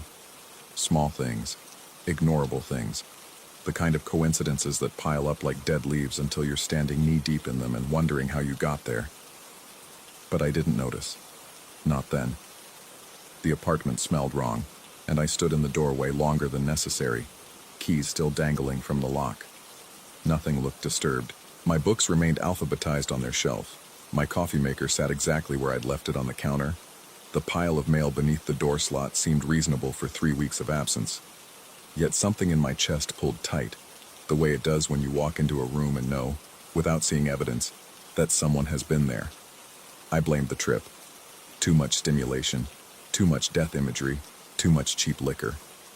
My brain was simply recalibrating to normal life, shaking off the sediment of strangeness that clung to everything in that fever dream city. I unpacked methodically, trying to establish routine, trying to convince my jangling nerves that home meant safety. My mother called that evening, her voice bright and familiar through the phone's speaker as I microwaved something that claimed to be pasta. We discussed ordinary things in ordinary ways. Her garden, my job, the neighbor's new dog. Everything correct, everything normal. When we said goodbye, I felt the tension in my shoulders ease slightly. That night, I heard her voice again. I'd been asleep perhaps an hour when it drifted through the apartment, soft and close, like she was standing just outside my bedroom door. The voice called out a name I hadn't heard in 15 years, not since elementary school, not since I'd grown too old for baby nicknames. Buggy, my childhood name, given because I'd been obsessed with insects, collecting them in jars, studying their segmented bodies with magnifying glasses. She'd called me that until middle school, when I'd asked her to stop with all the wounded dignity of a 12-year-old desperate to be taken seriously. I lay frozen in bed, my pulse a drumbeat in my ears. The voice came again, patient and sweet, exactly like her but somehow flattened, like a recording played back at slightly wrong speed. Buggy, honey, are you awake? My rational mind supplied explanations. A dream bleeding into wakefulness, audio hallucination brought on by exhaustion, maybe even a neighbor with a similar voice, their words distorted through walls and doors. I didn't turn on the light. I didn't get up to check. I simply lay there until sleep claimed me again, restless and thin. Morning brought harsh sunlight and the usual sounds of traffic. and I convinced myself I'd imagined it. The human brain, I reasoned, is remarkably creative at 3 in the morning, particularly when jet-lagged and overstimulated. I went to work, filed reports, responded to emails, did all the mechanical things that prove you're a functioning adult. But she called again the next night, and the night after that. Always around 3, always just outside my bedroom door or in the hallway, or once, horrifyingly, right beside my bed, though I saw nothing when I finally worked up the courage to look.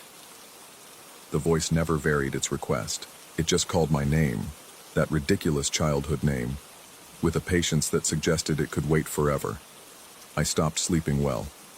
Dark crescents bloomed beneath my eyes, and my hands developed a tremor that made holding coffee cups an adventure. Colleagues asked if I was feeling all right, their faces creased with concern I couldn't adequately address.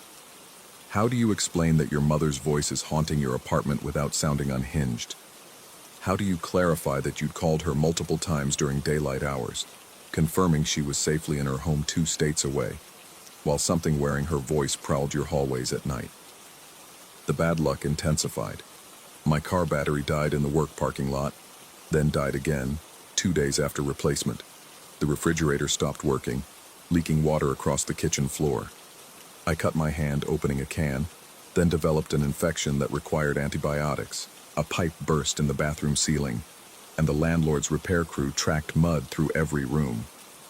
Each incident felt targeted, personal, as though something was systematically dismantling the infrastructure of my life. I bought sage to burn, feeling foolish even as I did it. I drew salt lines across doorways like I'd seen in movies, then vacuumed them up before anyone could visit and confirm my descent into madness. Nothing helped. The voice came regardless, sometimes whispering, sometimes loud enough that I was certain the neighbors must hear it too. One evening, my downstairs neighbor knocked on my door. He was an older man, retired, the kind who kept to himself except for occasional polite nods in the hallway. He stood on my threshold looking uncomfortable, shifting his weight from foot to foot. He mentioned hearing someone calling out at night, always around 3, always the same word he couldn't quite make out. He asked, with careful diplomacy, if everything was all right, if maybe I was having relationship troubles or needed someone to talk to. The implication was clear in his watery blue eyes. He thought I was either fighting with someone or losing my grip entirely. I thanked him and assured him everything was fine, that I'd been having vivid dreams, nothing to worry about. He nodded slowly, unconvinced, and left with a final warning to let him know if I needed anything. So others heard it too. That fact should have brought relief, confirmation I wasn't hallucinating, proof the phenomenon had external reality. Instead, it terrified me further. If others could hear it, what else might they see? What might emerge from my apartment to knock on their doors, wearing my mother's face? I called her again that afternoon, some desperate part of me needing to confirm she was still real, still herself, still 2 states away living her normal life. She answered on the second ring, and we talked about nothing important while I listened carefully to her voice, comparing it to the thing that called me at night. They were the same, note for note, inflection for inflection. But the nighttime voice had something else beneath it, something that made my skin crawl even as it mimicked maternal affection perfectly. Before we hung up, she asked if I'd enjoyed my trip to New Orleans. The question was casual, but something in her tone made me pause. When I confirmed I had, she hummed thoughtfully, and mentioned she'd always thought that city had strange energy, that some places hold on to darkness differently than others. She didn't elaborate, and I didn't push. But the conversation left me unsettled in ways I couldn't articulate. That night, the voice called me from the kitchen. I'd been lying awake, dreading 3 o'clock with the dedication of someone who knows sleep won't come anyway.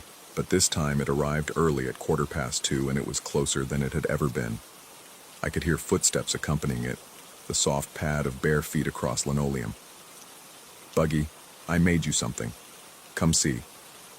Terror locked my limbs in place. This was new. This was different.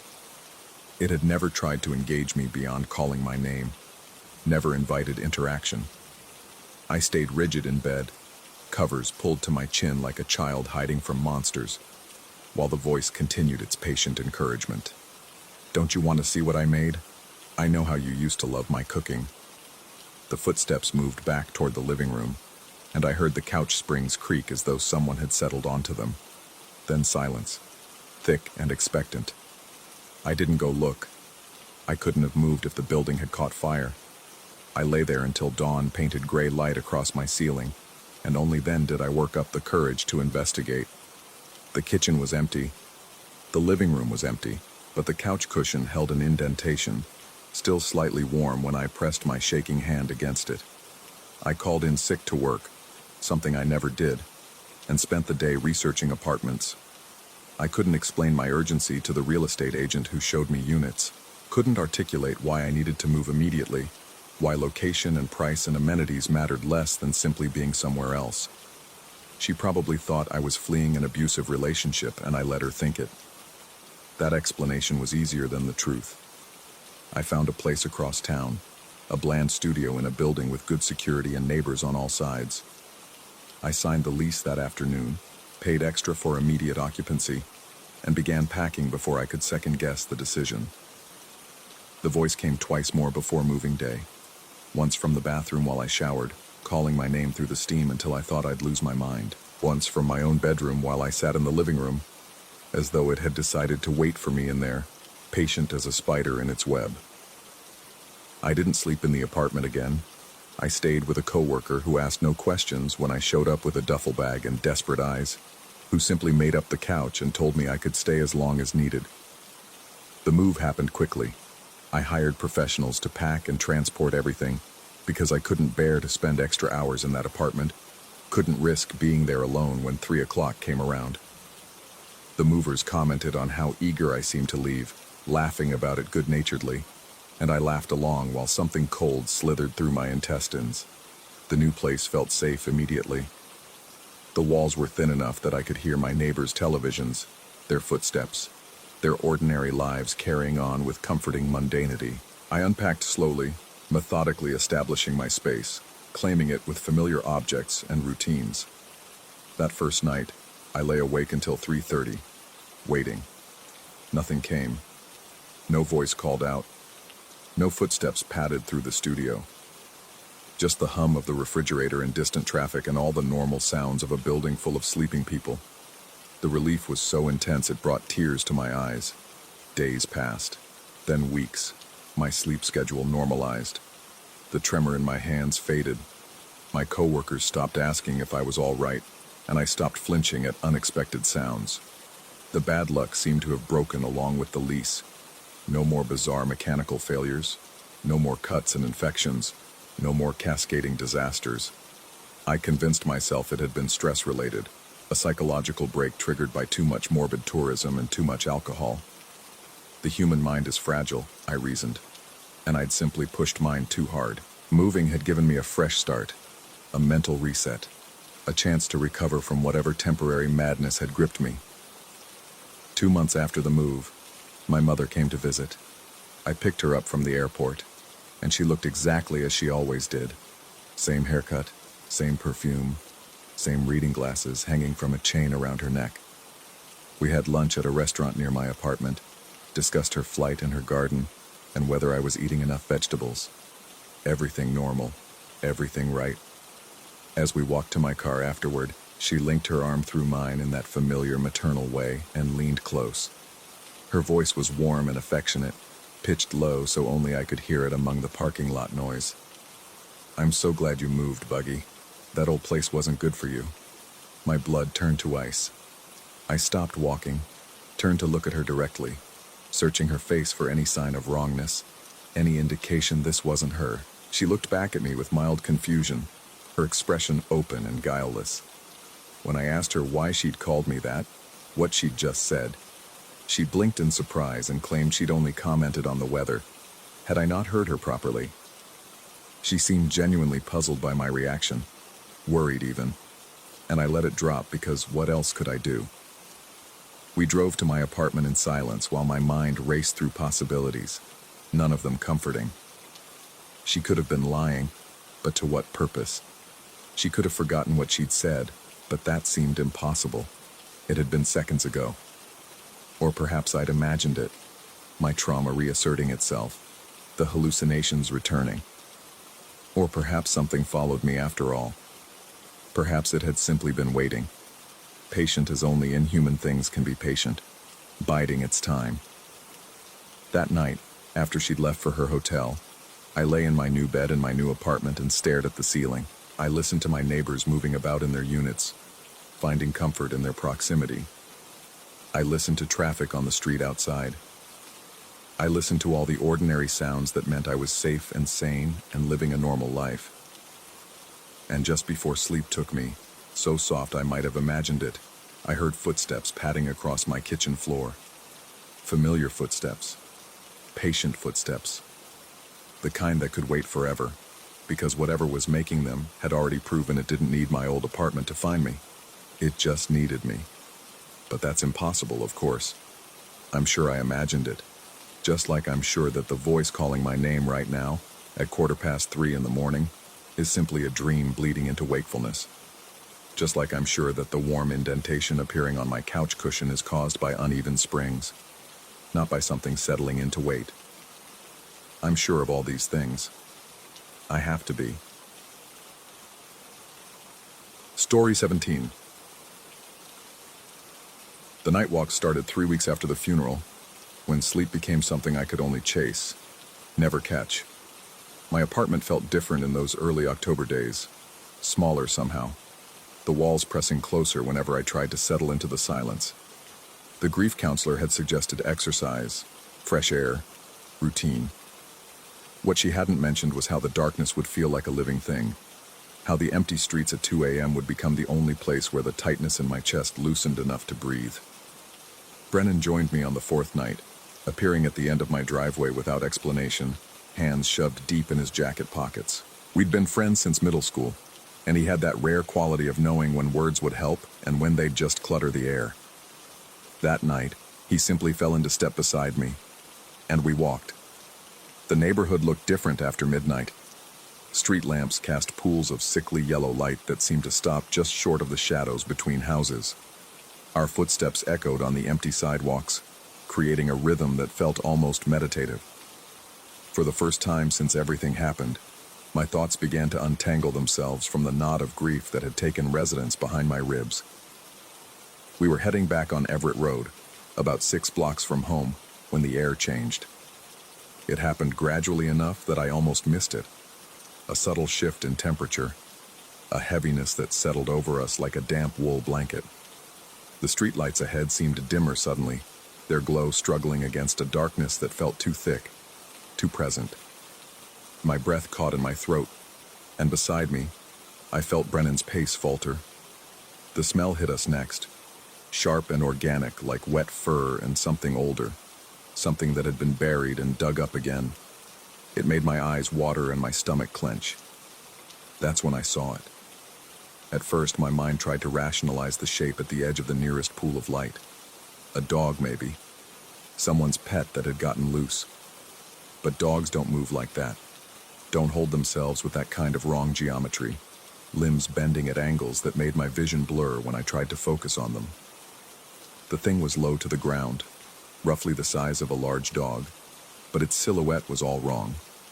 The head was too elongated, tapering to a point that could have been a snout or something else entirely. And there were what looked like protrusions, horns maybe, or ears, that curved back from its skull. It didn't move. It just watched us. Or at least that's what it felt like. I couldn't see eyes, couldn't make out any features beyond that disturbing outline, but the weight of attention was unmistakable. The sensation crawled across my skin like insects, raising goosebumps despite the layers I wore. Brennan grabbed my arm, fingers digging in hard enough to hurt. When I glanced at him, his face had gone pale, mouth slightly open. So he saw it too. That small confirmation sent ice through my veins because part of me, the rational part that had been holding on by thread since the funeral, had desperately wanted this to be a hallucination, a symptom of grief and sleep deprivation manifesting as shadows. We stood frozen for what felt like hours but was probably only seconds. The thing remained motionless, and the air grew colder, each breath forming clouds that hung too long before dissipating. Then, without any visible movement, it was gone. Not running away, not retreating into shadows, just absent, as if it had never been there at all. Neither of us spoke about it. We walked the remaining blocks in silence, our pace significantly faster, both of us checking over our shoulders every few steps. When we reached my place, Brennan mumbled something about needing to get home and practically jogged away. I told myself it was nothing. Grief playing tricks, the mind conjuring phantoms. I'd been sleeping 3, maybe 4 hours a night.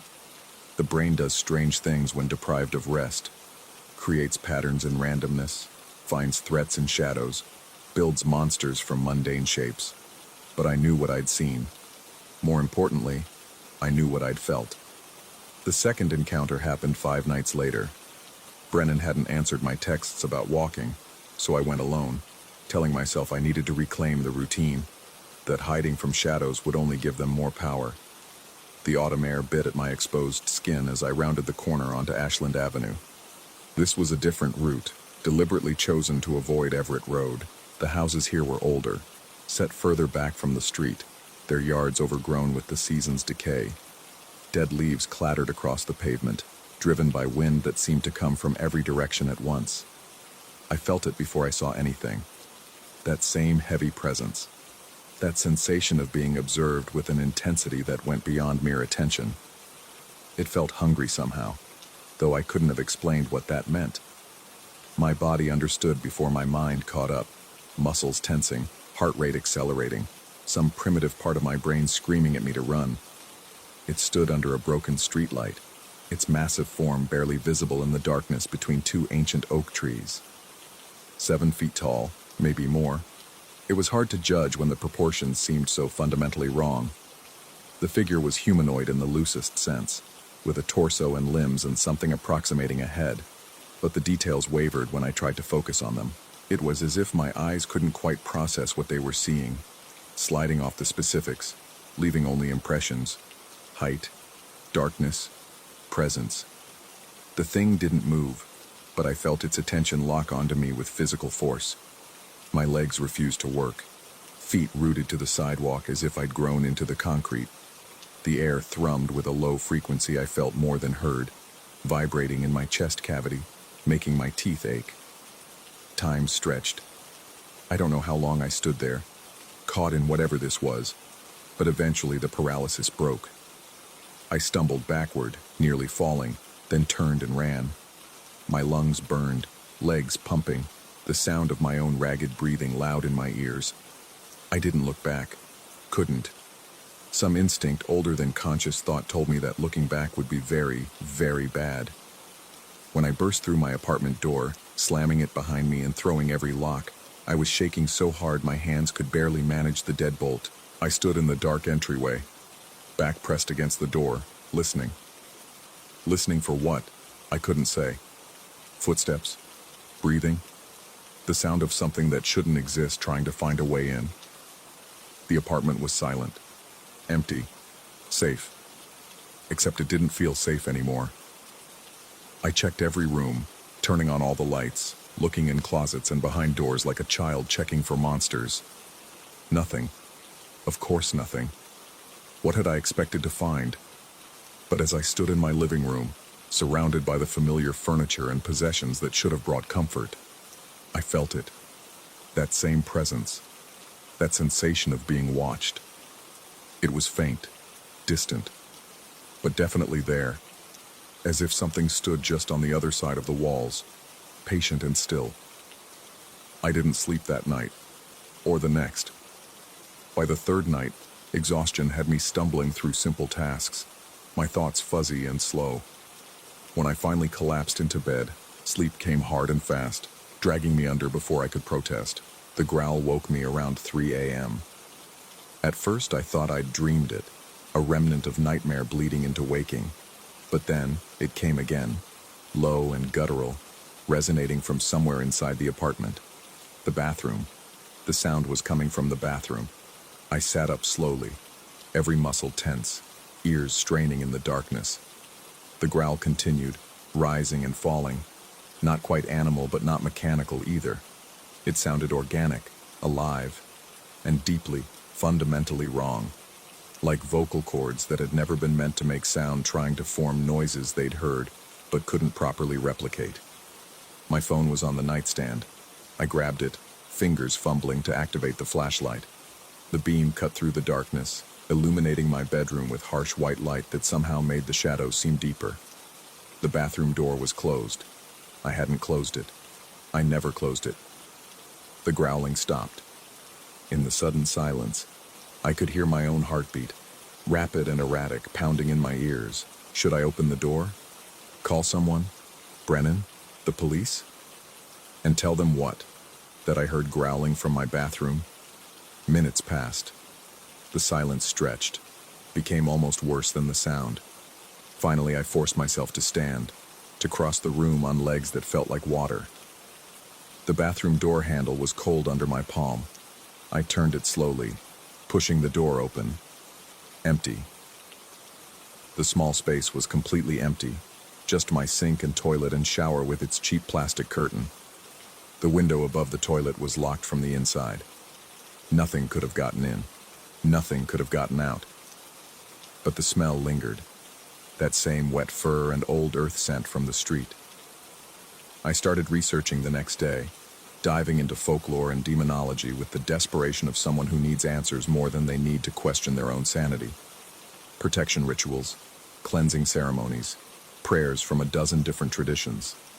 I bought sage, salt, iron nails. I drew symbols on my doorways copied from books I only half understood. Nothing helped. If anything, it got worse. The presence grew stronger, more oppressive, as if my attempts to ward it off only drew its attention more firmly.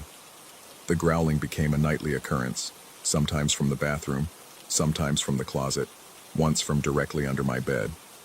I'd check, and there'd be nothing. Always nothing visible. Brennan finally came by after I'd stopped answering his messages. He took one look at me, unwashed, hollow-eyed, my apartment covered in salt lines and wilting sage, and the concern on his face was almost worse than the fear I'd seen that first night. He tried to convince me that I was dealing with grief, that the lack of sleep was making me see things that weren't there. His words were gentle, careful, wrapped in the kind of tone people use with the unstable. And maybe he was right. Maybe I was losing it, spiraling into some kind of breakdown that manifested as supernatural terror. But then why had he seen it too that first night? I asked him about it, and he got quiet, wouldn't meet my eyes. He claimed he'd only seen shadows, that we'd both been spooked by nothing, that the power of suggestion had made us see a shape that wasn't really there. I wanted to believe him. God, I wanted to believe that this was all in my head, that medication and therapy could make it stop. But every night, when the growling started, when that presence pressed against the walls of my apartment like something trying to push its way through, I knew. Something had noticed me on those night walks. Something had followed me home. And it wasn't leaving. Tonight, I'm sitting on my couch at 2:47 a.m., all the lights on, typing this on my phone because I need to document what's happening. Need some record in case what? I don't know. The growling started an hour ago and hasn't stopped. It's louder now, more insistent, and there's another sound underneath it. Scratching maybe, or whispering. The words are almost recognizable, almost forming patterns my brain wants to interpret as language. The presence is so strong I can barely breathe. It fills the apartment, presses against my skin, seeps into my lungs with each inhale. The temperature has dropped. I can see my breath, watch it curl and dissipate in air that shouldn't be this cold. And I just realized something that's making my hands shake so badly I can barely type. The presence doesn't feel like it's trying to get in anymore. It feels like it's been inside the whole time. The grief counselor was right about one thing. I needed to process what I'd lost, needed to face what happened. But she'd asked the wrong questions. She'd asked how I felt about the death, about the funeral, about moving forward. She never asked what came back with me from the cemetery. She never asked what I might have brought home when I walked away from the grave. The growling is right behind me now. I can feel breath that isn't breath on the back of my neck. The lights are flickering. My phone battery is at 3% even though I just charged it. I need to turn around. Some part of me knows I need to see what's there, need to finally look directly at whatever this is instead of catching glimpses in peripheral vision and shadows. But I'm so afraid that when I turn around, I'll see nothing. Or worse. I'll see my own reflection and finally understand that the thing I've been running from, the presence that followed me home, isn't something external at all. The lights just went out. I'm turning around now.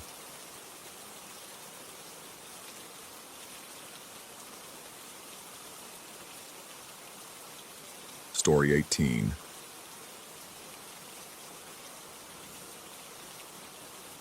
The fog rolled in like it always did on Thursday nights, thick and cold, carrying the smell of rotting kelp and something else I couldn't quite place.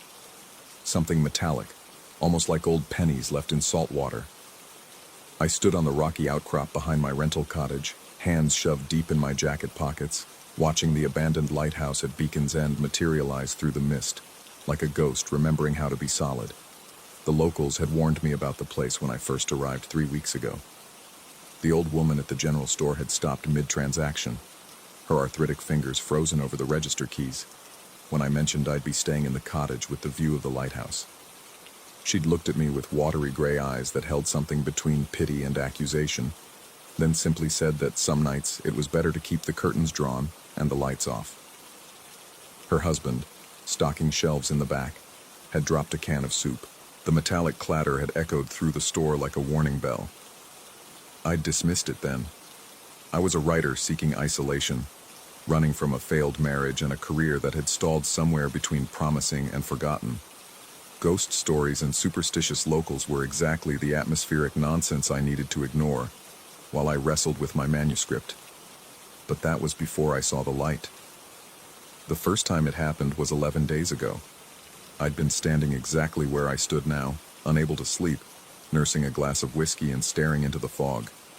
The lighthouse had been decommissioned in 1973, its lantern room long since stripped of equipment, the tower itself a hollow shell that the Historical Society kept threatening to restore, but never quite got around to funding. Yet on that night, through the dense fog, I'd seen it. A beam of light cutting through the darkness, rotating slowly, methodically, just as it must have done 50 years ago. I'd convinced myself it was a trick of the moonlight, some atmospheric phenomenon caused by the fog and my exhausted brain. But then it had started flashing. Long, short, long. Patterns. Deliberate patterns. Morse code. I hadn't thought about Morse code since Boy Scouts, decades buried under adult responsibilities and forgotten enthusiasms. But somehow my brain had retained enough to recognize it as language. Not enough to read it, not then, but enough to know it was trying to communicate. The beam had stopped after maybe 5 minutes, and the lighthouse had returned to its skeletal silhouette against the night sky. I'd finished my whiskey in one burning gulp and gone to bed, where I dreamed of drowning in fog that filled my lungs like wet concrete. The next morning, I'd told myself to forget it. Hallucination brought on by stress and alcohol and isolation. But that night, Thursday again, the fog had returned right on schedule, and so had the light. This time I'd been ready. I'd spent the day in the town library, hunched over their ancient computer, teaching myself Morse code from websites that looked like they'd been designed in 1997. My fingers had cramped from writing down the patterns. My eyes had burned from staring at dots and dashes until they swam across the screen. When the light began that second Thursday, I'd stood with a notebook and pen, my heart hammering against my ribs like something trying to break out. I'd transcribed the flashes, my hand shaking so badly the letters came out jagged and wrong. It took me an hour to decode the message. Stop writing. I'd laughed then, a sound that came out too high and too sharp in the darkness. Of course. My subconscious manifesting my writer's block as a supernatural warning, the ultimate cliché. I was more disappointed than frightened, honestly. If my mind was going to crack, couldn't it at least be original about it? but I hadn't stopped writing. In fact, I'd written more in the following week than I had in the previous month, driven by a spiteful energy that felt like pressing on a bruise. If my own brain wanted to sabotage me with gothic lighthouse fantasies, I'd show it who was in control. Tonight was the third Thursday. The fog had arrived exactly on time, as if following some cosmic schedule I hadn't been consulted about. And as I stood there, the beam flickered to life again, its rotation somehow both lazy and purposeful, like a predator that knows its prey has nowhere to run. I didn't need my notebook this time. I'd practiced enough that the patterns came to me almost instinctively, each flash translating in my mind before the next one began. Don't call her. My breath caught. The beam continued to rotate, and I stood frozen, trying to make sense of the words. Call who? My ex-wife? We hadn't spoken in 3 months, not since the lawyers had finished dividing our life into neat, equitable portions. I had no intention of calling her. The message made no sense. Unless... A cold understanding seeped into my bones, colder than the fog, colder than the October wind coming off the water. I'd been thinking about calling her. Just this morning, I'd held my phone, her name still at the top of my favorites list despite everything, my thumb hovering over the screen. I'd been thinking about it, but I hadn't decided. Not really. Not yet. The light continued its patient rotation, and I realized with a horror that made my scalp prickle that the message wasn't responding to what I'd done, it was responding to what I was going to do. I stumbled back to the cottage, my legs unsteady on the rocks, my breath coming in short gasps that had nothing to do with the physical exertion. Inside, I locked the door, a useless gesture against whatever this was, but human habits die hard, and stood in my dark kitchen, the lighthouse beam occasionally sweeping across my windows like a searching eye. I didn't call her. I couldn't. Not now. Not with the lighthouse's words burning in my mind. To do so would be to admit something I wasn't ready to acknowledge. Instead, I poured another whiskey, then another, drinking until my hands stopped shaking and my thoughts blurred at the edges. The week that followed was a special kind of torture. I tried to continue my routine, tried to pretend that everything was normal, but the lighthouse had gotten inside my head and was rearranging the furniture. Every decision, no matter how small, became suspect. When I chose eggs for breakfast instead of cereal, I wondered if I was acting of my own free will or following some predetermined script. When I decided to walk into town instead of driving, I felt like an actor who'd forgotten he was performing, moving through choreography written by someone else. The worst part was the uncertainty. What if the lighthouse was wrong? What if I simply refused to call my ex-wife, proved the message false, demonstrated that my future was still my own to determine? But then, if the lighthouse had never been wrong before, and I had no evidence that it had, then my refusal to call her wasn't actually defiance. It was just another line in the script. I began to see the implications spiraling out like cracks in ice. If the lighthouse could predict my decisions, then those decisions weren't really decisions at all. They were inevitabilities disguised as choices. Free will became a comforting lie we tell ourselves as we march along predetermined paths, convinced we're choosing each step. Thursday arrived again, with the reliability of a metronome. The fog rolled in. I stood at my window this time, unable to force myself out into the darkness, watching the lighthouse from behind glass that suddenly felt very thin and very fragile. The beam began its rotation. I didn't want to watch. Every rational cell in my body screamed at me to close the curtains, turn on every light in the cottage, play music loud enough to drown out my thoughts. But I watched anyway, because of course I did, because I was always going to watch, because the lighthouse already knew I would. The message came faster this time, as if growing impatient. Leave before Sunday. My heart stuttered. 3 days. The lighthouse was giving me 3 days to leave, and I didn't know why. The ambiguity was worse than any explicit threat. Leave or what? What happened on Sunday? What was I supposed to be avoiding? I spent Friday packing. I told myself it was precautionary, that I was simply preparing options, maintaining flexibility, but my hands moved with mechanical efficiency, folding clothes, organizing papers, And I realized I'd already decided. Of course I had. The lighthouse had told me I would. Saturday dawned gray and cold, the kind of day where the fog never quite lifts, just thins slightly before thickening again.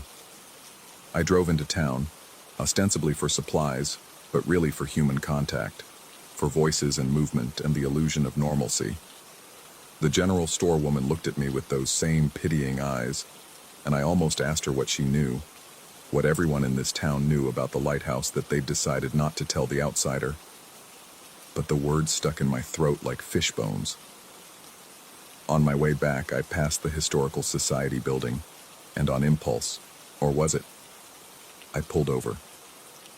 The building was small, barely more than a converted house, and inside, an elderly man with liver-spotted hands and thick glasses peered at me over the desk.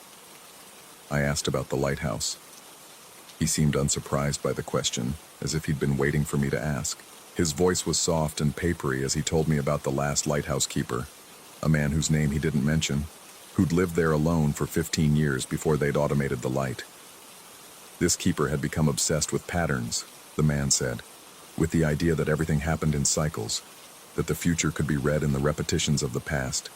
He'd filled notebooks with predictions, with attempts to decode what he called the pattern of patterns. When they'd finally closed the lighthouse, they'd found him in the lantern room, the man said, his notebook spread around him, his last entry incomplete.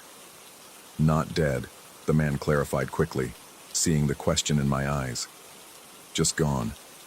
Vanished, like he'd stepped through a door that the rest of them couldn't see.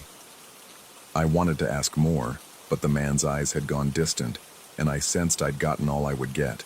As I left, he called after me, his voice carrying across the dusty space. Some people spend so long trying to read their future that they forget to live in their present.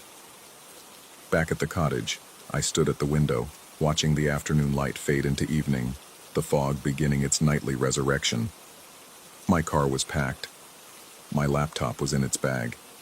I could leave right now, drive through the night, be somewhere else by morning, put miles between myself and this place and whatever the lighthouse was trying to tell me.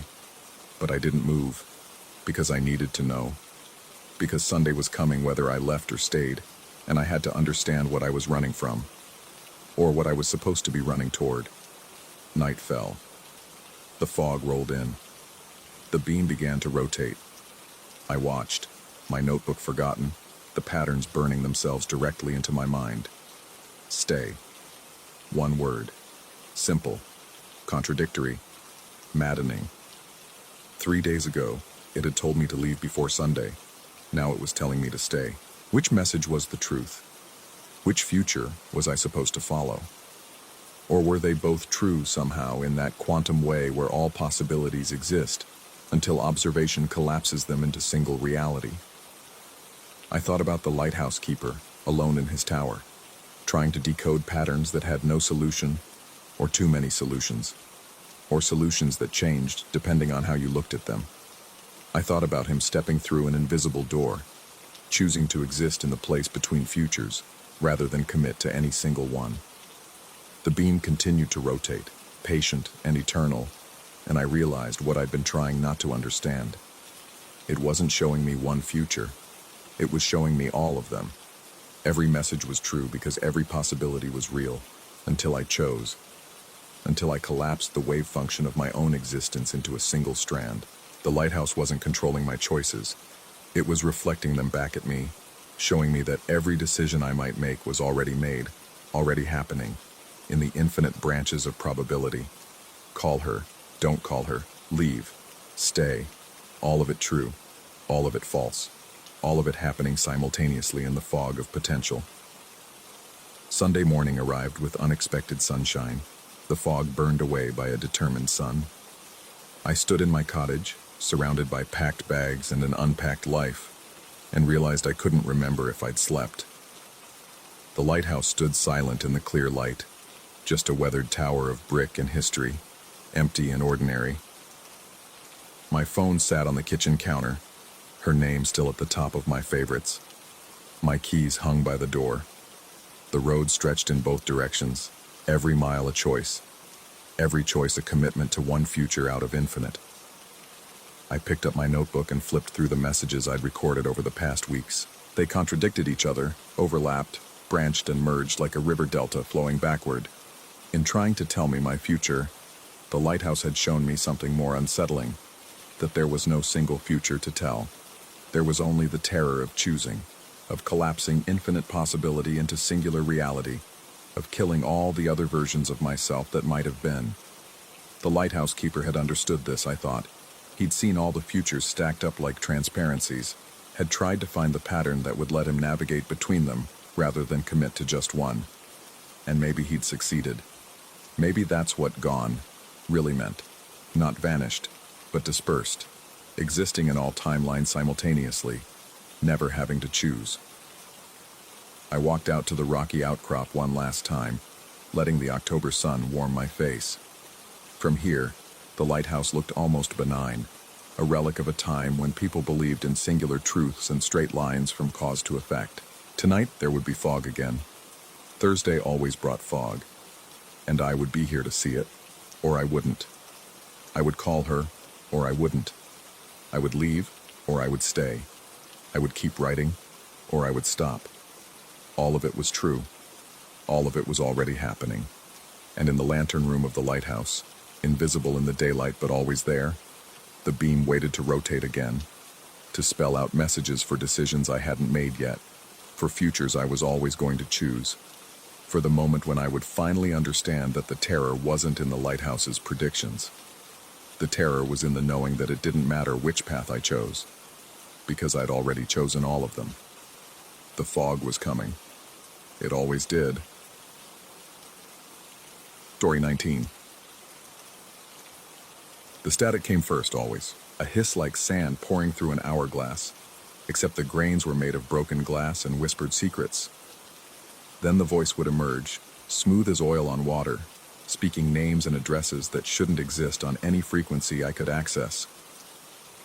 I've been running the night shift at WKRX for 6 years now, the 10 p.m. to 6 a.m. graveyard slot that pays just enough to keep my one-bedroom apartment and my collection of vintage receivers humming. Most nights blur together into a soup of call-in requests, weather updates, and the occasional drunk trying to dedicate a song to an ex-wife. But 3 months ago, something changed in the electromagnetic spectrum around me, and I can't unhear it. It started on a Tuesday in July. The air conditioning had died again, leaving the booth sweltering despite the midnight hour. Sweat pooled in the small of my back as I queued up another track, some forgettable pop song that the station manager insisted belonged in the rotation. I was reaching for my water bottle when the equipment flickered, just for a second. And in that gap between one breath and the next, I heard it. Not on the main board. The sound leaked from my personal receiver, the one I keep tucked under the desk for scanning frequencies during the long, empty hours. I'd been sweeping through the FM band, a habit born of boredom more than curiosity, when the needle caught on something that shouldn't have been there. 94. 7 megahertz. Dead air according to the FCC allocation charts I'd memorized years ago during my broadcast engineering certification. But it wasn't dead. The voice that emerged from the static spoke with the kind of clarity that professional announcers spend years trying to achieve. Neutral accent, perfect diction, yet somehow wrong in a way I couldn't immediately identify. It announced a name, Dominic Alvarez, and an address on the east side of the city, near the old industrial district where the warehouses crouched like sleeping beasts. Then it described something, a collision at the intersection of 14th and Berkshire, a blue sedan and a delivery truck, minor injuries, resolved by emergency services at approximately 6:47 a.m. I checked my watch, 2:17 a.m. exactly. The transmission cut off as abruptly as it had appeared, leaving only the familiar white noise of an empty frequency. I sat there, my hand frozen on the receiver's dial, trying to rationalize what I'd heard. A prank, maybe. Someone with a pirate transmitter amusing themselves by broadcasting fake emergencies. It happened more often than civilians realized. Amateur radio enthusiasts pushing the boundaries of legality for entertainment. I didn't write it down, didn't mention it to anyone. The rest of my shift passed normally, or as normally as any night spent talking to insomniacs and third shift workers through a microphone can pass. By the time dawn bruised the horizon and I drove home through streets still slick with overnight condensation, I'd almost convinced myself I'd imagined the whole thing. Almost. The accident was mentioned on the morning news. Dominic Alvarez, age 32, involved in a minor collision at 14th and Berkshire at 6:43 a.m. A blue Honda Civic and a delivery truck. No serious injuries.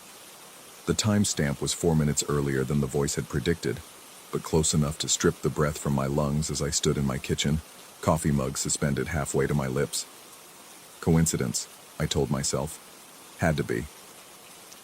The voice had probably been describing an accident that had already happened, some delayed emergency broadcast I'd picked up through atmospheric skip or equipment malfunction. The timing was just my exhausted brain playing tricks, conflating the order of events. But the next night, at 2:17 a.m. precisely, it happened again. This time the voice spoke about a woman named Teresa Gutierrez. It described her car breaking down on Route 9, near mile marker 47, and the arrival of a tow truck at 7:32 a.m.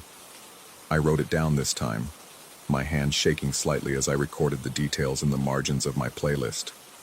When morning came, I called the highway patrol on a disposable cell phone I kept in my glove compartment, asked about incidents on Route 9, said I was a concerned citizen who'd noticed a stranded vehicle. The dispatcher told me they'd just received a call about a breakdown near mile marker 47, Teresa Gutierrez. Tow truck en route, estimated arrival 7:30 a.m. I didn't sleep that day. Couldn't. Every time I closed my eyes, I heard that voice, smooth and certain, announcing futures that shouldn't be knowable. I researched 94. 7 merits until my eyes burned from screen glare. The frequency sat in a guard band, a buffer zone between commercial stations meant to prevent interference. Nobody should be transmitting there. Nobody could be, not without triggering FCC detection equipment and facing massive fines. Yet every night at exactly 2:17 a.m., the transmission came through. I started keeping detailed logs. The voice would announce a name, always someone I didn't know, always someone in the city. It would describe a mundane event, a fender bender, a burst pipe, a small electrical fire, and provide a timestamp for when emergency services would respond. And every single prediction came true with unsettling accuracy, usually within a few minutes of the stated time. After 2 weeks, I tried to trace the source. I drove around the city during my off hours with a directional antenna, trying to triangulate the origin of the signal. But 94. Termerits remained stubbornly silent during the day. Only in the dead hours before dawn, only at that precise moment when the world held its breath between yesterday and tomorrow, did the voice emerge. The isolation of my shift made it impossible to verify my findings with anyone else. The station ran automated programming after I left, and my coworkers on the earlier shifts thought I was joking when I mentioned unusual frequencies. One of them, a kid fresh out of community college who did the evening show, suggested I was spending too much time alone in the booth, that the solitude was getting to me. He said it with a laugh, but I saw the concern in his eyes, the way he glanced at the station manager as if considering whether to mention my strange questions. I stopped asking. Instead, I became meticulous in my documentation. I filled 3 notebooks with transcriptions, timestamps, verification data pulled from public records and news reports. Every prediction matched reality. Every single one. The coincidences piled up like bodies in a mass grave, too numerous to be chance, too impossible to be real. The voice never made mistakes. It never wavered. It simply announced its information in that perfectly modulated tone and vanished back into the static, leaving me alone with my racing thoughts and the tick of the studio clock marking off the seconds until the next broadcast. I started arriving at the station earlier, leaving later, checking and rechecking my equipment for signs of malfunction or tampering. The receivers were clean, the connections secure, everything functioned exactly as it should, which somehow made it worse. If the equipment was broken, I could fix it. If someone was pranking me, I could catch them. But this defied every rational explanation I could construct. The paranoia crept in gradually, like water seeping through a foundation crack. I began to notice patterns that probably weren't there. The way certain callers would phone in just before the 2:17 transmission, as if they knew something was coming. The static on the line during dead air moments, wondering if someone was listening to me listen to them. The sensation of being observed through the studio windows, even though I was 3 stories up, and the only thing outside was darkness and distance. I stopped opening my mail, stopped answering my personal phone. The only people who knew my schedule were the station staff and anyone determined enough to stake out the building, and I couldn't shake the feeling that someone was doing exactly that. When I drove home, I took different routes each morning, watching my mirrors for repeated vehicles, for any sign that my interest in the mysterious frequency had attracted unwanted attention. My friends noticed the change, the few I had anyway. They asked if I was sleeping enough, eating right, maybe working too much. I gave them vague reassurances and stopped returning their messages. How could I explain that I'd stumbled onto something impossible? That every night I documented proof that someone, or something, could see 4 or 5 hours into the future? They'd think I'd lost my mind. Maybe I had. The dream started in the 3rd week.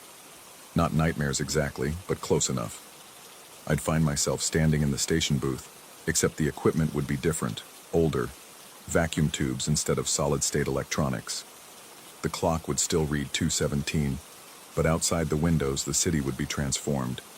Structures I didn't recognize, streets laid out in unfamiliar patterns, as if I were looking at the same location but in a different time. And I'd hear the voice, not from the receiver but from everywhere at once, speaking through the walls and the floor and my own bones. It would announce my name, give my address, describe something that hadn't happened yet. I'd wake up gasping, sheets soaked with sweat, unable to remember what the voice had predicted about my future. On the 43rd night, I'd started counting, a compulsion I couldn't resist. The voice changed its pattern. Instead of announcing someone else's incident, it spoke about the station itself. It described a power fluctuation in the building, a brief outage affecting the 3rd floor, occurring at 5:08 a.m. Then it gave a detail that turned my blood to ice water. It mentioned me by name. Not my radio name, the cheerful pseudonym I used on air. My real name, the one on my driver's license and lease agreement, the one I'd been careful never to use during broadcasts. The voice knew who I was.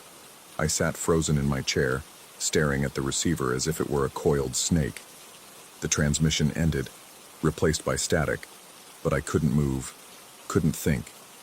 Someone out there, broadcasting on an impossible frequency, not only knew about future events but knew about me specifically, knew I was listening, had perhaps been waiting for me to listen. At 5:08 a.m. the lights went out. The emergency systems kicked in immediately, backup power routing to essential equipment, but for 3 seconds the booth was completely dark. In that darkness, I heard something underneath the mechanical hum of generators spinning up, a sound like breathing, close enough to feel on the back of my neck. When the lights returned, I was alone. The equipment functioned normally, but the receiver under my desk had changed position, turned to face me directly, its dial still fixed on 94.7 MHz. I didn't touch it, didn't move it back. I finished my shift in a daze, going through the motions of playing music and reading advertisements, my mind churning through possibilities that all led to the same impossible conclusion. The transmission wasn't just predicting the future. It was interacting with it, with me. Perhaps had been this entire time. The next night, I brought a recording device from home. Professional grade, the kind investigators use for evidence collection. I positioned it next to the receiver, checked the levels twice, and waited for 2:17 a.m., with my heart hammering against my ribs. The voice came through right on schedule. This time it described a minor gas leak at an apartment complex across town, gave an address, a timeline for evacuation and repair. Standard procedure. Nothing unusual except for the fact that it hadn't happened yet and wouldn't for another 4 hours. But at the end of the transmission, just before the signal dissolved back into static, the voice added something new. It spoke directly into the recording device, not through the receiver, but from the air itself, the walls, the electromagnetic spectrum that filled the space between atoms. It asked if I was paying attention. The recording captured nothing but static. I played it back 3 times, adjusting levels, filtering frequencies, trying to isolate any evidence of what I'd heard. But the device had registered only background noise and my own ragged breathing. Either the voice existed in a range that conventional equipment couldn't capture, or it existed only in my perception, a hallucination born from sleep deprivation and obsessive documentation. I wanted it to be a hallucination. God, how I wanted that simple explanation. But the predictions kept coming true. The gas leak happened exactly as described, down to the minute. Emergency services arrived at the specified time, evacuated residents, sealed the leak, declared the building safe.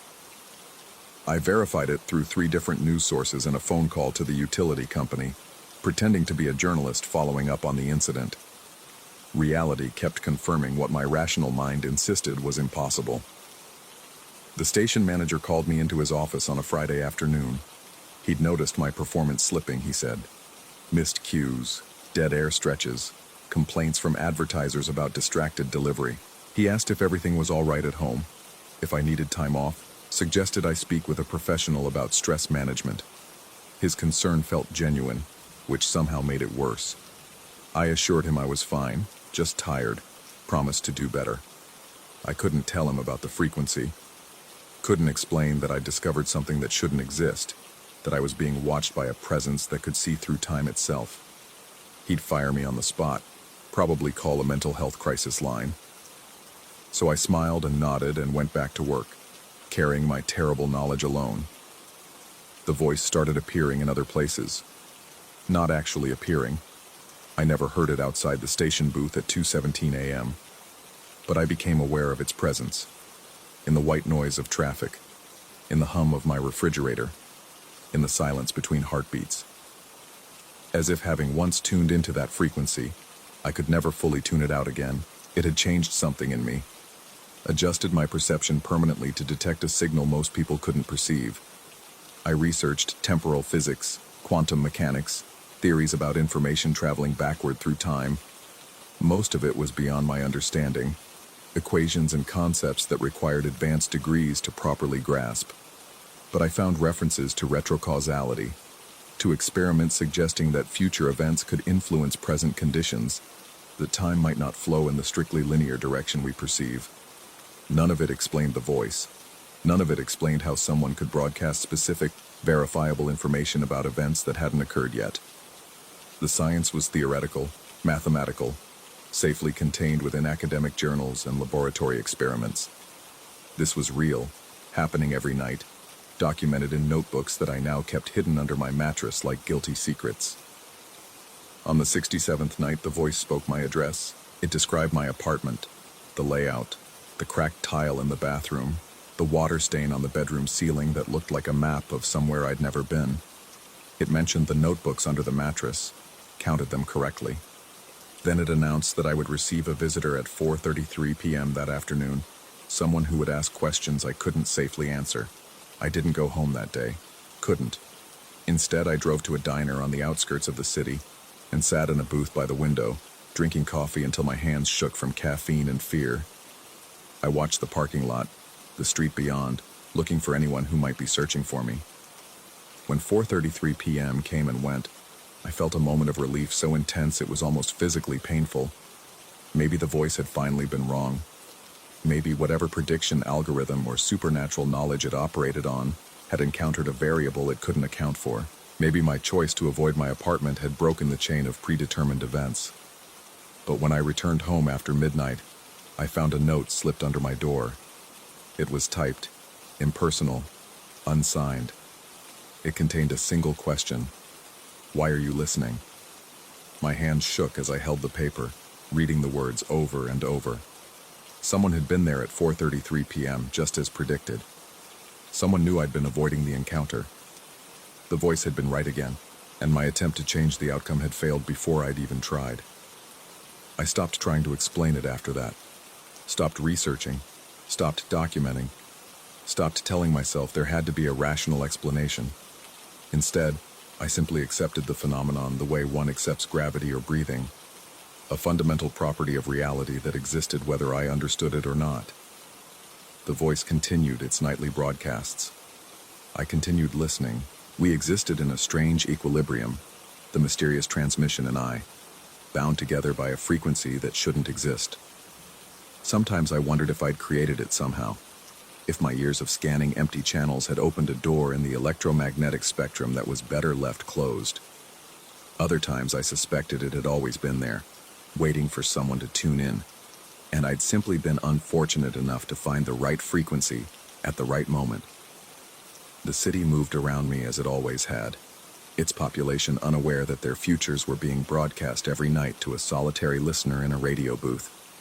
Accidents happened on schedule, emergencies unfolded exactly as predicted, and I, the only witness to this impossible knowledge, slowly learned to live with the weight of knowing what would happen hours before it occurred. Tonight is the 91st night. I sit in the booth, watching the clock approach 2:17 a.m., my hand resting on the receiver dial. Outside, the city sleeps, unaware. The equipment hums its familiar song. Static whispers through the speakers, waiting to resolve into that too-perfect voice. I've started to recognize a pattern in the predictions. The incidents are getting closer to the station, tighter circles drawn around my location. Whatever's broadcasting seems to be narrowing its focus, converging on something. On me, perhaps, or on this moment. The clock ticks to 2:16:58. I hold my breath. The static intensifies, building like pressure behind my eyes, and then the voice emerges, smooth as always, undeniable as gravity. It speaks my name again, gives my location with precision down to the floor and room number. Then it describes what I'm about to do at 2:19 a.m. 3 minutes from now. An action I haven't considered, wouldn't have thought to take. But even as the words flow through the speaker, I feel the inevitability of them settling over me like a weight I can't shrug off. The voice tells me I'm going to stand up, walk to the window, and finally see what's been watching me all this time, broadcasting from a now that's always ahead of mine, waiting patiently for me to catch up to where I've already been. The transmission ends. I check the clock. 2:17:47. I have 1 minute and 13 seconds to decide if the future is truly fixed, or if this time finally I can prove the voice wrong. My legs tense, muscles preparing to move. I tell myself I won't stand up, won't go to the window, won't look out into the darkness that I suddenly, desperately do not want to see into. But I'm already rising from my chair. The window waits, and beyond it, something that knows my name. Something that's been announcing my movements before I make them, drawing me forward through time like following a script already written. My reflection stares back at me from the glass, pale and hollow-eyed, and behind it, the city spreads out in pools of amber light and shadow. I take a step forward, then another. The clock reads 2:18:52. My hand touches the glass, cold against my palm, and I understand with terrible clarity that I've been here before. Not in memory, but in the transmission. The voice describing this exact moment at some point in the past I can no longer remember, creating a loop that has no beginning and no end.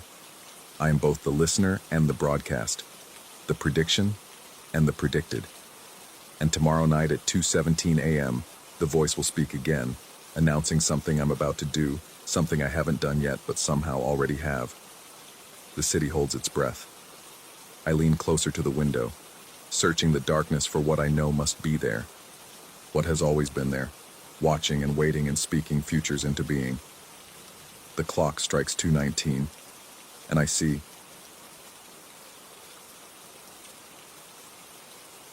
Story 20.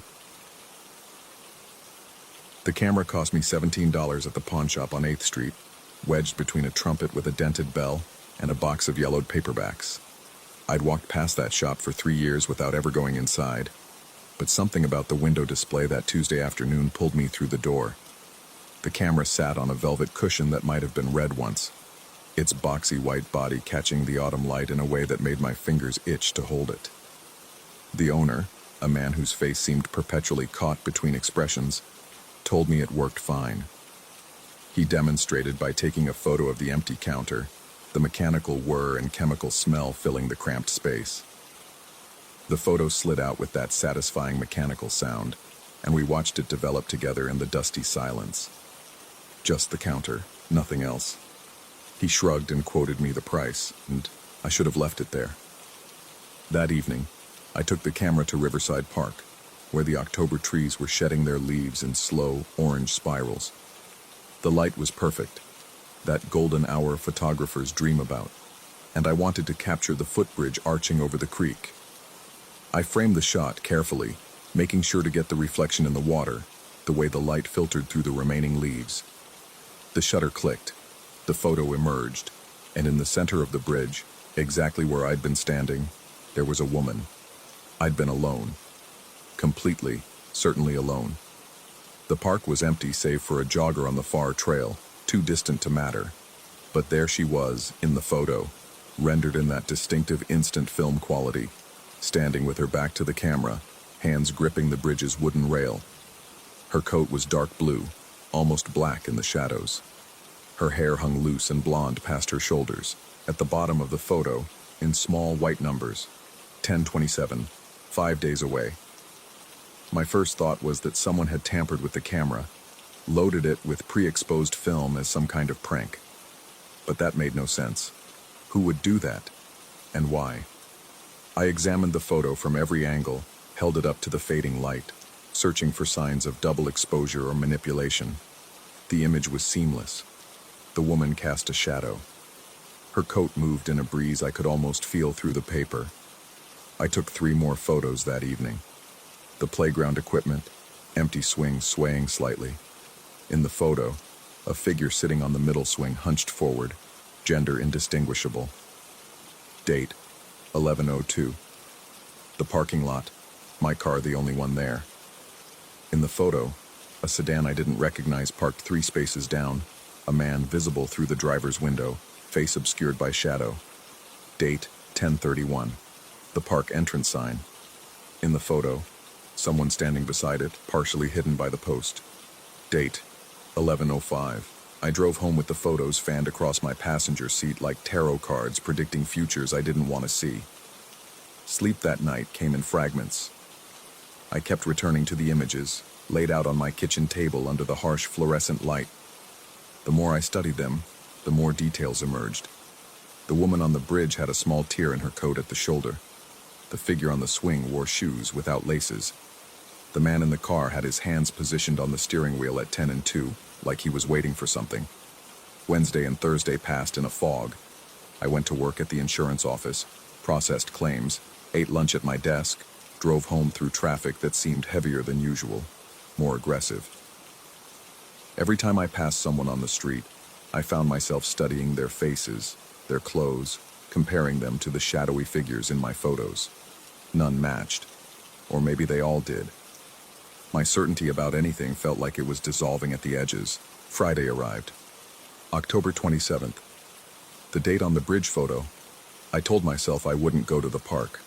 I told myself that for 9 hours, sitting in my apartment as the light changed outside my windows, as the sounds of the city rose and fell. But at 5:30, when the sun was beginning its descent, I found myself in my car, driving the familiar route, parking in the same spot I'd used Tuesday evening. The park looked the same. Different light, different quality to the air. Cooler, heavier with the promise of rain, but fundamentally unchanged. I walked the path to the footbridge, my footsteps loud on the gravel, my breath visible in small clouds. The creek burbled below, swollen from recent rains. Red and orange leaves floated on its surface like tiny boats fleeing some disaster. I stood at the spot where I'd taken the photo, checked my watch. 5:47. The woman in the picture had been positioned near the center of the bridge, so I walked there, gripped the rail where her hands had been, felt the wood smooth and cold under my palms. "Do you know what time it is?" The voice came from behind me, and I spun around so fast I nearly lost my balance. She was there. The woman. Dark blue coat, blonde hair, same height, same build. But her face, I searched it desperately for recognition, for any sign that she knew why we were both here, that she understood the impossibility of this moment. She looked confused by my staring, asked again about the time, her voice carrying a hint of impatience now, or maybe concern. I told her it was almost 6. She thanked me and walked away toward the parking lot, her footsteps receding until they were swallowed by distance and wind. I stood there for 20 minutes, maybe longer, as the light faded and the cold seeped through my jacket. She hadn't recognized me, hadn't seemed to find anything unusual about being on the bridge. When I finally managed to move, my legs felt disconnected from my body, like I was puppeting myself through familiar motions that no longer made sense. That night, I couldn't stop thinking about her face. Not because it was distinctive. It wasn't, particularly. She could have been any woman in her 30s or 40s, pleasant but unremarkable. What haunted me was the complete absence of awareness in her expression. She'd been there because the photo said she would be there, but she didn't know that, had no memory of being compelled or transported or whatever verb applied to this situation. Saturday brought rain, heavy and persistent. I stayed inside, curtains drawn, studying the remaining photos. The playground swing, dated November the 2nd. The parking lot sedan, October 31st. Halloween tomorrow. The park entrance figure, November 5th. 3 more predictions. 3 more impossible meetings waiting to happen. I should have destroyed the camera, thrown it in the trash, smashed it with a hammer, driven to the river and watched it sink beneath the dark water. Instead, I loaded it with the remaining film from the package. The pawnshop owner had thrown in a spare cartridge and began photographing my apartment. The results made my hands shake. My living room, empty when I took the shot. In the photo, someone sitting in my armchair, the one positioned to face the window. Date, 11:08. My bedroom door, closed. In the photo, open, a silhouette visible in the doorway. Date, 11:12. My kitchen sink. In the photo, the faucet running, a glass overflowing, water streaming onto the counter. Date, 11:10. But the worst was the bathroom mirror. I'd photographed my reflection, wanting to see if the camera would do something different with a mirror, if the rules changed somehow. The flash bleached out most details, but the image that emerged showed me staring back at myself from the mirror's surface. Behind my reflection, barely visible, was another figure, standing in the shower, visible only as a dark shape against the white tile. Date, 11:15, 2 weeks away. Someone would be in my apartment, in my bathroom, while I stood at the sink, watching me, waiting. Sunday night, Halloween, I sat in my car in the park parking lot from 10 p.m. until midnight. The sedan appeared at 11:23, pulling into the exact spot the photo had shown. The driver sat motionless for 37 minutes, hands on the wheel, face obscured by darkness and the angle of the streetlight. Then, without warning, he got out, walked to the trail entrance, stood there for several minutes as if listening to something I couldn't hear, and left. His car's taillights vanished around the corner before I could think to follow. The next day at work, my supervisor asked if I was feeling well. I'd apparently sent several emails that made no sense, fragments of thoughts and half-finished sentences. I had no memory of writing them. She suggested I take some personal days, said it with that particular tone of concern that really means please don't come back until you've solved whatever this is. Thursday, November 2nd, the playground swing. I arrived at 4 in the afternoon, positioned myself on a bench with a clear view of the equipment. The park was busier than it had been. Several dog walkers, a couple having an intense whispered argument near the fountain, someone practicing Tai Chi on the lawn. Normal people doing normal things, unaware that reality was breaking down in small, specific ways. The figure appeared at 4:47, approaching from the parking lot. Coat pulled tight, hood up despite the relatively warm weather, hands buried in pockets. They walked directly to the middle swing and sat, began moving back and forth in small arcs, feet dragging through the wood chips beneath. I watched for 15 minutes before approaching, my heart hammering so hard it felt like it might crack my ribs. Up close, I still couldn't determine gender or age. The hood shadowed most of their face, and they kept their gaze fixed downward. When I asked if they were okay, they didn't respond, didn't even acknowledge my presence. I tried again, reached out to touch their shoulder. They stood and walked away. Same direction they'd come from, same measured pace. At the parking lot, they got into a blue sedan and drove off. I tried to see the license plate, but my eyes wouldn't focus properly. Every time I thought I'd locked onto a number or letter, it seemed to shift, rearrange itself into something else.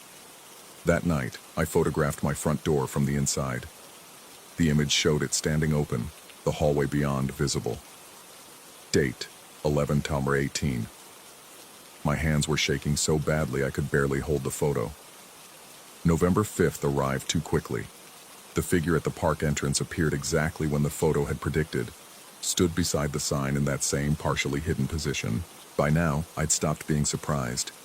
The pattern was too consistent, too precise.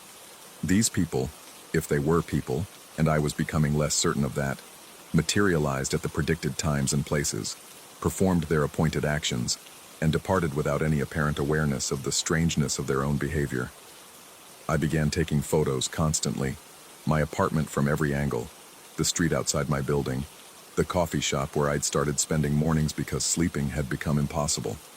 Each photo revealed new figures, new dates, new meetings that would happen whether I wanted them to or not. My calendar was filling with appointments I hadn't made, encounters with people who wouldn't remember me afterwards. November 8th came. I sat in my armchair at the time the photo indicated, waited for whoever or whatever was supposed to appear. Nothing happened. No figure materialized in my living room, but as I sat there, as the minutes ticked past the predicted time, I felt something. A presence, maybe, or the absence of one. The air in the room felt different, thicker, like water instead of atmosphere. I sat completely still, afraid to move, afraid to confirm or deny what my senses were trying to tell me. My phone rang. The number was my own. I stared at the screen, watched my own number flash and pulse, and when I finally answered, there was nothing. Not silence. That would have been something. This was the sound of space itself, vast and empty and wrong. November 10th. The kitchen faucet ran exactly as the photo had shown, water pouring into an overflowing glass, though I had no memory of turning on the tap or filling the glass. I discovered it when I woke from a half-sleep on my couch, found the kitchen flooded, water spreading across the linoleum in a thin, perfectly even sheet. November 12th. My bedroom door stood open when it should have been closed. The silhouette the photo promised never quite materialized. But the feeling of being watched was so intense I spent the night in my car, parked under a streetlight, doors locked, camera on the passenger seat beside me like a loaded gun. November 15th. Today. The bathroom figure. I've been standing at this sink for 40 minutes now, watching my reflection, waiting for the moment when I'll see what the photo predicted. The figure in the shower. The presence that's supposed to be there, standing behind the curtain, watching me through the plastic while I brush my teeth or wash my face or perform whatever mundane task I was doing when I took that photo. The camera sits on the counter beside me. I've loaded the last of my film. One photo left. Part of me knows I should take it. Point the camera at the mirror again. Capture another moment from some future I'm hurtling toward whether I want to or not. Maybe this photo will show me something that explains everything. Maybe it will show me empty space. Proof that this is ending. That the pattern is breaking. But I'm afraid. Not of what the photo might show. I'm past that kind of fear now. I'm afraid of what happens when I run out of film. When there are no more futures to predict, no more meetings to anticipate. Will the world go back to normal? Or have these photographs been showing me what was always going to happen, what was always there, and without them I'll be stumbling blind through a reality I can no longer predict or prepare for? The bathroom light flickers, just once, so brief I might have imagined it. I pick up the camera, frame the shot. My finger hovers over the button. In the mirror, my reflection waits. Behind me, the shower curtain hangs still and white and impenetrable. I press the button. The flash fills the room with light so bright it leaves after images dancing across my vision. The photo slides out, begins its slow development, colors bleeding into existence like secrets being reluctantly told. I watch the image emerge, watch myself materialize in the mirror, the bathroom taking shape around me. And there, in the shower, the figure becomes visible. It's me, standing behind the curtain, staring out. But not this me. A different version, from some other now, or some other timeline, or some other possibility that branched off from a choice I didn't even know I'd made.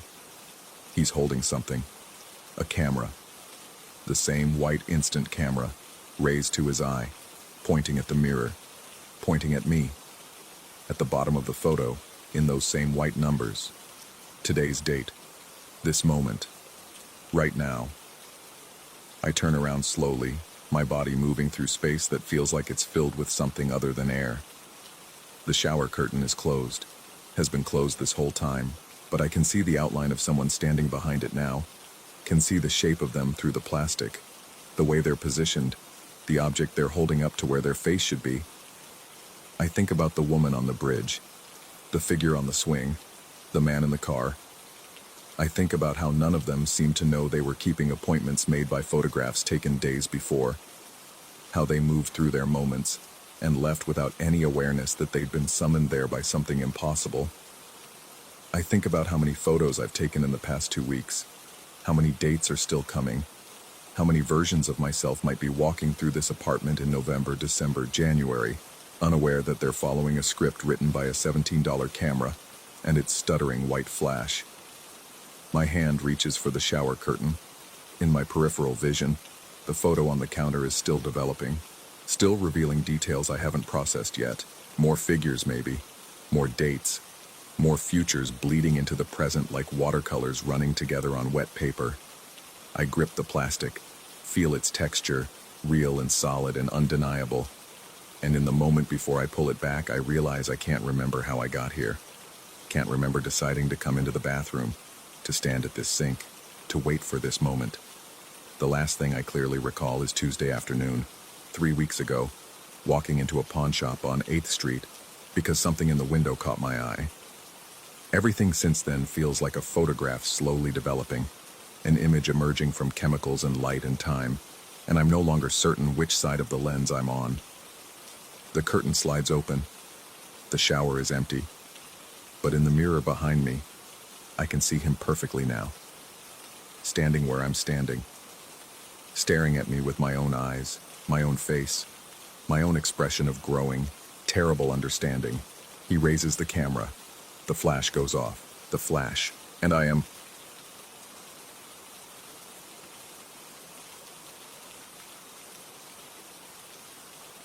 Story 21.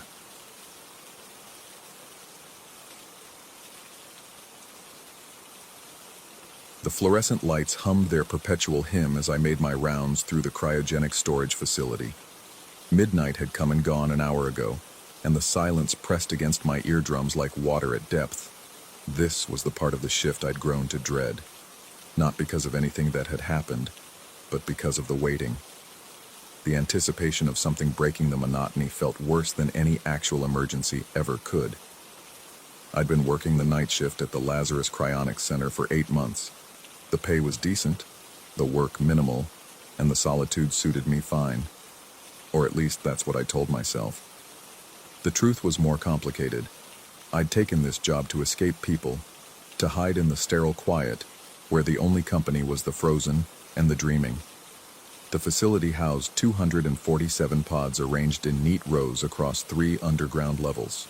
My job was simple: monitor the systems, check the readouts, ensure the temperature never fluctuated, and document any anomalies. In 8 months, the most exciting thing that had happened was a sensor malfunction that resolved itself before I could even file a report. That night started no different from any other.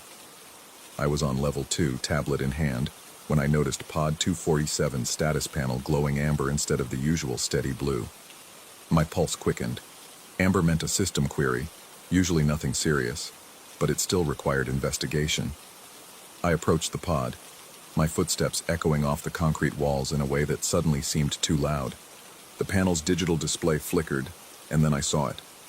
The word, "Wake," where sleep should have been. My hand froze halfway to the touchscreen. I blinked, certain I'd misread. The logs showed Pod 247 had been decommissioned 3 months ago, its occupant transferred to another facility. It should have been empty. It was empty.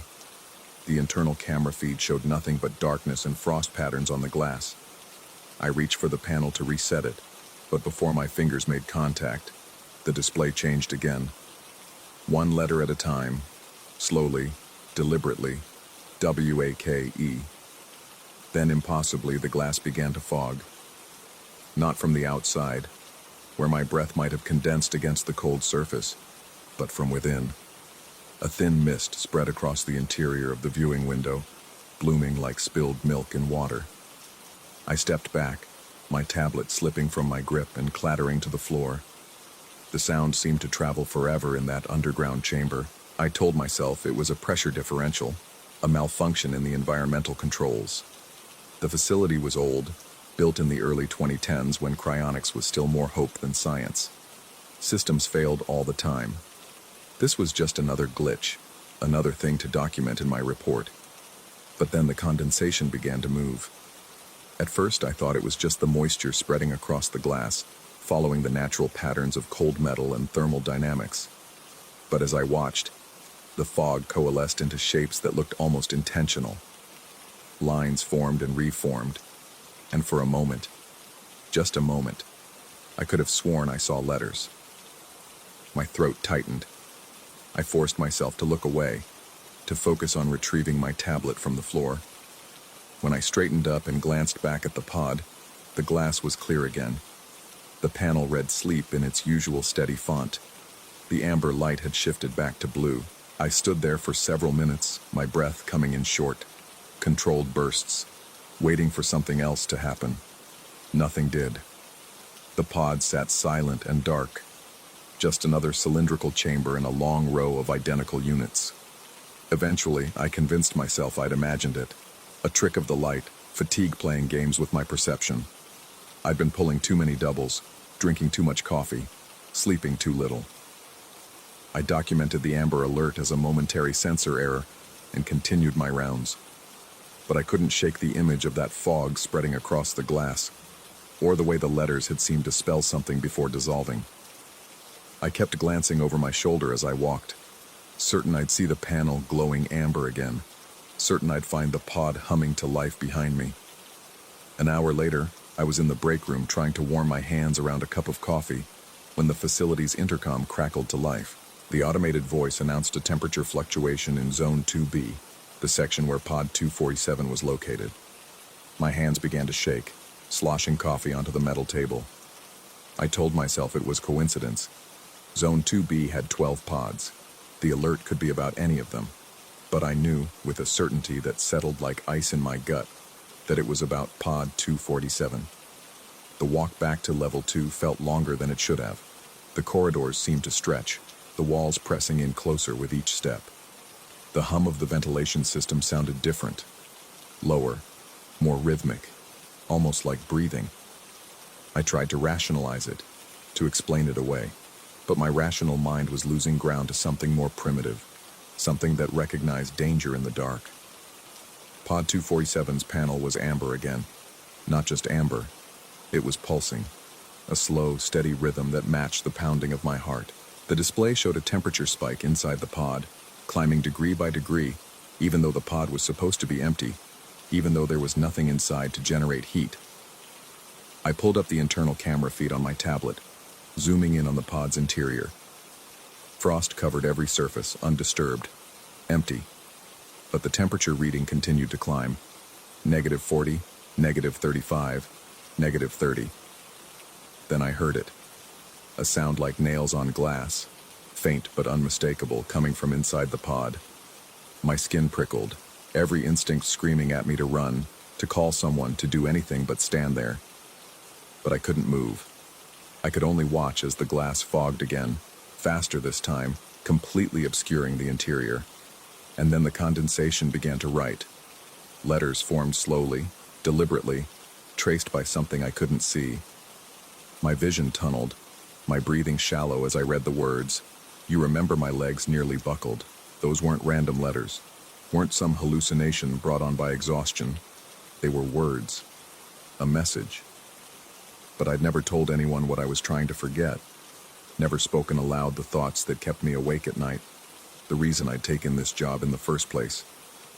The glass cleared for a moment, and I saw my own reflection staring back at me, pale, wide-eyed, terrified. But behind my reflection, deeper in the glass, I saw something else, a shape, a shadow. The suggestion of a figure pressed against the interior of the pod, as if someone were standing on the other side of a frosted window watching me. I stumbled backward, my heel catching on something. I barely caught myself against the adjacent pod, my hand slapping against cold metal with a sound that echoed through the entire level. When I looked back at pod 247, the glass was clear. The panel read sleep. The temperature gauge showed normal levels. But I knew what I'd seen. I should have left then, should have called my supervisor, reported a major malfunction, let someone else deal with it. But I couldn't leave. Something held me there, rooted to that spot, staring at the pod as if it might suddenly reveal all its secrets if I just watched long enough. The facility's emergency lighting kicked in, bathing everything in a dim red glow. Standard protocol for after midnight, energy conservation. But in that crimson light, the pods looked different. Wrong. Like caskets arranged in a morgue, waiting for their occupants to wake. I forced myself to walk away, to head back to the monitoring station where I could watch all the pods from a safe distance, where I could convince myself that everything was fine, that I was just tired, just stressed, just imagining things. But as I turned to leave, I heard it again. That sound like nails on glass, but louder now, more insistent. And beneath it, something else, a voice, muffled and distant, as if someone were speaking from very far away or through water. It was saying my name, not the name on my employee badge, not the name I'd used for the past 8 months. My real name, the one I'd left behind, the one nobody here knew. I ran. The corridors blurred past me, my footsteps thundering in my ears, my breath coming in ragged gasps. I didn't stop until I reached the monitoring station, slamming the door behind me and engaging the lock. My hands shook as I pulled up the security feeds, cycling through every camera on level 2. Pod 247 sat silent and dark, its status panel glowing a steady blue.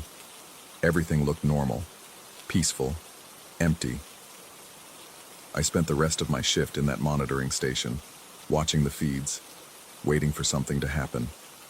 Nothing did. As dawn approached and the day shift arrived, I filed a brief report about a possible sensor malfunction in pod 247 and left without speaking to anyone. I told myself I'd never go back to level 2. But 3 nights later, I found myself standing in front of pod 247 again, drawn there by something I couldn't name. The panel was blue, the glass was clear. The camera feed showed nothing but frost and shadows. Yet as I stood there in the red emergency lighting, I saw the fog begin to spread across the glass once more. And this time, the words that appeared weren't a statement, but a question. Do you want to remember? I don't know how long I stood there, staring at those words, feeling something cold and vast pressing against the boundaries of my mind. The pod was empty. I knew it was empty. But something was there nonetheless, something that knew me, something that remembered what I'd tried to forget. The glass cleared. My reflection stared back at me, but I barely recognized the face I saw. Behind it, deeper in the glass, the shadow was there again, clearer now, taking shape, and I realized, with a horror that froze me to the spot, that the shadow had my face. Not as I was now, but as I'd been before. Before I'd changed my name, before I'd taken this job, before I'd chosen to become someone else. The shadow pressed its hand against the glass from the inside, and I found my own hand rising to meet it, palm to palm, separated only by a thin barrier of frosted glass. The temperature in the corridor dropped. My breath came out in visible clouds.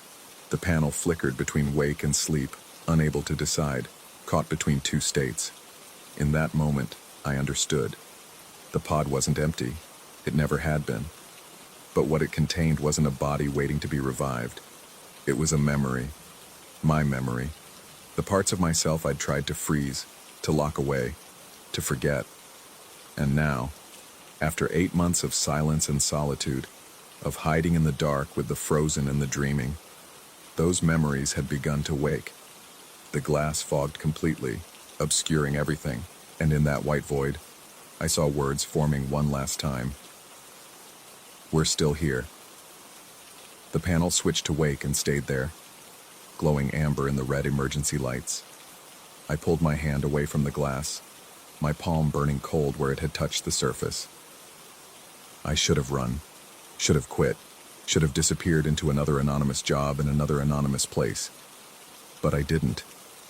Instead, I found myself visiting Pod 247 every night, watching the glass fog and clear, reading the messages that appeared in the condensation.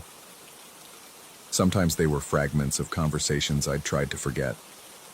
Sometimes they were names of people I'd left behind. Sometimes they were just my own thoughts, reflected back at me with a clarity I'd spent months trying to blur. And sometimes, in the darkest hours before dawn, when the facility was silent and still, I would press my hand against the glass and feel another hand pressing back from the inside, matching me palm to palm, finger to finger. I never learned if the pod was truly empty or if something had always been there, waiting. I never discovered if the messages were real or just projections of my own fractured mind, desperate for connection, for acknowledgement, for someone to remember who I used to be. All I know is that every night I return to level 2. Every night I stand before Pod 247. And every night the glass fogs from within and words appear in the condensation. Words I never said aloud. Words only I could know. And somewhere in that space between memory and reality, between sleeping and waking, I wonder if I'm the one standing outside the pod, or if I've been inside all along, dreaming of a life where I'm still free, still whole, still awake. The panel glows amber in the darkness, pulsing with a rhythm that matches my heartbeat. Wake, sleep, wake, sleep. I no longer know which state is which. Story 22.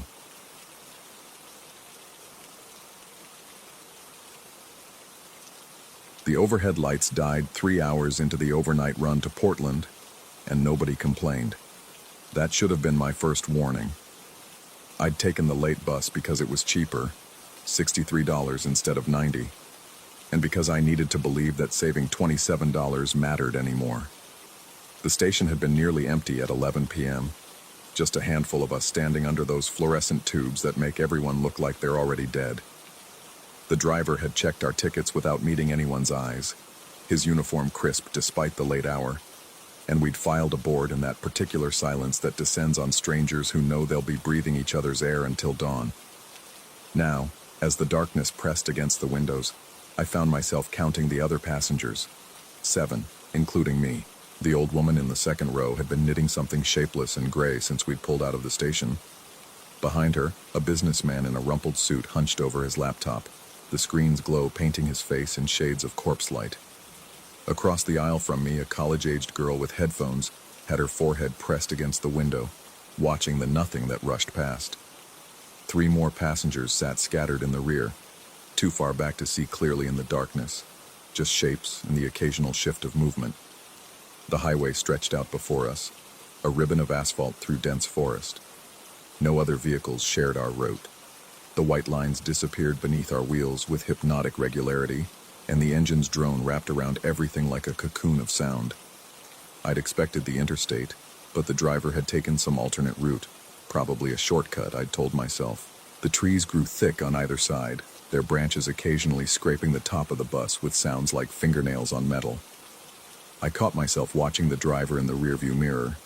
He sat perfectly still, hands at 10 and 2, his cap pulled low. Professional. Focused. Exactly what you'd want. But there was something in his stillness that made my shoulders tight. He never glanced at the mirror to check on his passengers, never adjusted his posture. In 3 hours, I hadn't seen him blink. The GPS mounted on the dashboard pulled my attention. Its screen glowed an unnatural blue, showing a route that didn't match the road we traveled. According to the device, we should have been passing a rest stop, there, marked clearly, just ahead. But the forest continued unbroken on both sides. Then, as we rounded a curve, I saw it. A rest stop materialized exactly where the GPS said it would be. Perfect. Too perfect. The building sat pristine under sodium vapor lights, its facade gleaming, a mirror image of itself reflected in the massive windows that lined its front. But those weren't windows, I realized as we passed. They were actual mirrors, floor-to-ceiling mirrors positioned to face the road. I watched our bus slide across their surface, the reflection sharp and clear. Except the driver's seat appeared empty. My breath caught. I blinked hard, told myself the angle was wrong, that the lighting created an optical illusion. But in those mirrors, the bus had been driven by nothing. Just an empty seat and a steering wheel turning by itself. Nobody else reacted. The knitting woman's needles continued their click-click rhythm. The businessman's fingers tapped at his keyboard. The girl never lifted her forehead from the window. I pulled out my phone to check the route, but the screen showed no signal. Of course, we were in the middle of nowhere. I switched to the map app, waited for it to load from cache. According to my phone, the highway we were supposed to be on was 12 miles to the east. This road didn't exist on any map. The GPS chimed. Another rest stop ahead. My stomach twisted. Sure enough, a motel appeared around the next bend. Same architectural style as the rest stop. Clean, modern, impossible. A neon sign flickered. Vacancy. Every room visible from the road had mirrors instead of windows. Our bus appeared in each reflection as we passed, and in every single one, the driver's seat was empty. The wheel turned by itself. The headlights cut through the darkness with no one commanding them. I forced myself to look away from the mirrors and focus on the man himself. He sat there, solid and present, hands gripping the wheel, the cap, the uniform, the absolute stillness of his posture. I watched his chest, trying to see if he was breathing. The motion was too subtle to detect, or maybe there was no motion at all. The old woman in the second row dropped a ball of yarn. It rolled down the aisle, unraveling as it went. She didn't retrieve it, didn't even look down. Her needles kept clicking, knitting air now, the yarn pooling at my feet in a gray puddle. Something was wrong with the other passengers too. The businessman's laptop screen showed only static, but his fingers kept typing. The girl's headphones weren't connected to anything. The wire dangled loose, swaying with the bus's movement. When I looked toward the back, those three shapes had become difficult to focus on, as if they were slightly out of phase with reality. Another GPS chime, another mirrored structure. This time a gas station, its pumps gleaming, its windows reflecting our bus with that same impossible absence where the driver should be. I counted the passengers in the reflection. 7 figures, but only 6 passengers behind me. I was the 7th. My hands gripped the armrests. The vinyl was too cold, wrong somehow, as if the material itself was refusing to warm to my touch. I tried to stand, to move closer to the front, to see the driver's face properly, but my legs wouldn't obey. The seat held me within gravity that had nothing to do with physics. The forest outside had changed. The trees stood in perfect rows now, evenly spaced, like they'd been planted. Their trunks were smooth and uniform, too uniform, and between them, I caught glimpses of other buses, traveling parallel to ours on roads that shouldn't exist. Each one lit from within, each one carrying passengers who sat in identical stillness. The GPS showed another structure ahead. This time, my reflection appeared in the screen itself, but wrong. In the GPS's surface, my face was different, older, hollowed out. My eyes stared at nothing, and my mouth hung slightly open. I looked exactly like the other passengers. I forced my attention to the driver again. He'd never adjusted the mirror, never checked on us, never moved except to turn the wheel at precisely the right moments. I watched his hands, looking for the small tremors of muscle tension, the tiny shifts of grip that came with hours of driving. There were none. His hands held the wheel with a pressure that never varied, never relaxed. The clicking of the knitting needles had taken on a rhythm that matched the white lines disappearing under the bus. Click, click, click, click.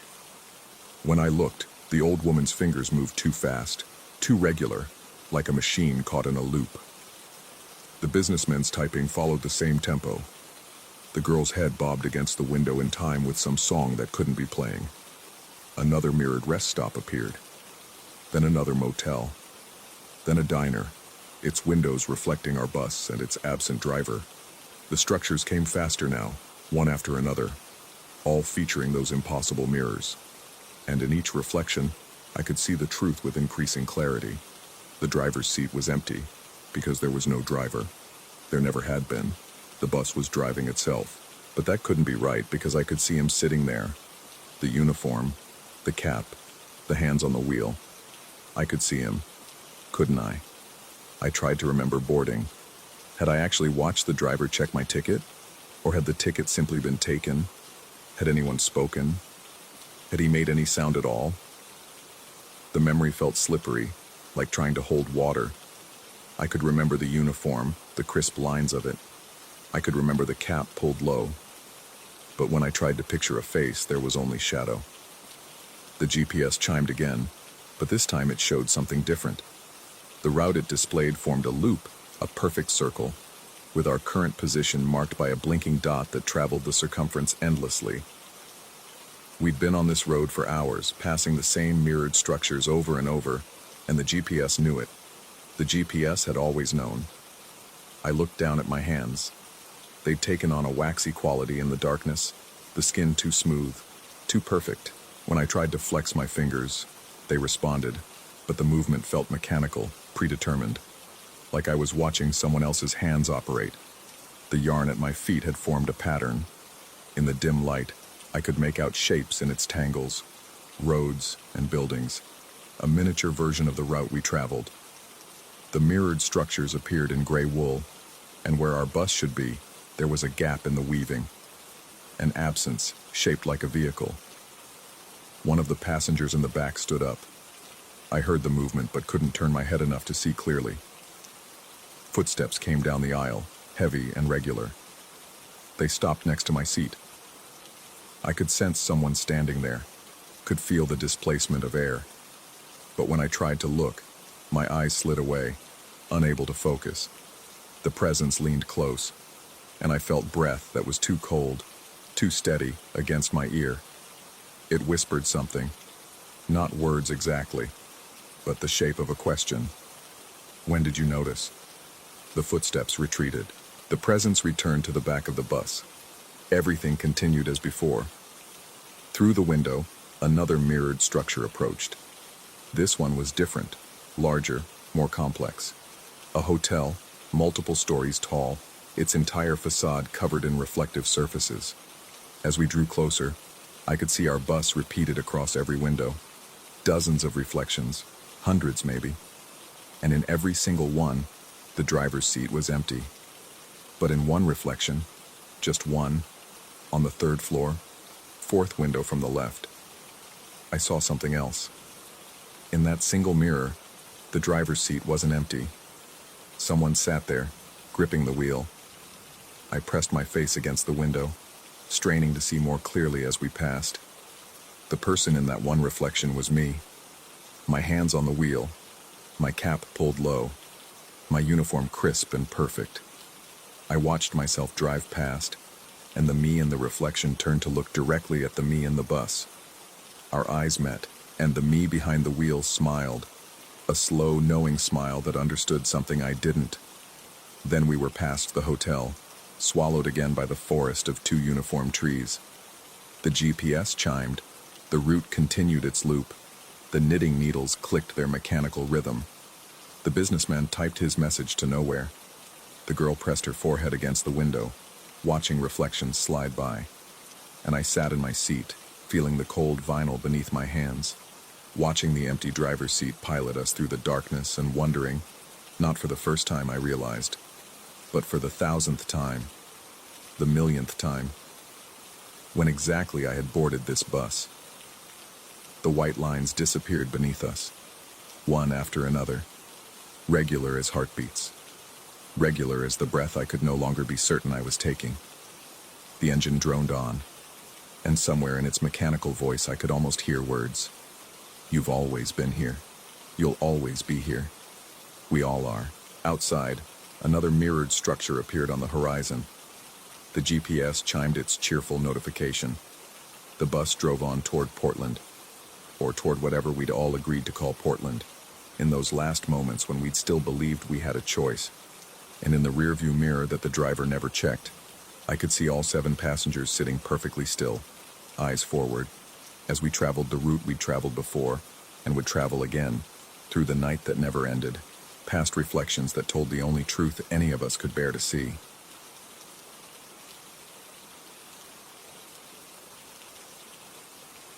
Story 23.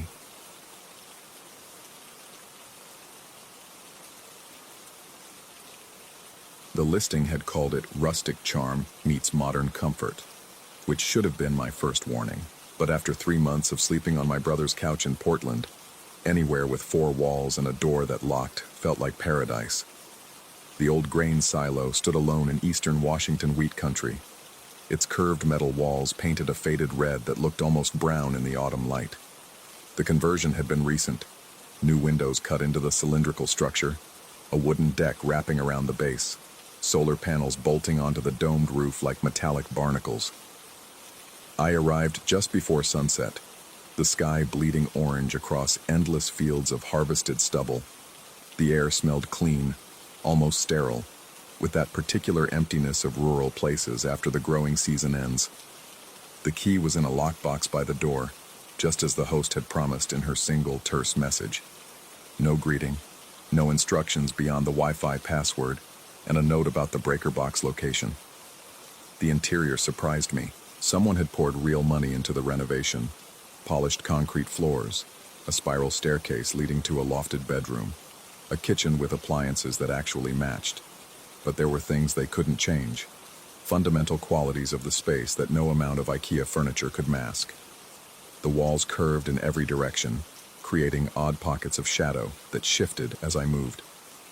The ceiling soared 30 feet overhead, the metal dome capturing and amplifying every sound into a hollow echo. And despite the modern fixtures, there was something about the air itself, thick, almost grainy, like the space retained a memory of what it had once held. I spent the first evening settling in, unpacking my laptop and the single duffel bag that contained everything I'd salvaged from my old life. The Wi-Fi worked well enough for me to check email and confirm my remote work schedule started Monday. 3 months here, maybe 6 if the contract got extended, long enough to save money, to figure out what came next, to stop feeling like I was treading water in the middle of an ocean with no shore in sight. The temperature dropped fast after dark. I'd been warned about that. The desert's revenge, locals called it, how the heat fled the moment the sun disappeared.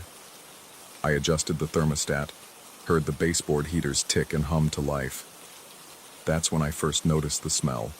Sweet, cloying, like honey left too long in the sun or fruit on the edge of fermentation. It wasn't unpleasant at first, just unexpected, and I found myself sniffing the air like an animal trying to identify a threat. I checked the kitchen trash, empty, looked under the sink, opened cabinets, even pulled the refrigerator away from the wall. Nothing. The smell seemed to come from everywhere and nowhere, diffused through the entire space like it was seeping from the walls themselves. I tried opening a window, but the cold air rushing in only seemed to make it stronger.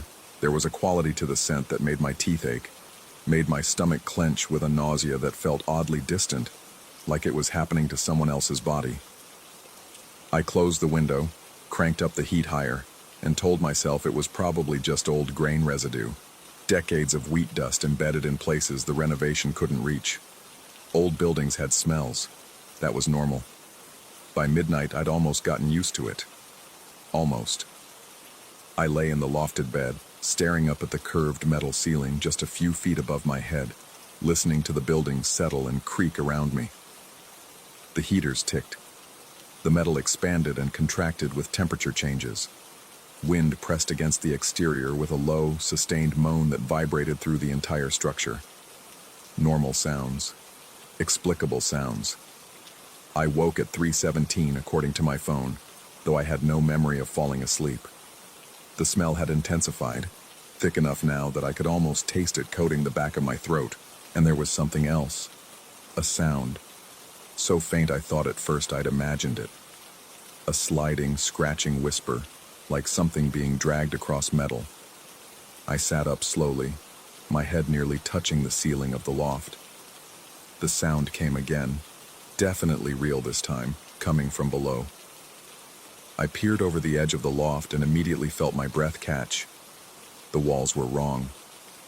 In the darkness, illuminated only by the faint glow of the LED clock on the microwave, I could see patterns in the dust and grime. The renovation had been thorough, but not perfect. Traces of the silo's industrial past still clung to the metal in fine, powdery layers. And those layers were moving, not falling, moving. Sliding down the curved walls in thin streams that didn't obey gravity's straight pull, but instead followed deliberate paths, converging and diverging like water finding a channel. I watched, paralyzed, as the streams formed shapes, lines, angles, arrows, all of them pointing toward the floor in the back corner of the space, where the shadows pooled deepest. I must have made some sound, a gasp, a choke, because the movement stopped instantly. The dust hung in the air for a moment, suspended impossibly, before settling back against the metal like it had never moved at all. I counted my heartbeats, 30, 50. When I reached 100 and nothing else happened, I convinced myself it had been a trick of the light, exhaustion playing games with my perception. I was tired, stressed. My brain was pattern-seeking where no patterns existed. I didn't sleep again that night. Morning brought harsh sunlight through the windows and a return to something like rationality. I made coffee, answered emails, fell into the comfortable rhythm of work tasks that required no imagination. The smell had faded with the rising temperature, leaving only the faintest sweetness in the air, easy to ignore. I avoided looking at the walls, at the corner where the arrows had pointed, at anything that might resurrect the irrational terror of the night before. By evening, I'd almost convinced myself I'd dreamed it. Almost. The temperature dropped. The smell returned. This time I was ready for it, had left the windows open all day despite the waste of heating costs. But as darkness fell and the cold seeped in, I watched the dust begin its slow migration again. The arrows were clearer tonight, more defined, formed from streams of powder that moved with eerie synchronization. They all pointed to the same spot, a section of floor I'd barely noticed before, where the polished concrete gave way to what looked like a metal plate, seamless and flush with the ground. I descended the spiral stairs without deciding to, my feet carrying me forward, while some rational part of my brain screamed warnings I chose not to hear.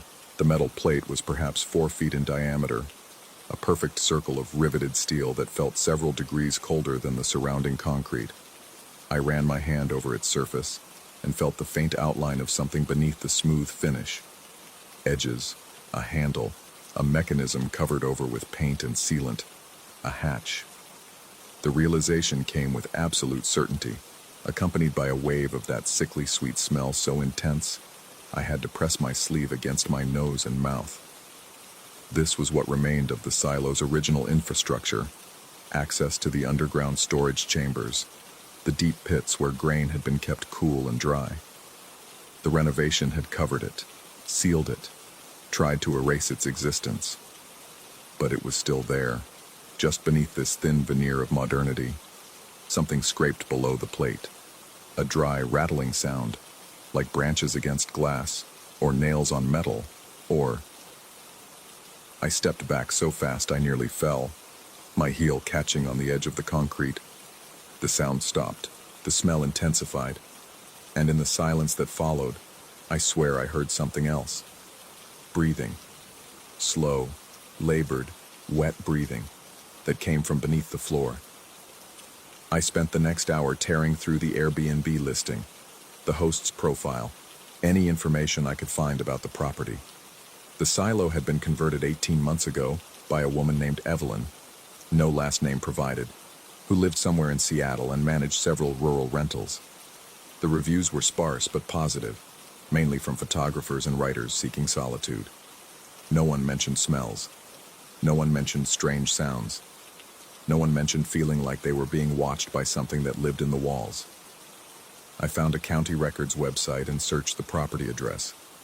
The silo had been built in 1947, operated commercially until 1981, then sat abandoned for decades before Evelyn bought it. There was a gap in the records between 1981 and 1983. Nothing unusual, just the empty years when the place fell into disuse.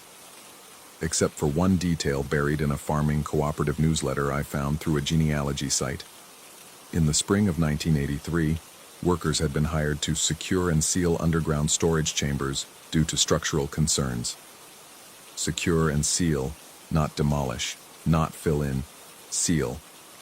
That night, I didn't even pretend I was going to sleep. I sat in a chair facing the metal plate, my laptop glowing beside me, every light in the silo blazing.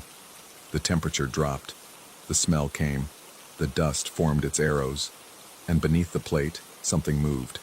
It started with vibrations, subtle tremors that made the coffee in my mug ripple and dance. Then came sounds. That sliding, scratching whisper amplified now, accompanied by wet, organic noises that made my skin crawl. The breathing grew louder, more distinct, and with it came a new smell beneath the sweetness. Decay, rot, the particular stench of organic matter breaking down in darkness. The plate shifted, just a fraction of an inch, but I saw it clearly. Watched the sealed edges separate as something pushed from below. Not hard, not violent, just a steady, patient pressure, testing the barrier that had held it for 42 years. I should have run, should have grabbed my keys and driven through the night back to Portland, back to civilization, back to places where metal stayed still and dust obeyed the laws of physics. Instead, I found myself moving closer, drawn by some compulsion I couldn't name, until I was kneeling beside the plate with my ear nearly touching its freezing surface. The breathing stopped. In the silence, I heard something else. A voice, or the memory of a voice, or perhaps just the wind finding some cruel architectural accident that shaped it into syllables. It seemed to come from everywhere at once, resonating through the silo's curved walls until the entire structure became a monstrous speaker. It wasn't words exactly, more like the shape of words, the hollow spaces they leave behind. But I understood it anyway, felt its meaning settle into my bones like radiation. Finally, finally, finally. I jerked back, scrambling away from the plate on hands and knees, my breath coming in ragged gasps. The lights flickered, once, twice, and in the strobing darkness, I saw the dust on the walls rearrange itself into new patterns. Not arrows this time. Letters, words. How long the lights steadied. The words dissolved back into random grime and shadow. But I'd seen them clearly, undeniably, and some part of me understood that I'd crossed a threshold from which there was no return. This wasn't exhaustion, wasn't stress, wasn't any trick of perception my rational mind could explain away. Something was down there, something that knew I was here, something that had been waiting. I tried calling Evelyn, no answer. Tried the local sheriff's office and got a deputy who listened to my stammered explanation with the weary patience of someone used to dealing with city people who got spooked by rural silence. When I mentioned the sealed hatch, his tone shifted slightly. He told me not to touch anything, that there were regulations about disturbing agricultural infrastructure, that he'd try to get someone out to look at it by the end of the week. The end of the week. 3 more nights. I lasted 2. The second night, the plate lifted completely, just for a moment, just an inch, but enough for me to see the darkness beneath. Not the darkness of an empty space, but something thicker, more substantial. Darkness that moved with sluggish purpose like oil seeking lower ground. The smell that rolled out was beyond description. Sweet and rotten and wrong in some fundamental way that had nothing to do with decay, and everything to do with something that had never been alive in any way I understood. The third night, I watched my own hands try to open it. I don't remember deciding to move. Don't remember crossing the floor or kneeling beside the plate or finding the hidden latches beneath the sealant. But I must have done all those things because suddenly I was there, my fingers working at the cold metal, prying and scraping while some distant part of my consciousness screamed objections that my body refused to hear. The latches gave way with surprising ease, like they'd been waiting for this, like the years of sealant and rust had been nothing but theater. The plate lifted, and the smell rolled over me in waves, and I looked down into a darkness so complete it seemed to have texture, seemed to be reaching up toward me with invisible fingers, and in that darkness, something looked back. I saw it for only a fraction of a second, a glimpse, a suggestion, an impression of something that my brain refused to fully process. Not a face, because faces have symmetry and structure, and eyes that make sense. This was older than faces, more fundamental, a configuration of matter that existed before evolution taught flesh how to arrange itself into recognizable patterns. Then I was outside, somehow, standing in the gravel parking area in my bare feet, my breath steaming in the cold air, with no memory of how I'd gotten there. The silo loomed behind me, its windows glowing yellow and welcoming, looking for all the world like a quirky vacation rental where nothing was wrong and nothing had ever been wrong. I drove to a motel in the nearest town, a place called Dusty, which seemed grimly appropriate. The clerk didn't comment on my lack of shoes or the way my hands shook as I filled out the registration form. I sat on the polyester bedspread until dawn, staring at my phone, at the Airbnb app that still showed my reservation for the silo, with 23 days remaining. Around 5 in the morning, I received a message from Evelyn. Brief, professional, concerned. She'd heard from the sheriff, understood I'd been having some issues with the property, wanted to know if everything was all right. She'd be willing to issue a partial refund if I wanted to leave early. No hard feelings. These old buildings weren't for everyone. I stared at that message for an hour before responding. Asked her about the hatch, about what was sealed beneath the floor in 1983, about what the structural concerns had really been. Her reply came instantly, which somehow made it worse. What hatch? I pulled up the property photos from the listing, scrolled through them slowly, looking for the metal plate in the floor. It wasn't in any of the images. The polished concrete stretched unbroken from wall to wall, seamless and perfect, with no trace of anything beneath. I checked the county records again. The newsletter article about the ceiling was gone. Not deleted, just absent, like it had never existed. The property history showed continuous operation until 1995, when the silo was simply abandoned. No gap, no mysteries, no structural concerns requiring underground chambers to be sealed from the inside. My fingers found the contact info for 2 of the previous guests, people who'd left reviews. Asked them carefully, casually, if they'd noticed anything unusual about the floor. Both replied within hours. Neither knew what I was talking about. The silo had been charming, peaceful, exactly as advertised. One of them sent me a photo from their stay, a selfie in front of the kitchen area, where the seamless concrete floor gleamed in the background. I'm writing this from the motel room. I've been here 4 days now. The clerk is starting to ask questions. My remote work deadlines are piling up unanswered. My brother called twice. I didn't pick up. I don't know what I would tell him. The smell is back. Faint, but unmistakable. Seeping through the motel's HVAC system, or maybe just living in my sinuses now. Permanent and inescapable. And last night, in the bathroom mirror, I watched dust that wasn't there form an arrow on the tiles behind me, pointing back toward Dusty, toward the wheat fields, toward the silo. Evelyn sent another message this morning. She's willing to comp the entire stay, no refund necessary. She just needs me to confirm I've collected all my belongings from the property. She'd like to close the reservation, move on. The thing is, I haven't been back. My laptop is still there, my duffel bag, my car keys. Everything I own, everything I am, still sitting in that converted silo under the dome of riveted steel. Except I'm looking at my car keys right now. They're on the nightstand beside me, along with my laptop and my duffel bag. I remember bringing them to the motel. I specifically remember grabbing them before I ran, but I also remember leaving them. I remember watching them sit on the kitchen counter as I stumbled outside into the cold. Both memories are equally vivid, equally real. And I'm starting to understand that this is the worst part. Not what's beneath the floor of that silo, not what looked at me from the darkness, but the creeping certainty that whatever happened there is still happening, still reaching forward through time like roots through soil. The checkout time is noon. The clerk just knocked to remind me. I nodded, said I understood, watched him walk away down the corridor. But when I looked back into my room, there were two of everything. Two beds, two nightstands, two sets of keys, one version of the room with my belongings, one version empty, and in both versions, on both walls, the dust is sliding down in thin streams, forming arrows that all point in the same direction. The door to the silo is less than 3 miles from here. I could walk it in an hour, even in bare feet.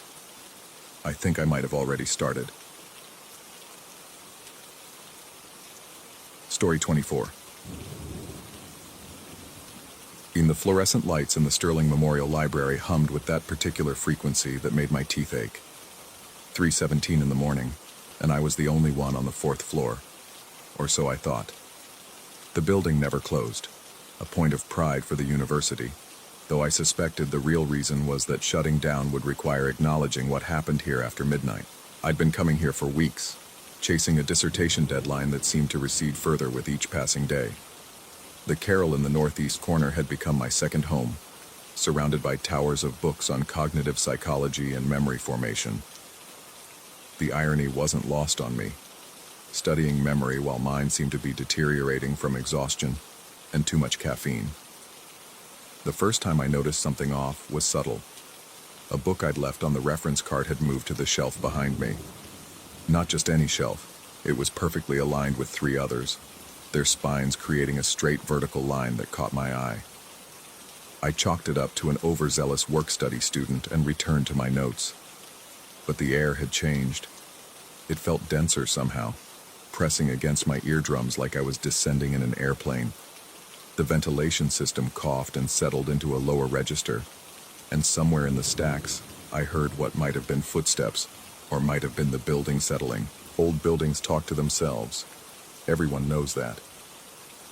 I tried to focus on the article in front of me, something about false memory implantation and the Mandela effect, but my eyes kept drifting back to those 4 books. They were different colors, different sizes, yet aligned with mathematical precision. The titles meant nothing to me. A volume on Eastern European folklore, a chemistry textbook from the 1970s, a collection of poetry in what looked like Czech, and a repair manual for industrial machinery.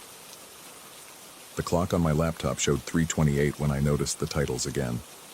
Or rather, when I noticed them properly.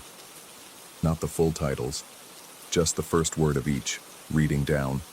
Vincent fell from bridge. My name is Vincent. The air conditioning kicked in with a metallic groan, and cold air washed over my neck like icy fingers. I stood up so quickly my chair rolled backward and hit the wall with a muted thump that seemed far too loud in the silence. The books were still there, still perfectly aligned, still spelling out those 4 words with their first words gleaming in the harsh light. I approached the shelf slowly, each step deliberate, my sneakers silent on the industrial carpet. Up close I could see the books were old, their spines cracked and faded. The chemistry textbook bore a due date stamp from 1978. The folklore volume had no due date at all, likely reference only. Someone had placed them here, had to have placed them here, arranging them in this specific order for this specific message. But why? And when? I'd been sitting less than 10 feet away for hours. My hands trembled as I reached for the top book, the one with Vincent emblazoned in gold leaf lettering. The moment my fingers touched the spine, the lights flickered. Just once, barely perceptible, but enough to make my breath catch. I pulled my hand back and the lights steadied. I told myself to leave, pack up my laptop, my notes, my coffee-stained mug, and get out of this building until the sun came up and the morning crowd arrived to dilute whatever this was with their normal, mundane presence. Instead, I pulled out my phone and took a photo of the shelf. The flash was blinding in the dim room, and when my vision cleared, I saw that more books had moved. No, I hadn't seen them move. But they were different now. A whole section, maybe 15 books, arranged on the shelf below in a neat horizontal line. My heart hammered against my ribs as I crouched down to read them. The first word of each title, left to right. You were there when the water turned black and everyone screamed, but you stayed silent watching.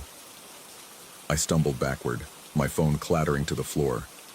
The screen cracked but stayed lit, casting strange angular shadows across my hands. I had no memory of any bridge, no memory of water turning black, no memory of screaming. I'd never even been to a bridge with anyone named Vincent. I was Vincent, but this was insane. This was someone messing with me. Someone who'd hacked into my student records and learned my name and was now... The footsteps I heard this time were unmistakable, slow, measured, coming from the far end of the stacks. I froze, every muscle locked, straining to hear over the blood rushing in my ears. The steps stopped. In the silence that followed, I heard breathing that wasn't my own, thick and labored, as if whoever was there had climbed many flights of stairs. I grabbed my phone and backed toward my Carol, my eyes never leaving the gap between the shelves where the sound had come from. Nothing appeared. The breathing stopped. The only sound was the eternal hum of the lights and the distant groaning of the building's ancient heating system. When I reached my Carol, I shoved my laptop into my bag with shaking hands and prepared to bolt for the stairs. But as I turned, I saw them. Dozens of books now, arranged in a massive spiral pattern across 3 entire sections of shelving. The spines created words, sentences, paragraphs. From where I stood, I could only make out fragments, but each fragment was like a knife. Your roommate remembers the professor mentioned it in class. Everyone knows what you did that night. Your mother called about the funeral. He was your best friend. You watched him fall. My legs gave out, and I sank into the chair, my bag falling forgotten to the floor. None of this had happened. I would remember. I would remember a friend, a bridge, a fall, a funeral. These were the kinds of things that carved themselves into your neural pathways that your hippocampus locked down and preserved with perfect fidelity, unless... The article I'd been reading earlier, the one about false memory implantation, described how researchers could create detailed, emotionally charged memories in subjects who'd never experienced the events in question. Strategic suggestions, fabricated photographs, collaborative storytelling. The brain was far more suggestible than people wanted to believe. But this wasn't a research study. This was a library at 3 a.m, and books didn't arrange themselves into accusations. I forced myself to stand and approach the spiral of books. Up close, the message was even more elaborate. The words spiraled inward, growing smaller and more frantic toward the center. You stood on the bridge October 19th. The water was low. You both drank too much. He climbed the railing. You laughed. He slipped. You didn't help. You let him fall. You walked away. You forgot. How could you forget? How could you forget? How could you forget? The center of the spiral was a single small book, its spine barely visible, a volume titled Amnesia and Dissociation. October 19th. That was 4 months ago. I'd been at the library that night too. I remembered because it was when I'd finally settled on my dissertation topic. I remembered spending hours in this exact spot, working until dawn. But what had I done before coming here? After leaving my apartment? Before arriving at the library? Was there time unaccounted for? The question opened a void in my mind, a sucking emptiness where memory should be but wasn't. I tried to trace my steps backward through that evening, but found only fragments. My apartment door closing, streetlights, the sensation of cold air, and then nothing until I was sitting at this Carol with an Americano from the all-night cafe. Hours. I'd lost hours. My phone buzzed in my pocket, a text message from my roommate asking if I was still at the library. I stared at it, my thumb hovering over the keyboard. What would I say? That the books were rearranging themselves? That they were accusing me of a crime I couldn't remember? Before I could respond, another text came through, this one from my advisor. Need to discuss your absence from Adrian's memorial service. We should talk. Adrian. The name hit me like a physical blow. I knew an Adrian, or had known. My mind groped through fog, finding edges of recognition. A face, maybe. A laugh. The smell of cigarettes and cologne. We'd been in the same graduate cohort, hadn't we? But when had I last seen him? My fingers moved before my conscious mind could catch up, typing his name into the university directory. The results loaded slowly, each second stretching into eternity. When his profile appeared, I saw a photograph of someone I absolutely recognized and absolutely didn't. A face that belonged to a stranger and a friend simultaneously. His status had been updated 2 weeks ago. In memoriam. The profile listed his date of death as October 19th. The phone slipped from my hands again. This time I let it lie there on the carpet, its cracked screen reflecting the fluorescent lights above like a fractured constellation. The books on the shelves seemed to lean inward, their hundreds of spines all focused on me, all watching. I needed to leave. I needed to go back to my apartment and sleep and wake up and discover this was all some exhaustion-induced break from reality. But my legs wouldn't move, because now, standing in this island of cold light, I felt the first stirrings of something worse than fear. Recognition, not of the books or the message or even the name Adrian, but of myself, of who I might be when I wasn't paying attention, of what I was capable of forgetting. The building groaned around me, pipes clanking somewhere in the walls, and in that sound, I heard what might have been words or might have been my imagination. He's still in the water. I grabbed my bag and ran for the stairs, taking them 2 at a time, my footsteps echoing in the concrete stairwell. 4th floor to 3rd, 3rd to 2nd, the emergency exit signs glowing red at each landing. But as I rounded the corner to the 1st floor, I stopped. The books were there too, volumes stacked on the steps, arranged in neat lines, their spines facing outward. We all remember Why Don't You? What else? Have you forgotten who else? I turned and ran back up the stairs, but they were there too now, multiplying impossibly, books appearing on every landing, every step, everywhere I looked. My breath came in ragged gasps, and I could taste copper in the back of my throat. The stairwell spun, or I spun, or everything spun together. I burst back onto the 4th floor and ran blindly through the stacks, past my Carol, past the accusations on the shelves, heading for the other stairwell on the far side of the building. My shoulder hit a shelf, and books cascaded down, their pages fluttering like wings. More words, more fragments. Your hands the railing. Your face, help me please. Help. The 2nd stairwell was mercifully empty of books. I took the stairs down in a controlled fall, catching myself on the railings, my breath echoing off the concrete walls. Ground floor finally, and I could see the exit. The glass doors leading out to the quad where the sky was just beginning to lighten with the first hints of dawn. I pushed through the doors and into the cold morning air, gulping it down like water. The campus was empty, silent except for the distant hum of traffic and the cawing of crows in the bare trees. I walked for a long time, aimless, letting my feet carry me while my mind tried to process what had happened. Eventually, I found myself at the student union, which was just opening for breakfast. The normalcy of it, the smell of coffee and bacon, the sound of chairs scraping, the bored expression on the cashier's face, felt like a lifeline. I ordered coffee I didn't want and sat in a booth by the window, watching the campus wake up around me. That's when I saw her, Devon, another graduate student from my cohort. She was ordering tea at the counter, her red hair pulled back in its usual messy bun. When she spotted me, her expression shifted. Surprise, maybe, or something harder to define. She walked over and slid into the booth across from me without asking. She mentioned that people had been wondering where I'd been, that missing Adrian's service was noted. Her voice was gentle but carried an edge of something else. Concern, perhaps, or suspicion. Then she said something that made my coffee cup freeze halfway to my lips.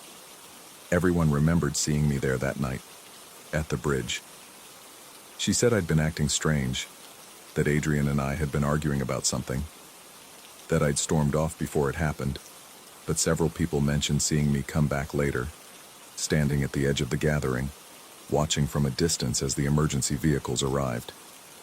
I told her she was wrong, that she was confused, that I was at the library that entire night. But even as the words left my mouth, I felt them crumble. The holes in my memory gaped wider.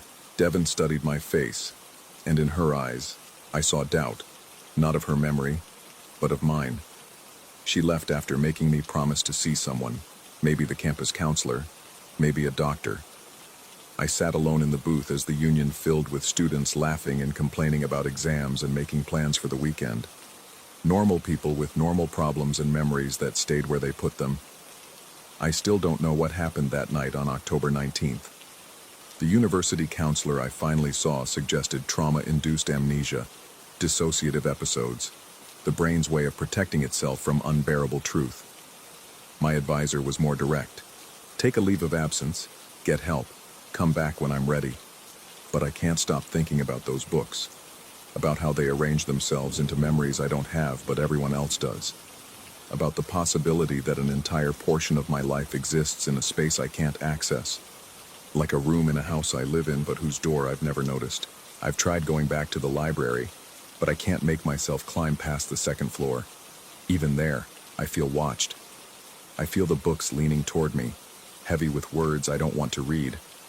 Last night, I woke at 3 a.m. to find a book on my nightstand, a volume I don't remember bringing home. When I opened it, certain passages were underlined in pencil, circled, marked with sticky notes. The annotations formed a narrative, another message from the shelves. You were there. You saw him climb. You could have stopped him. Why didn't you stop him? And underneath, in my own handwriting, a response I don't remember writing, because I wanted to forget. The morning sun is coming up now, and I can hear my roommate moving around in the kitchen. Soon I'll have to get up and pretend to be someone who knows himself, someone whose past sits comfortably in his memory, like books on a well-organized shelf. But I'm not that person anymore. I'm the story the library is trying to tell, written in borrowed spines and whispered between pages, true whether I remember it or not. And somewhere in that building, on shelves I can't bring myself to visit, there are still books arranging themselves into accusations. They're waiting for me to read them, waiting for me to remember. Or maybe they're not waiting at all. Maybe they're simply recording what already is. The truth that everyone else knows and I alone have forgotten. The truth that watches me from behind every book spine. The truth that I'm beginning to suspect isn't about what I forgot, but what I've been trying not to remember. Story 25. The emergency radio crackled to life at 11:47 p.m., 3 minutes before my shift technically ended. I should have left it alone, should have clocked out, climbed down to my quarters, and let whoever took over deal with whatever static-filled nonsense was about to come through. But on Platform 7, 200 miles from the nearest coastline, you don't ignore the emergency channel. Not when you're one of only 12 souls suspended above an ocean that could swallow you whole without bothering to remember your name. The voice that emerged from the speakers was mine. Not similar. Not close enough to be unsettling. My exact voice, with the same slight rasp I'd developed after 3 years of breathing, recycled air and diesel fumes. The transmission detailed an incident that would occur during the next shift. A coolant leak in Sector D. Valve malfunction at Station 12. Estimated repair time 40 minutes. The voice described how Dalton from engineering would burn his hand on the exposed pipe. How the leak would spread to the auxiliary systems before containment. How I would radio it in at precisely 12:34 a.m. I stood in the communications room, fingers white against the edge of the console, listening to myself describe events that hadn't happened yet. When the transmission ended, silence filled the small space like water flooding a sinking vessel. The clock on the wall ticked forward. 11:52 p.m. My mind offered rational explanations, each one more desperate than the last. A prank, maybe, though the technical skill required to fake my voice so perfectly seemed unlikely among our crew. A recording from a previous shift, though I had no memory of reporting any such incident. A malfunction in the radio equipment, some bizarre crossed signal pulling in transmissions from another platform, another timeline, another version of events that had nothing to do with me. I could have walked away. Part of me screamed to do exactly that. Leave the radio room, find my bunk, let someone else verify or debunk what I'd heard. Instead, I found myself moving through the narrow corridors towards Sector D, my boots echoing against metal grating with each step. The platform hummed around me, that constant low vibration that you stop noticing after the first week out here.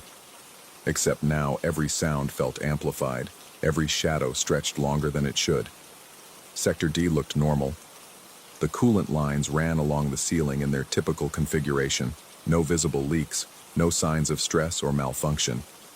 I checked Station 12 anyway, running my hands over the valve assembly, feeling for abnormal heat or pressure. Everything measured within acceptable parameters. I stood there for 20 minutes, watching gauges that refused to budge from their normal ranges, telling myself I'd imagined the whole thing or misheard the transmission. At 12:31 a.m., the pressure alarm screamed. The coolant leak manifested exactly as the radio had described. A thin spray from the coupling joint quickly escalating to a steady stream. I radioed it in, heard my own voice reporting the incident, felt my throat form the same words I'd already heard myself speak an hour before. Dalton arrived within minutes, his expression shifting from annoyance at being woken to focused concern as he assessed the damage. He reached for the exposed section of pipe to manually close the backup valve, and I opened my mouth to warn him about the heat. But the words died in my throat. If I warned him, would I be changing what the radio had predicted? Or was my silence part of what had already been recorded? He burned his hand. Not severely, but enough to make him curse and stumble backward, cradling his reddened palm. The sequence unfolded exactly as I'd heard it, beat for beat, word for word. We contained the leak in 41 minutes, close enough to the predicted 40 to send ice water through my veins. Dalton left to get his hand treated. I stayed behind, staring at the repaired valve, trying to understand what had just happened. Coincidence felt impossible. Some kind of precognition felt insane. I was still standing there when the emergency radio in my pocket crackled to life. This time the transmission came from Dalton's voice. It described an incident during the next shift, my continued shift, since I'd stayed late dealing with the leak. An electrical short in the control room, temperature spike in the main processor, estimated damage to 3 monitoring stations. The voice said I would discover it at 3:17 a.m. while running standard checks. I pulled the radio from my pocket and stared at it. The small LED glowed steady green, indicating normal function. The voice continued its report, calm and professional, describing future events with the certainty of past occurrences. When it finished, I considered throwing the device over the railing, watching it disappear into the dark water below. But these radios were standard emergency equipment, assigned to every crew member. If I destroyed mine, I'd just be given another.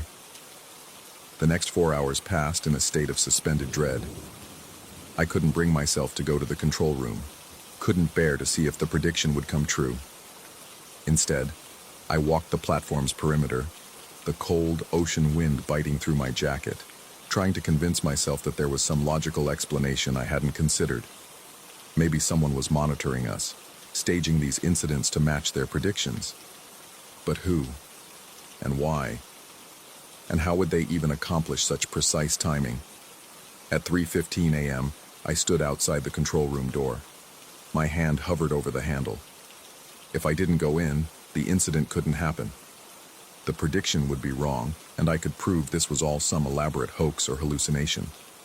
But if I didn't check, and something did happen, and I'd failed to prevent damage because of fear or denial. The door opened under my hand. The electrical short was already in progress. Smoke curled from Station 5's monitoring panel, that distinctive acrid smell of burning circuitry filling the small room. I grabbed the fire suppression canister and contained it before significant damage occurred, but 3 monitoring stations went offline exactly as predicted. As I filed the incident report, I found myself speaking into the radio, hearing my words echo in the small space, knowing that somewhere in the recent past, a transmission had already described this exact moment. The pattern continued. Every night, as one shift ended and another began, the emergency radio would crackle to life. Sometimes it was my voice, sometimes Dalton's, or Rutgers from the drilling operations, or Chen who managed the living quarters. Each transmission detailed incidents that would occur during the upcoming shift, equipment failures, pressure irregularities, routine accidents that plagued any industrial operation, and every single prediction came true. At first, we tried to prevent them. That was the obvious response, wasn't it? If you know something bad is going to happen, you take steps to stop it. We double-checked equipment before predicted failures. We avoided areas where accidents were supposed to occur. We changed our routines, our work patterns, our entire approach to operations. The radio adapted. If we secured a valve that was supposed to malfunction, the next transmission would describe a different valve failing. If we avoided a section where an injury was predicted, the accident would shift to wherever we went instead. The incidents persisted, as inevitable as the tides, only now they felt personal, targeted, as though something was watching our attempts to circumvent fate and adjusting its predictions accordingly. Dalton was the first to vocalize what we'd all been thinking. He cornered me in the galley during a rare moment when we were alone, his burned hand still wrapped in gauze from that first incident. The fear in his eyes mirrored my own growing paranoia. He insisted something on the platform was causing this, some presence that could see through time or manipulate events. He wanted to organize a search, to find whatever was generating these transmissions and destroy it. But what would we be looking for? A haunted radio transmitter? A psychic entity that lived in the platform's infrastructure? The suggestions sounded absurd, even as desperation made them seem almost reasonable. I started keeping detailed logs, documenting every transmission and its corresponding incident. The patterns made no sense. Sometimes predictions came hours in advance, other times only minutes. The voices cycled through our crew in no discernible order. The incidents themselves ranged from minor equipment hiccups to significant operational disruptions, but never anything catastrophic. Nothing that would force evacuation or shutdown. It was as though whatever was doing this wanted to prove its power, while keeping us trapped here, unable to justify leaving, but unable to function normally. Sleep became impossible. Every time I closed my eyes, I'd hear my own voice describing some future disaster, or worse. I'd hear nothing, and the silence felt like a threat, a promise of transmissions yet to come. The other crew members developed similar symptoms. Rutger stopped eating, claiming he could taste metal in everything, convinced it was somehow connected to the predictions. Chen began marking symbols on the walls of his quarters, protection size he'd learned from his grandmother, desperate attempts to ward off whatever was watching us. On the 14th night, the transmission changed format. Instead of describing a single incident, my voice detailed a series of choices. If I went to check the pressure readings in Sector B, there would be a minor leak. If I stayed in the control room, a monitor would malfunction. If I went to my quarters, the ventilation system would develop a rattle that would keep me awake. Every option led to some small disaster, some irritating confirmation that my actions were being observed and predicted and rendered meaningless. I chose none of them. Instead, I went to the communications room where this had all started, sat down in front of the emergency radio console, and waited. If something was watching us, predicting us, controlling the incidents that plagued our shifts, then perhaps it would reveal itself if I refused to play along. Hours passed. The radio remained silent. The platform hummed around me, all its systems operating normally, almost peacefully. I began to think I'd found a loophole, a way to break the cycle by simple non-participation. Then, at 4:44 a.m., the radio spoke again. But this time, the voice wasn't mine or anyone else's from the crew. It was just speaking. No specific predictions, no detailed incident reports. Instead, it described me sitting in the communications room, described my posture, the way my fingers drummed against the console edge, the exact moment I'd checked the clock. It narrated my present, not my future, and somehow that was infinitely worse, because it meant whatever was doing this didn't need to predict. It was here, now, watching. I left the communications room and found Dalton, told him everything about the latest transmission. His reaction made my blood freeze. He didn't remember the emergency transmissions. None of them. When I pressed for details about his burned hand, he looked at me as though I'd lost my mind. Said he'd burned it on a cooking pot in the galley 3 weeks ago, completely unrelated to any coolant leak. I checked my personal logs, the detailed documentation I'd been keeping. The pages were blank. Or worse, they contained normal shift reports, routine observations. Nothing about predictions or adapted transmissions or patterns that made no sense. Either everyone else had had their memories altered, or I'd been hallucinating for 2 weeks straight. Except the coolant line in Sector D still showed signs of recent repair. The monitoring stations in the control room still bore scorch marks from the electrical short. The evidence existed, even if the memories didn't. I'm writing this now in my quarters, while the emergency radio sits on my desk. It's been silent for 36 hours, long enough to make me question whether any of it happened, long enough to make me hope it's over.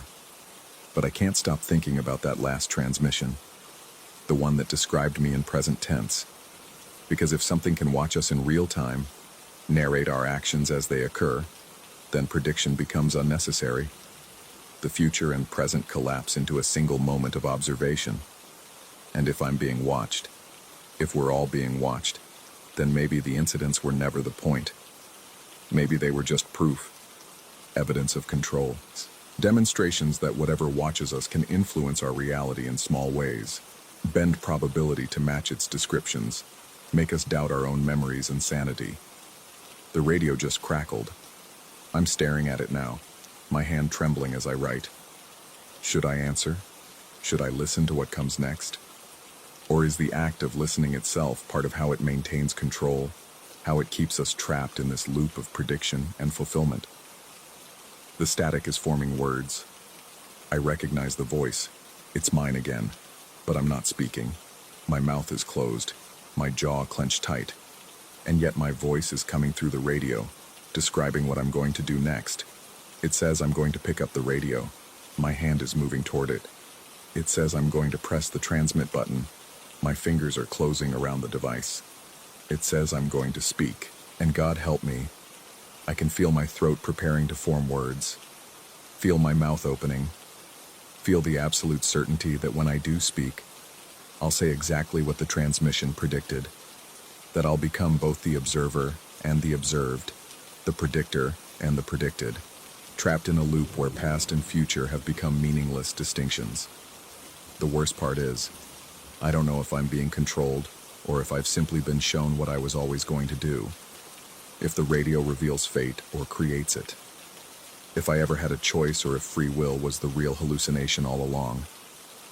My voice is still coming through the speakers, describing my confusion, my fear, my growing suspicion that I'm not the one writing these words anymore. That I never was. That from the moment that first transmission crackled to life 3 minutes before midnight, I stopped being a person and became a character in someone else's narrative. Or something else's narrative. Or maybe there is no author, just the infinite loop of observation and prediction, describing itself into existence over and over, until reality and recording become indistinguishable. The radio says I'm going to stop writing soon. It says I'm going to lie down on my bunk. It says I'm going to close my eyes and try to sleep. It says tomorrow night at 11:47 p.m., I'm going to hear the emergency radio crackle to life. And I know with absolute certainty that it's right. Because it's always right. Because it's always been right. Because maybe it's not predicting the future at all. Maybe it's just reading the script. And I've been following along without realizing there were words written down. That every choice I thought I made was just a line of dialogue someone else composed. That free will is just the feeling you get when you can't see the text. The radio says I'm reaching for my pen now. It says I'm writing one final sentence. It says I'm going to ask whether anyone who reads this will wonder if their own choices are truly their own, or if somewhere, on some frequency they can't hear, a voice is calmly describing what they're about to do next. And I am writing it, right now, just like it said I would.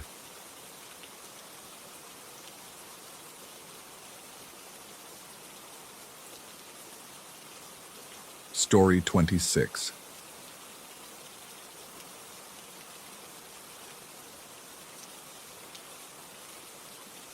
The needle's vibration still echoes in my bones 3 days later, a phantom hum that wakes me at 3 a.m. when the apartment building settles into its deepest silence. I press my palm against the fresh tattoo on my forearm, feeling the heat beneath the second skin bandage, and wonder if this fever is normal or if something else has taken root under my dermis. The shop wasn't supposed to be there.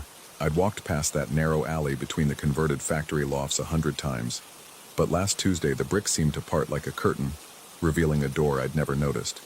The sign above read only Dermographic Archives, in letters that looked hand-carved into weathered wood. No neon, no flash sheets in the window. Just that door, slightly ajar, exhaling the scent of clove and something mineral, like wet stone. The artist who worked on me never offered a name. He had that ageless quality some people carry, where they could be 30 or 60, with hands that moved with surgical precision. When I showed him the geometric design I'd sketched, something I'd seen in a dream after too many nights reading about the city's buried history, he studied it for a long moment before speaking in a voice like gravel shifting. He'd said something about ink that breathes, about pigments mixed with compounds he'd sourced from places I wouldn't find on any map. I should have asked more questions. I should have walked away when he mentioned that the design might settle differently than expected, that what appears on the surface sometimes has deeper intentions. But I was drawn to the mystery of it, the promise of something unique, something that felt like it belonged to the obsession that had consumed my last 6 months. I'd been researching the city's foundations, the layers beneath layers, the neighborhoods that were buried when they raised the streets after the Great Fire. Old maps showed a different topology entirely, a sprawl of tunnels and basements that official records insist were all filled in or collapsed. But I'd found inconsistencies, gaps in the documentation, spaces that seemed to persist in the negative space between what was acknowledged and what was erased. The tattoo was supposed to be abstract geometry, clean lines forming impossible angles, a pattern that suggested depth without explicitly depicting anything. That's what I walked out with, carefully bandaged and throbbing with the particular pain of fresh ink. But on the third day, when I peeled away the protective layer to let it breathe, I noticed the lines had shifted. Not dramatically, just enough to make me doubt my memory. A curve where I remembered a straight edge. An intersection that seemed to have migrated half an inch down my forearm. I told myself it was the healing process, the way skin contracts and swells, the natural distortion of a three-dimensional canvas. By the fourth day, I couldn't maintain that fiction. The pattern had unmistakably changed. What had been abstract now suggested something representational. Streets, intersections. The tattoo was becoming a map, revealing itself in increments, like a photograph developing in reverse. I returned to the alley.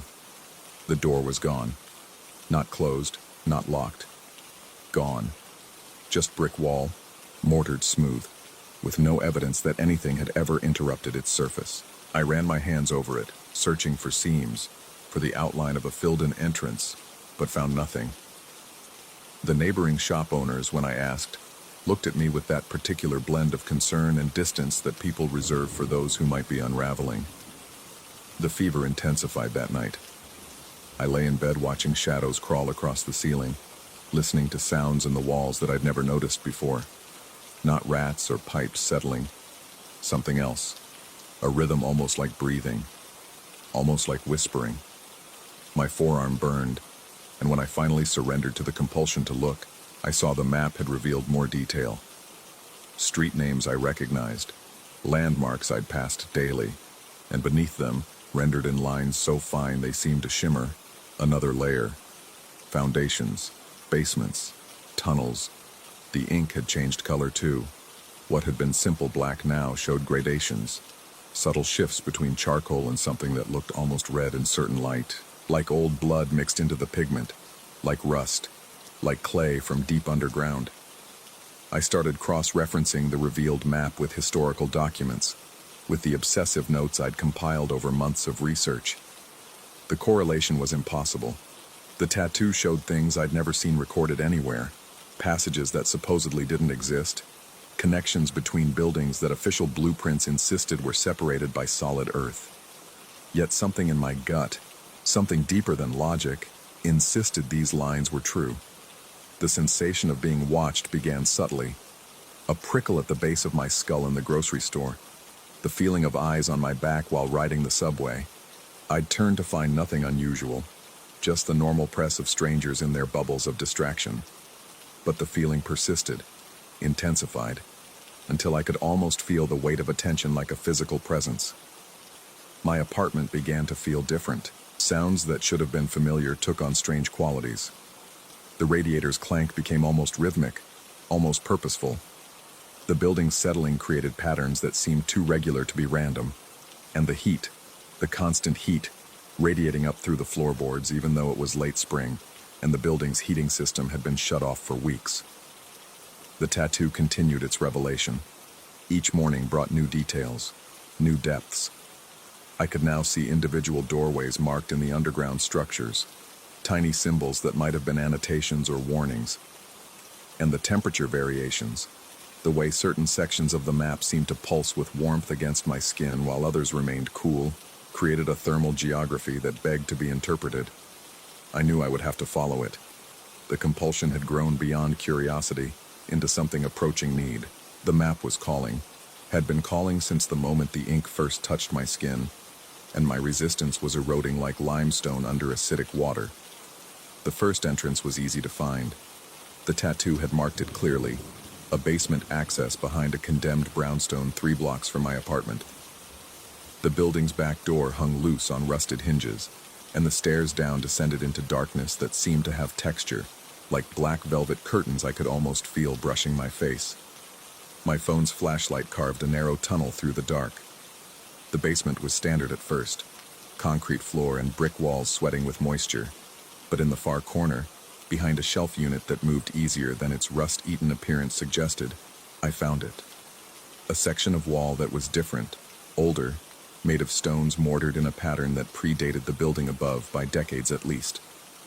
The opening was narrow, barely wide enough for my shoulders. The air that breathed out was warm, impossibly warm, and carried that same mineral scent from the tattoo shop, mixed with something organic and faintly sweet.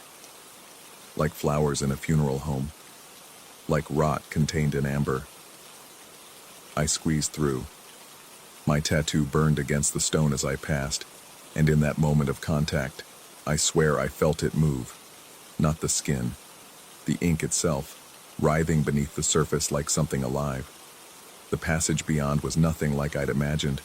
The walls were smooth, almost polished, and warm to the touch.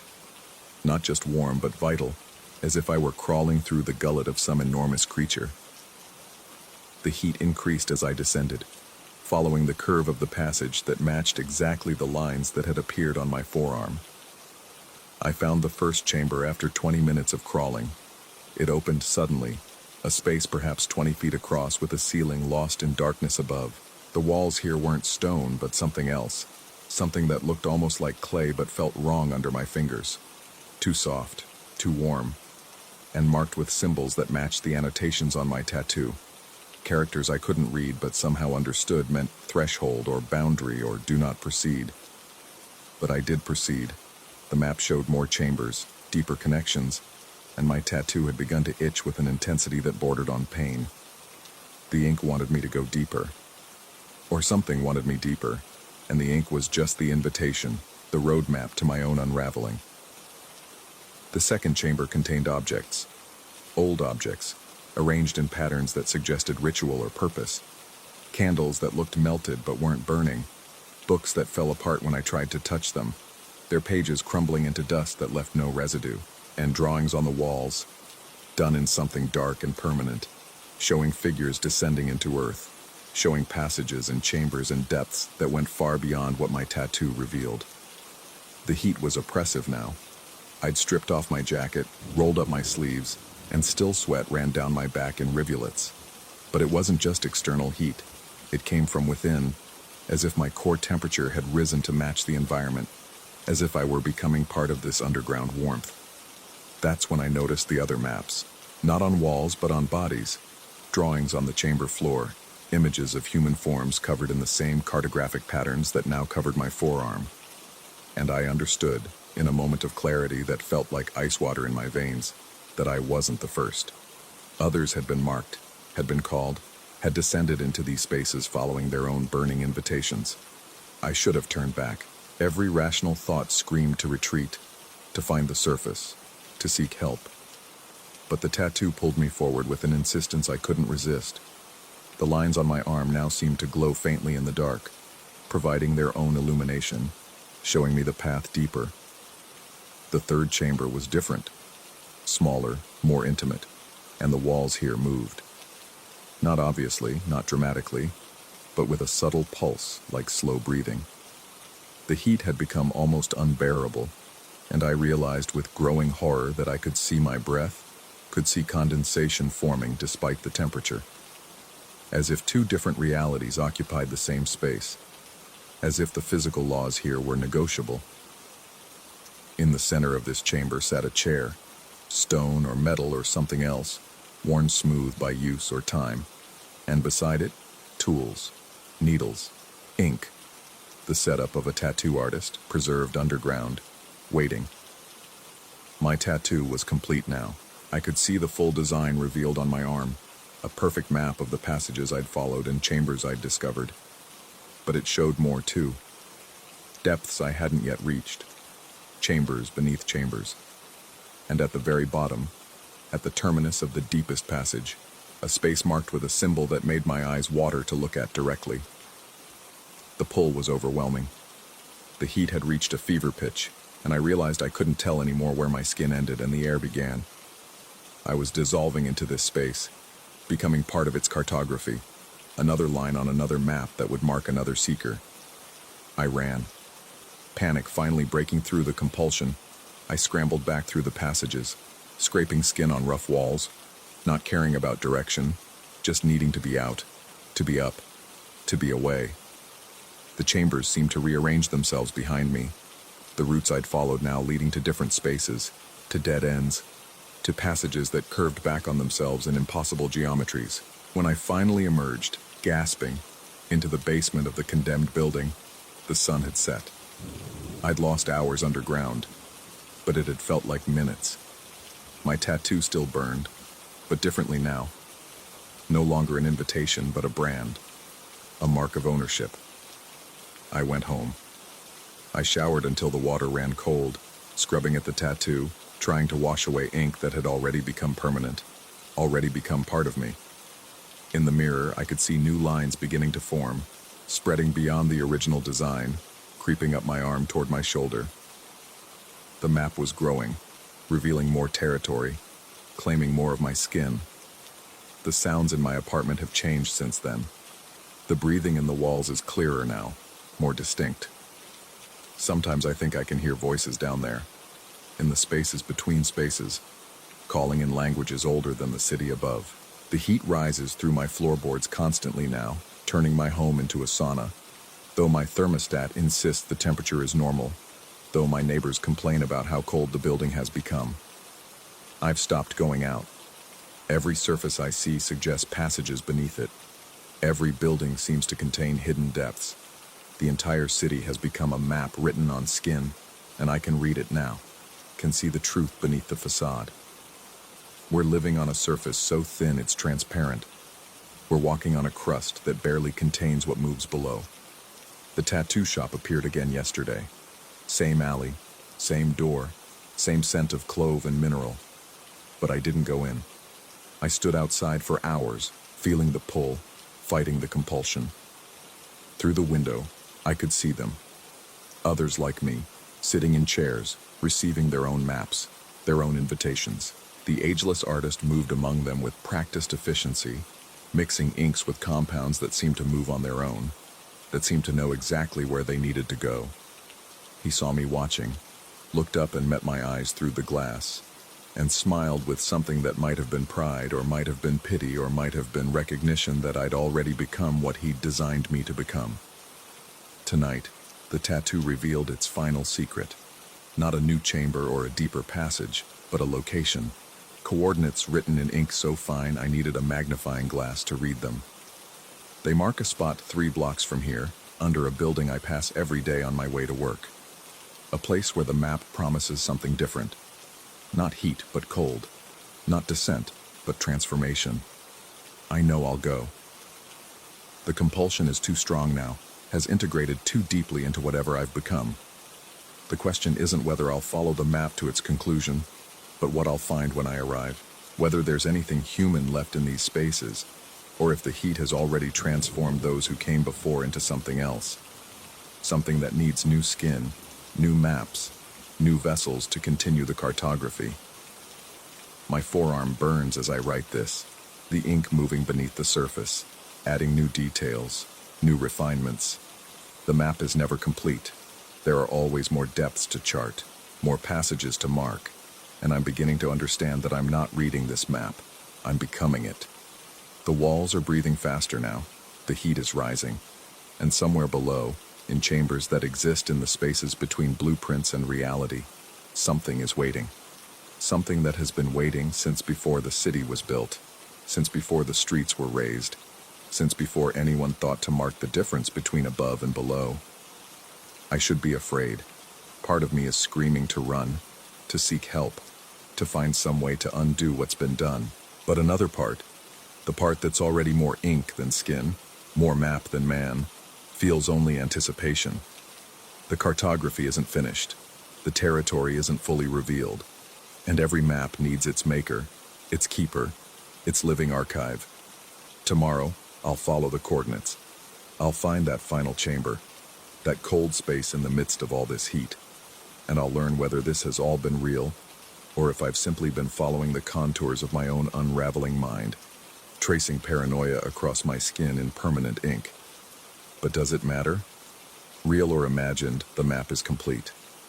The invitation has been accepted, and the passage down has always been easier than the climb back up.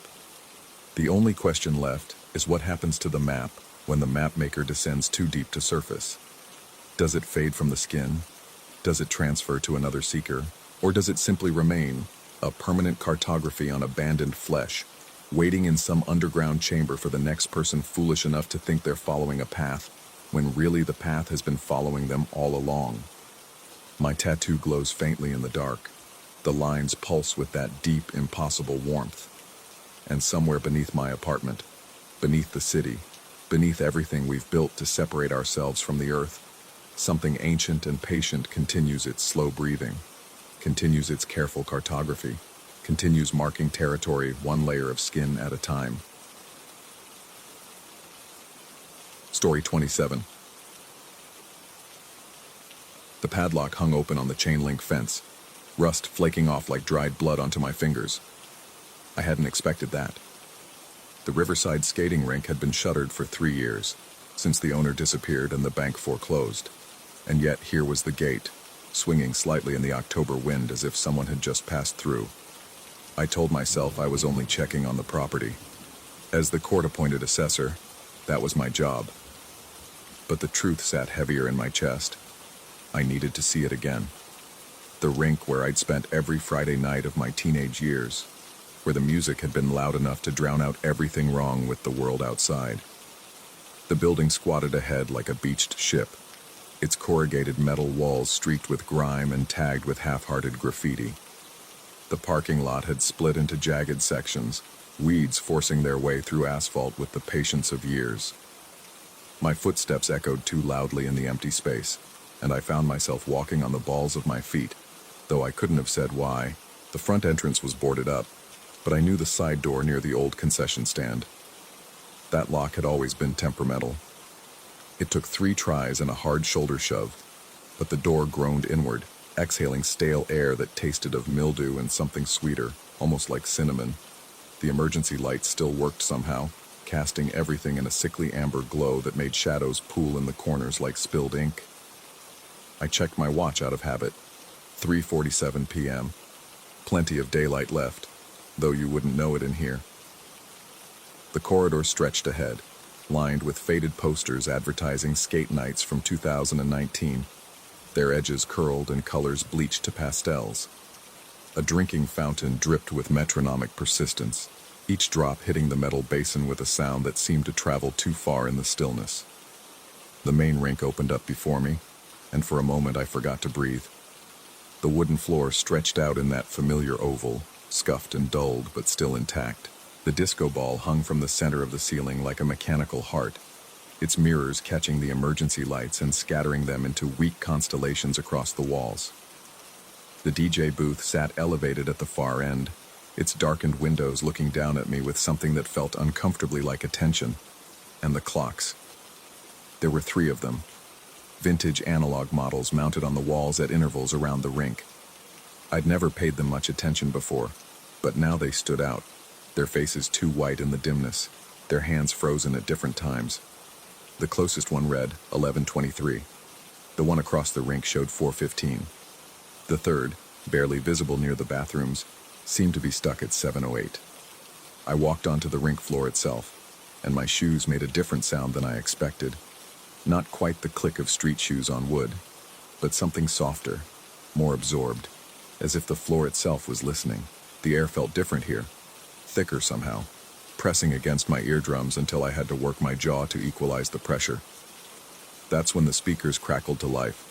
The sound made me jerk around so hard I nearly lost my footing. A staticky hum filled the space, growing from whisper to roar in seconds. Then music, actual music, began to pour from the speakers mounted around the rink's perimeter. Not modern music, but the kind I remembered from years ago. Don't Stop Believin' by Journey. The opening piano notes instantly recognizable, instantly wrong in this dead place. My throat had gone dry. I spun slowly, searching for movement, for any sign of who had turned on the sound system. The DJ booth remained dark. The emergency exit doors stayed closed. I was alone. I had to be alone. The song played on, Steve Perry's voice filling the cavernous space with desperate optimism. I found myself moving toward the nearest clock, drawn by a need to anchor myself to something concrete, something measurable. The one that had read 11:23 from across the room now showed 11:30. But that was impossible. I'd been inside for maybe 2 minutes, not 7 hours. I pulled out my phone to check the time, but the screen was black. Dead battery, though I'd charged it fully before leaving the office. With hands that wanted to shake, I pressed the button on my watch. The digital display flickered and steadied, 3:40 p.m. But I'd checked it before entering, and it had been 3:47. My watch had gone backward 7 minutes. The song continued, building toward the chorus, and I stood frozen in place, trying to make sense of what I was seeing. Trying to remember if I'd always been this afraid of quiet buildings, of places where I'd once been happy.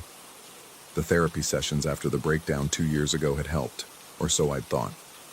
Dr. Reeves had assured me the paranoia was manageable, that the medication would keep the edges soft. But edges had a way of sharpening when you weren't looking. The chorus hit, and I realized I was waiting for something. My shoulders were tensed, my breath held, every part of me anticipating. What? The song played on, faithful to every note I remembered from countless Friday nights. And then it stopped. Not faded out. Not reached its natural conclusion. Just stopped, cutting off mid-word with the abruptness of a switch being thrown. The silence that followed was worse than any sound. I tried to count the seconds before the next song started, but I lost track somewhere around 15 because that's when I heard it. A voice, barely audible, woven into the static that still hissed from the speakers. Not singing. Not speaking exactly. Just the suggestion of speech, like listening to a conversation in an adjacent room with a wall between you and understanding. The next song began, Take On Me by Aha. The synthesizer opening bounced off the walls, artificially cheerful, and I felt my stomach twist. This had been on the playlist. I remembered the playlist. The DJ, what was his name? Something with a V, had played the same rotation every Friday night for months, the songs bleeding into one another in a sequence I'd known by heart. I started walking around the rink's perimeter, following the old instinct even though I wasn't wearing skates, even though the floor should have been too slick under my street shoes, but somehow wasn't. The speakers mounted on the walls became waypoints, each one I passed humming with electrical life that shouldn't exist in a building with no power beyond emergency lighting. The song built toward its famous moment, the one where the drums kick in and the lead singer's voice goes high and urgent, and I found myself counting down in my head. 3, 2, 1. It stopped. Not at the chorus. Before it. A fraction of a second before the next word, the word I was already hearing in my head. A word that sounded too much like... The speakers clicked, and silence rushed back in like water filling a hole. My hands were trembling now. I shoved them in my pockets and forced myself to keep walking, to check the property like I was supposed to. The bathrooms were ahead, their doors hanging crooked on broken hinges. Beyond them, the old arcade area where vintage machines had once blinked and beeped. Through the window in the door that led to the back offices, I could see papers scattered across desks, coffee mugs sitting where they'd been left 3 years ago when everyone stopped showing up. Normal. It all looked normal, or at least as normal as abandonment could look. "I'm fine," I said aloud, and my voice came out strange, flattened by the acoustics. "I'm fine. This is just an assessment. Get it done and leave." The speakers crackled in response, and I knew, with the absolute certainty of nightmares, that another song was coming. "Sweet Child O' Mine," Guns N' Roses. The opening guitar riff curled through the air, and I had to lean against the wall because my legs had suddenly forgotten how to bear weight properly. This exact song had been playing the last night I'd been here, the last night before everything had started to unravel, before the voices in my head had gotten louder than the music, before Dr. Reeves and the white rooms and the medications that made everything feel like it was happening underwater. I watched the clock nearest to me as the song played, watched the second hand sweep around its face in perfect rhythm, except it wasn't perfect at all. It was moving just slightly too slow, each tick lasting a fraction longer than it should, stretching time like taffy. When I checked my watch again, 3:38 p.m., another 2 minutes back. The guitar solo approached, Slash's fingers dancing across frets in a pattern I could have hummed from memory, and I pressed my palms against my ears even though I knew it wouldn't help. Even though the sound wasn't really coming from outside but from inside, from some place in my head where the music had been stored all these years, preserved in perfect detail. The song stopped. 1 second before the next note. 1 second before. The silence held something this time. A presence. I could feel it the way you can feel someone standing behind you in a dark room. The emergency lights flickered once, twice, and in those moments of darkness, I swore I saw shapes on the rink floor. Not shadows, exactly. Impressions. Dozens of them, moving in the counterclockwise pattern we'd always skated, circling endlessly in place. "Who's there?" The question escaped before I could stop it, and the speakers caught it, amplified it, threw it back at me from a dozen directions until I was surrounded by my own voice asking, then static, low and continuous, and buried in it. Yes, definitely buried in it now. Words. A voice that might have been male or female, young or old, that seemed to be calling something, repeating something over and over in a rhythm that matched the pulse hammering in my temples. I pulled my hands away from my ears and listened, really listened, trying to parse meaning from the noise. The words were right there, right on the edge of comprehension. And if I could just focus, if I could just... Another song started. Every breath you take. The police. The opening chords fell like dropped ice cubes, sharp and cold, and I was moving before I made the conscious decision to move, heading for the exit, for the side door I'd come through, for anywhere that wasn't here with the music and the backward clocks and the feeling that the air itself was pressing in, demanding something, needing something. The door was locked. I rattled the handle, threw my shoulder against it, but the lock that had been broken minutes ago was now somehow sealed, the metal refusing to give even a millimeter. Through the small window in the door, I could see the parking lot, see my car sitting exactly where I'd left it, could see the October sky beginning to purple with approaching evening, but none of it mattered because I couldn't reach it. The song continued behind me. Sting's voice wrapped around the verses with a possessiveness that felt like fingers on skin. I turned back to the rink because what else could I do? The space looked different now, or maybe I was seeing it properly for the first time. The disco ball was rotating slowly despite there being no motor, no power, catching the light and throwing it around in patterns that seemed less random than before, more purposeful. The 3 clocks all showed different times, but as I watched, their second hands synchronized, ticking in unison, all of them moving backward now, clearly, visibly backward. My watch, 3:33 p.m.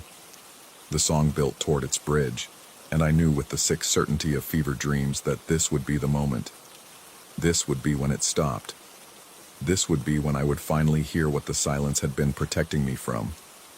I stood in the center of the rink, under the slowly spinning disco ball, and closed my eyes. If this was another break with reality, if Dr. Reeves had been wrong about the medication working, then I would face it. I would listen. I would hear whatever I needed to hear. The music swelled, the final repetition of the chorus approaching, Sting's voice insisting that every breath, every move, every step. The speakers cut out. In the ringing quiet that followed, I heard it. Not from the speakers this time, but from the air itself, from the walls, from the floor beneath my feet. A voice calling out a name. My name. Not the one on my driver's license or my court documents, but the nickname I'd used back then, the name I'd left behind along with everything else from those years. The name only a handful of people had ever known, the name I'd never told anyone about in the 3 years since I'd started over. I opened my eyes, and every clock showed the same time now, 3:40 p.m., the exact moment I'd stepped through the door, the exact moment everything had been normal, or as normal as my life ever got. My phone buzzed in my pocket, impossible, with its dead battery, and I pulled it out to find it fully charged, the time display reading 3:54 p.m. A text message from the court office asking about the assessment report. The emergency lights held steady. The speakers were silent. The disco ball hung motionless above me. When I tried the side door again, it opened easily, swinging outward to reveal the parking lot golden with late afternoon sun. I stood on the threshold, half in and half out, and looked back at the rink one final time. The clocks had reset themselves, all showing times that almost made sense. The air no longer pressed. The floor looked like just a floor, but I could still feel it. The weight of whatever had been trying to speak, to be heard, to make itself known through the only language it had left. The music, the backward time, the name spoken in the silence. I drove away without filing the report, and I didn't look back. But that night, lying in bed with the medication I'd skipped for 6 months now sitting untouched on my nightstand, I thought about Dr. Reeves asking if I'd been experiencing auditory hallucinations again. Thought about how carefully I'd said no, how convincingly I'd played stable. And as I drifted towards sleep, I heard it one more time. Faint, distant, but unmistakable. The opening notes of another song from that old playlist, coming from somewhere that couldn't exist. Building toward another moment I would never quite reach. Another name I would never quite hear. My watch read 11:47 p.m. But the last time I'd checked, it had been 11:54. I was 7 minutes behind again, and somewhere in the dark, the music was still playing. Story 28. Whew, the old rail yard shouldn't have been there at all. I'd walked past that intersection for 3 years, taking the same route from my apartment to the station every morning, and the warehouse had always been just that, a warehouse. Corrugated metal walls, faded company logo, nothing remarkable. But that Tuesday in late October, the fog rolled in thick from the river, and when it cleared around noon, there it was. A gap in the fence I'd never noticed, revealing the skeletal framework of what looked like a maintenance shed, and inside it, the dark silhouette of a locomotive. I should have kept walking. The evening commute home pulled me back to that spot. Something about the way the locomotive sat in there, perfectly still, untouched by rust or time, made my footsteps slow. The shed's glass walls were grimy, opaque with years of industrial grime, but as I stood there in the gathering darkness, I noticed something strange. The temperature had dropped sharply, my breath misting in front of my face, and from somewhere inside that sealed shed, vapor was rising. Not steam, not exactly. It moved wrong, sluggish and heavy, pressing against the glass from the inside like something trying to escape. And where it touched the windows, it left marks, numbers, clear, deliberate, etched in the condensation, 714, 3-22, 518, 931. I told myself it was just temperature differential, random patterns my mind was organizing into meaning. I took a photo with my phone, though the image came out blurred, the numbers barely visible smudges against the dark glass. The cold seemed to intensify as I stood there, seeping through my coat. and I became aware of how empty the street was, how silent.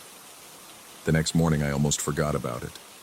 The routine of the commute has a way of erasing small oddities, smoothing them over with the mundane rhythm of platform announcements and squealing brakes. I boarded my usual train, the 7:42, to downtown, and found my regular spot in the third car. But as I settled into my seat, something nagged at me. The train felt emptier than usual. Not unusual for a Wednesday, but the specific seats that were vacant kept drawing my eye. Row 7, seat 14. Row 3, seat 22. My hands went cold. I pulled out my phone, fumbling with the screen until I found the blurred photo from the night before. The numbers stared back at me, fuzzy but undeniable. I looked up slowly, scanning the car. Row 5, seat 18, empty. I stood, my legs unsteady, and moved toward the door between cars. Through the scratched plastic window, I could see into the adjacent car. Row 9, seat 31, vacant. The train lurched into motion, and I grabbed a handrail to steady myself. Around me, other passengers read their phones, dozed, stared blankly ahead. No one else seemed to notice. No one else seemed to care that those specific seats remained empty despite the usual morning crowd. I spent the entire ride counting, recounting, making sure I hadn't misread the seat numbers, checking the photo obsessively until my stop came and I stumbled onto the platform. At work, I couldn't focus. The fluorescent lights buzzed too loudly. The air conditioning hummed with a frequency that set my teeth on edge. I tried to convince myself it was coincidence, pattern recognition run amok. The human brain is designed to find patterns, even where none exist. But I couldn't shake the image of that vapor, deliberate and purposeful, writing those numbers on the glass. That evening, I detoured past the rail yard again. Told myself I wouldn't, that I'd take a different route home, but my feet carried me there anyway. The locomotive sat in its shed like a sleeping beast, and as I approached, that same unnatural cold descended. The temperature gauge on a nearby building read 58 degrees, but my breath came out in thick plumes, and frost crackled across the puddles at my feet. The vapor began almost immediately, as if the locomotive knew I was there. It pressed against the glass, and this time I watched the numbers form. 28, 6 to 19, 4 27, 8, 12, 11, 33. 5 sequences instead of 4. My hands shook as I wrote them down in the Notes app on my phone, my fingers so numb I could barely work the touchscreen. A sound came from inside the shed. Not the hiss of steam or creak of metal, but something that might have been breathing. Deep, rhythmic, impossibly slow. The kind of breathing that belongs to something large waiting in the dark. I ran. The morning train revealed the truth of those numbers with mechanical precision. Every single seat I'd written down sat empty in those same cars, scattered across the train in a pattern that seemed random to everyone but me. An elderly man stood in the aisle rather than take seat 28. A woman with groceries sat on the floor near the doors instead of claiming 619. They didn't seem to notice anything wrong. They simply avoided those spots without conscious thought, the way you might step around a crack in the sidewalk without looking down. But I noticed. I noticed everything now. The way the lights flickered when we passed certain sections of track. The way the other passengers' faces seemed slightly wrong in my peripheral vision, their features sliding and reforming when I wasn't looking directly at them. The way the train car felt colder the longer I rode, as if something was slowly draining the warmth from the air. I started mapping it. Graph paper spread across my apartment floor, the city's rail system recreated in careful lines and notations. Every night I visited the rail yard, and every night the locomotive breathed its cold vapor against the glass, leaving new numbers for me to find. The pattern expanded, grew more complex. Sometimes the numbers appeared in sequence. Sometimes they scrambled themselves, rearranging while I watched until they formed something new. The other passengers began to feel it too, I think. I saw them hesitate before boarding, their eyes lingering on certain cars without understanding why. The trains ran emptier now, even during rush hour. People found reasons to take buses, to call in sick, to work from home. But they didn't talk about it. No one talked about it. The city moved around this absence, this growing void in the daily routine, as if acknowledging it would make it real. I couldn't stop going to the rail yard. Every evening, without fail, I stood outside that shed while the cold crept into my bones and the vapor wrote its messages. The numbers covered my walls now, taped up in overlapping sheets, connected by red string like a conspiracy theorist's fever dream. But this wasn't paranoia. This was real. The locomotive was predicting something, warning about something, and I was the only one who could see it. 3 weeks in, the pattern shifted. The numbers started repeating, the same sequences appearing night after night. 7:14, 3:22, 5:18, 9:31. The original 4. I checked the trains obsessively, riding different lines at different times, and those seats stayed empty regardless of which route I took. They'd become permanent voids in the city's transit system, gaps that everyone unconsciously worked around. That's when I noticed the cold wasn't confined to the rail yard anymore. It followed me. In my apartment, frost formed on the inside of the windows. At the office, my coworkers started wearing sweaters at their desks, though the thermostat read a comfortable 72 degrees. The cold radiated from me, I realized, a chill that had nothing to do with temperature and everything to do with proximity to something that shouldn't be. I began to wonder if the locomotive was abandoned at all. Some nights, standing outside the shed, I swore I could see movement in the darkness beyond the glass.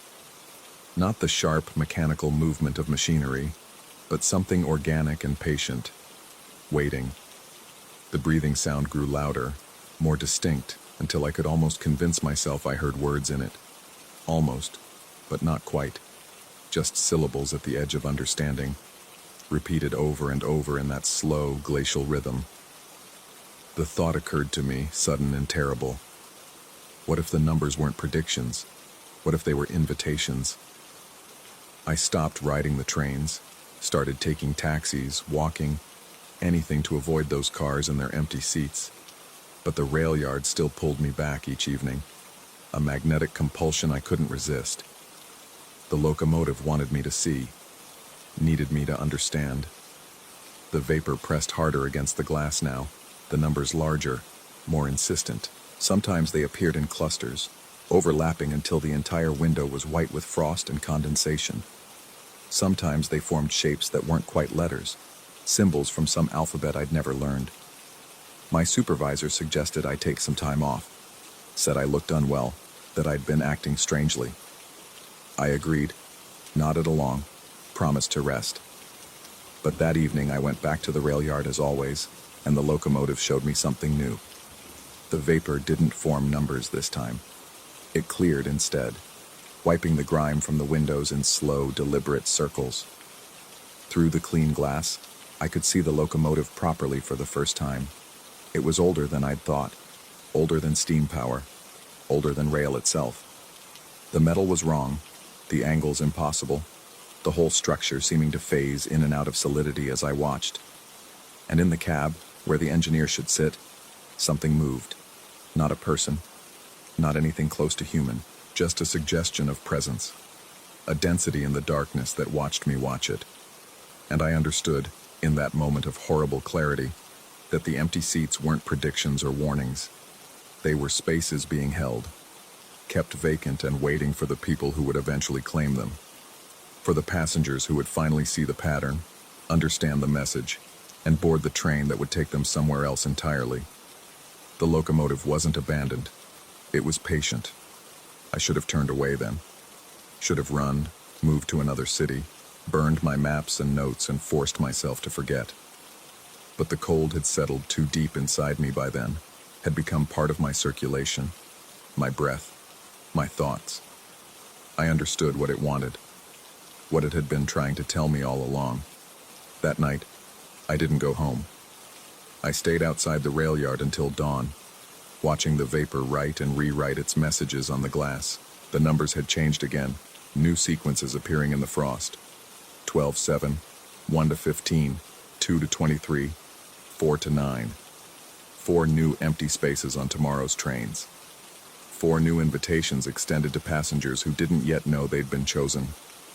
The morning train arrived at 7:42, right on schedule. I boarded the third car, my usual car, and walked past the clustered commuters to row 7. Seat 14 sat empty despite the crowd, a small island of absence in the pressed-together mass of humanity.